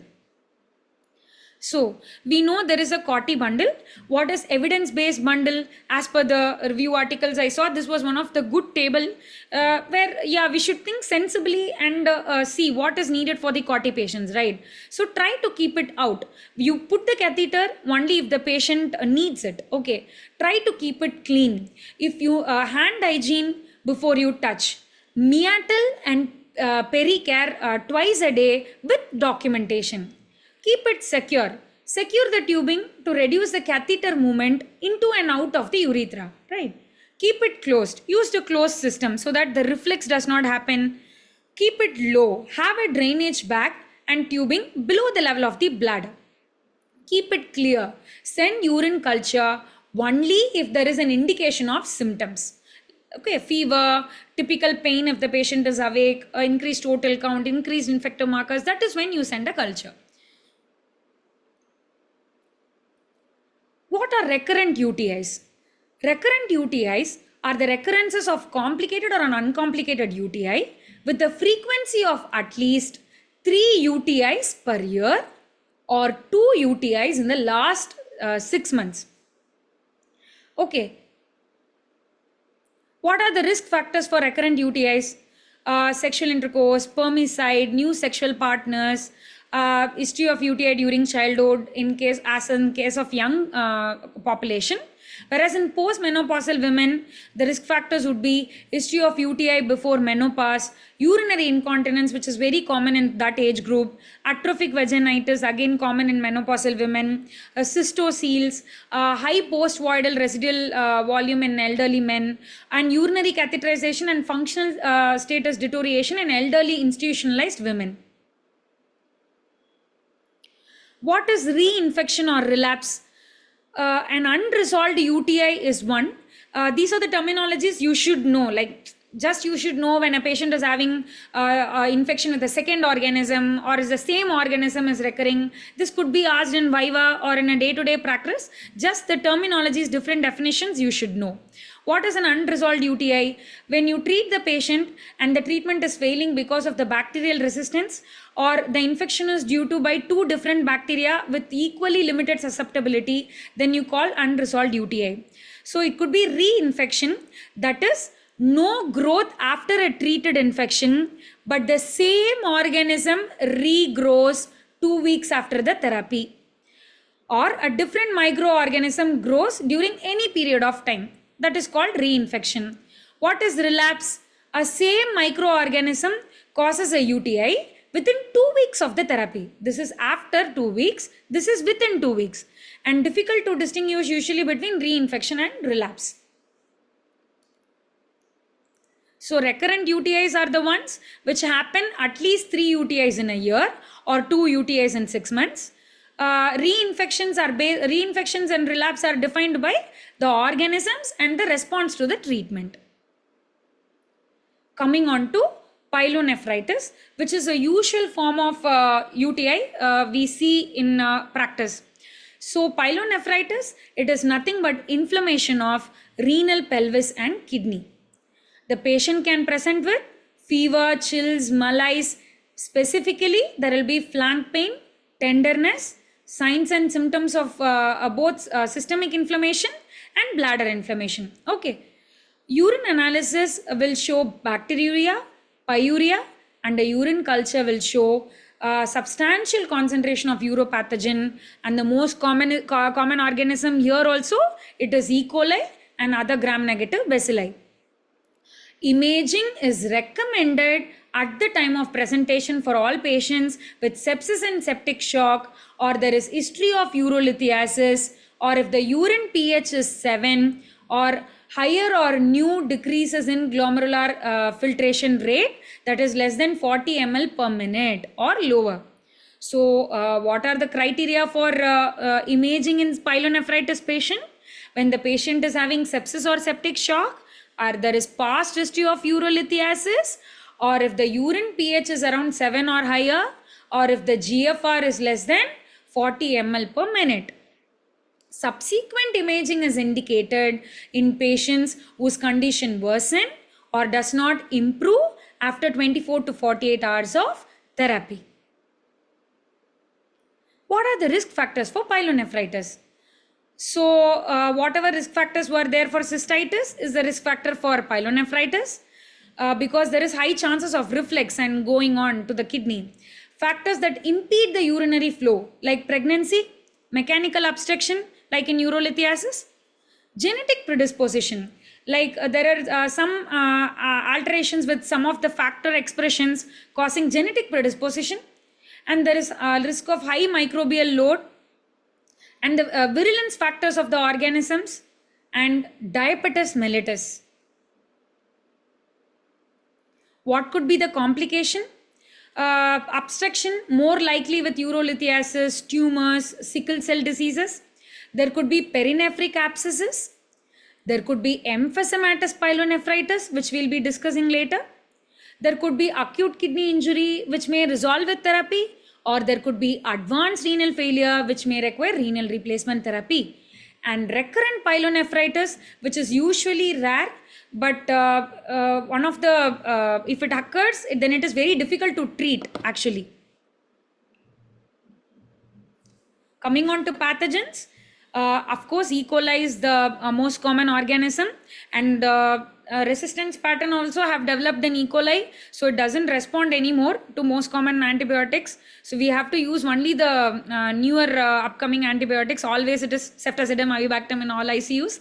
So it has become the highly virulent subtype of E. coli which they have found is this E. coli clone, and there is emerging resistance to that also. And in men, this is in younger population. In men and elderly women, again E. coli is the most common organisms, and sometimes rarely gram-positive organisms, and candida could also be possible. What are the risk factors for multi-drug resistant organisms? If you had used antimicrobials within the past 3 months, especially fluoroquinolones and anti-pseudomonal penicillins, then chances of MDR is possible.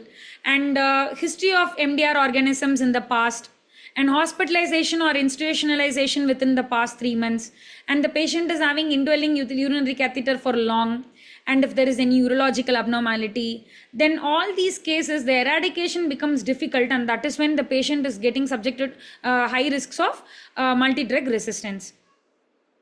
Coming on to imaging of pyelonephritis. What are the CT grades? Grade 1 is a focal wedge-shaped hypodense lesion, as you see in the right kidney. Image B, there is that is grade 2, that is multiple or diffuse hypodense lesions in the right kidney.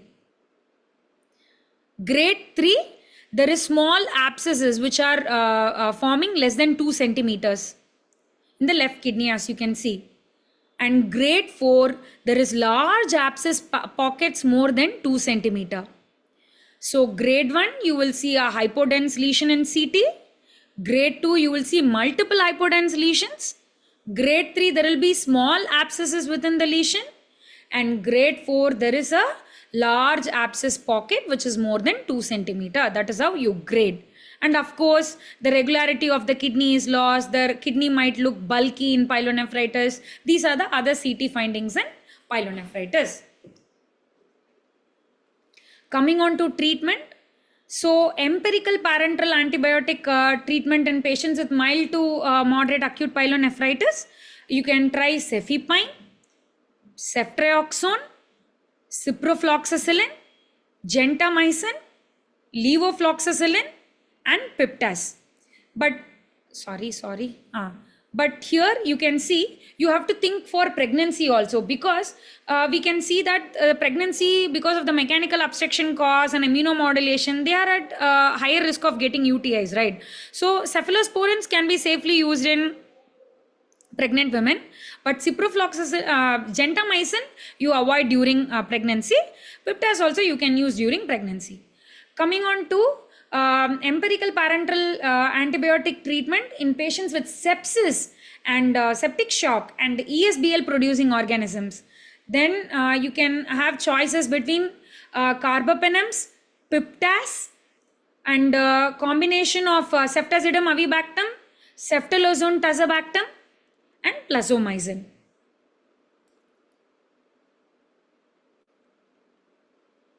Coming on to emphysematous pyelonephritis, which is a very dangerous, fatal, life-threatening form of pyelonephritis, which is like what in skin and soft tissue, what do you call? It is necrotizing fasciitis, right? Like that in pyelonephritis, it is emphysematous pyelonephritis.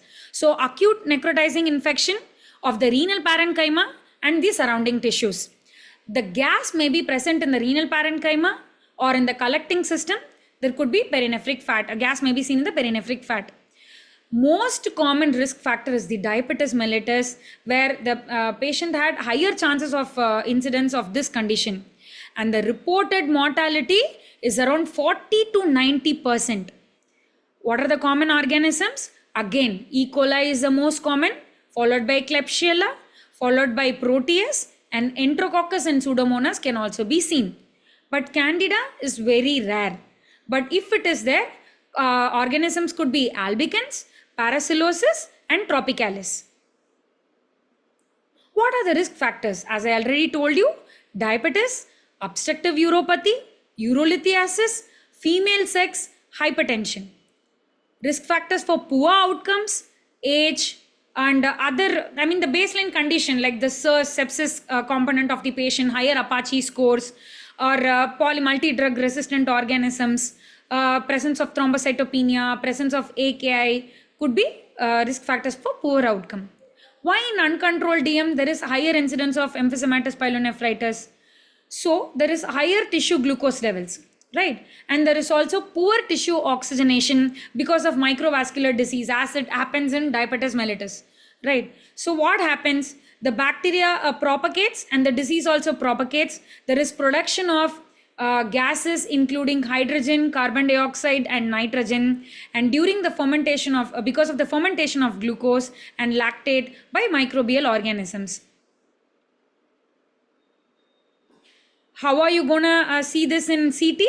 Of course, there will be a gas component which is seen, but they have graded based on Hong and Singh. There is a classification based on them. Class 1 is the gas in the collecting system. Class 2 is gas in the renal parenchyma. Class 3A, where it is extending into the perinephric space.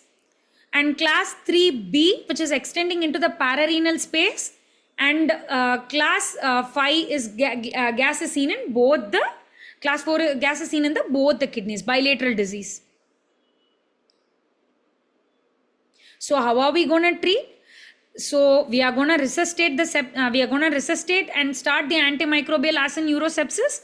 But the primary goal here is glycemic control. And if that doesn't work, if antibiotics doesn't work, the renal salvaging strategy should be effective. No, not like that. Along with the antimicrobial, you have to address the renal salvaging strategy. Here, there are two options. One, you do a drainage of the pus and gas. If not, you have to go ahead and do a nephrectomy and relieve the urinary obstruction. So, diabetic patients with features of pyelonephritis and imaging proving emphysematous pyelonephritis, you do aggressive resuscitation, you start parenteral antibiotic and glycemic control, which is the main point here. And class 1, if it is only localized to the pelvis, you do a medical management. Plus or minus, you try to remove the obstruction or try to drain by PCN in case of if there is an obstruction. Class 2, less than 50% of the renal parenchyma is involved this thing. Then more than 50% renal parenchyma involvement is there. There are two groups. So if it is less than 50%, then you treat like class 1. If needed, you put a PCN. If not, degestate if there is an obstruction. But if it is more than 50% obstruction, then you have to do a percutaneous drainage. Class 3A and class 3B. Medical management plus obstruction removal and percutaneous drainage for small unilocular collections. Whereas in class 4 bilateral kidney, it depends on extension of the disease, renal salvage measures to be performed on each affected kidney. You repeat the imaging after 3 days. If there is no response, then you have to go ahead with the nephrectomy. Coming on to urosepsis, as I already told you, you treat it like a normal sepsis. How you follow the sepsis guidelines, you do that. But urosepsis is defined as a life-threatening organ dysfunction or caused by a dysregulated host response to infection originating from the urinary tract or male genital organs. Coming on to urethritis, it is the inflammation of the urethra presenting usually with the lower urinary tract symptoms. The primary thing you have to think of is gonorrhea. What are the treatment options? The most common cause of urethritis is gonorrhea. That is why gonococcal, if it is a gonococcal infection, then you can try ceftriaxone plus azithromycin. Other options, gentamicin or fosfomycin, which can be used. If it is a non-gonococcal, then the first line therapy is doxycycline. You can also use azithromycin. If it is because of chlamydia, then you use azithromycin or doxycycline. Alternate therapy is levofloxacillin. If it is mycoplasma, azithromycin. If it is ureaplasma, doxycycline. If it is trichomonas, it is metronidazole.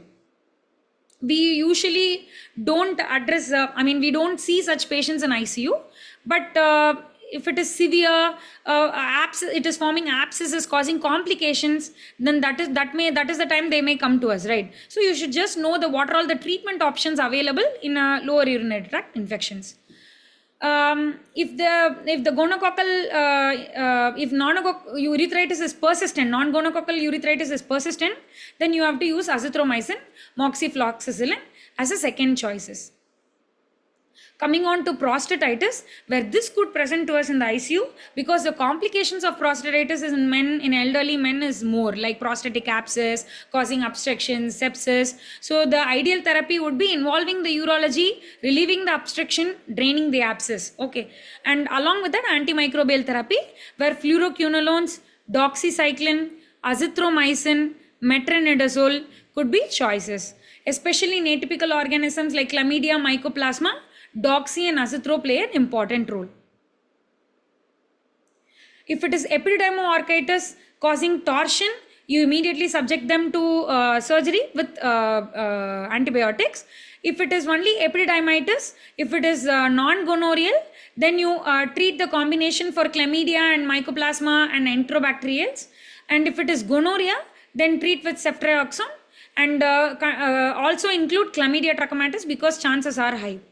Proven sexually transmitted infection, report and treat the contacts also. Coming on to Fournier's gangrene, again one of the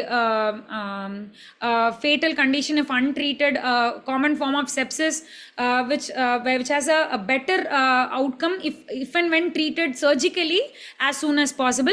It is an aggressive, frequently fatal polymicrobial soft tissue infection of the perineum, perianal region and external genitalia, which is a subcategory of necrotizing fasciitis. The first line therapy should be, along with antibiotics, surgical debridement within 24 hours of presentation. So this completes our urosepsis lecture. So we have completed the renal 1 module. If any doubt is there, please put it. We'll try to respond. So this completes our today's class.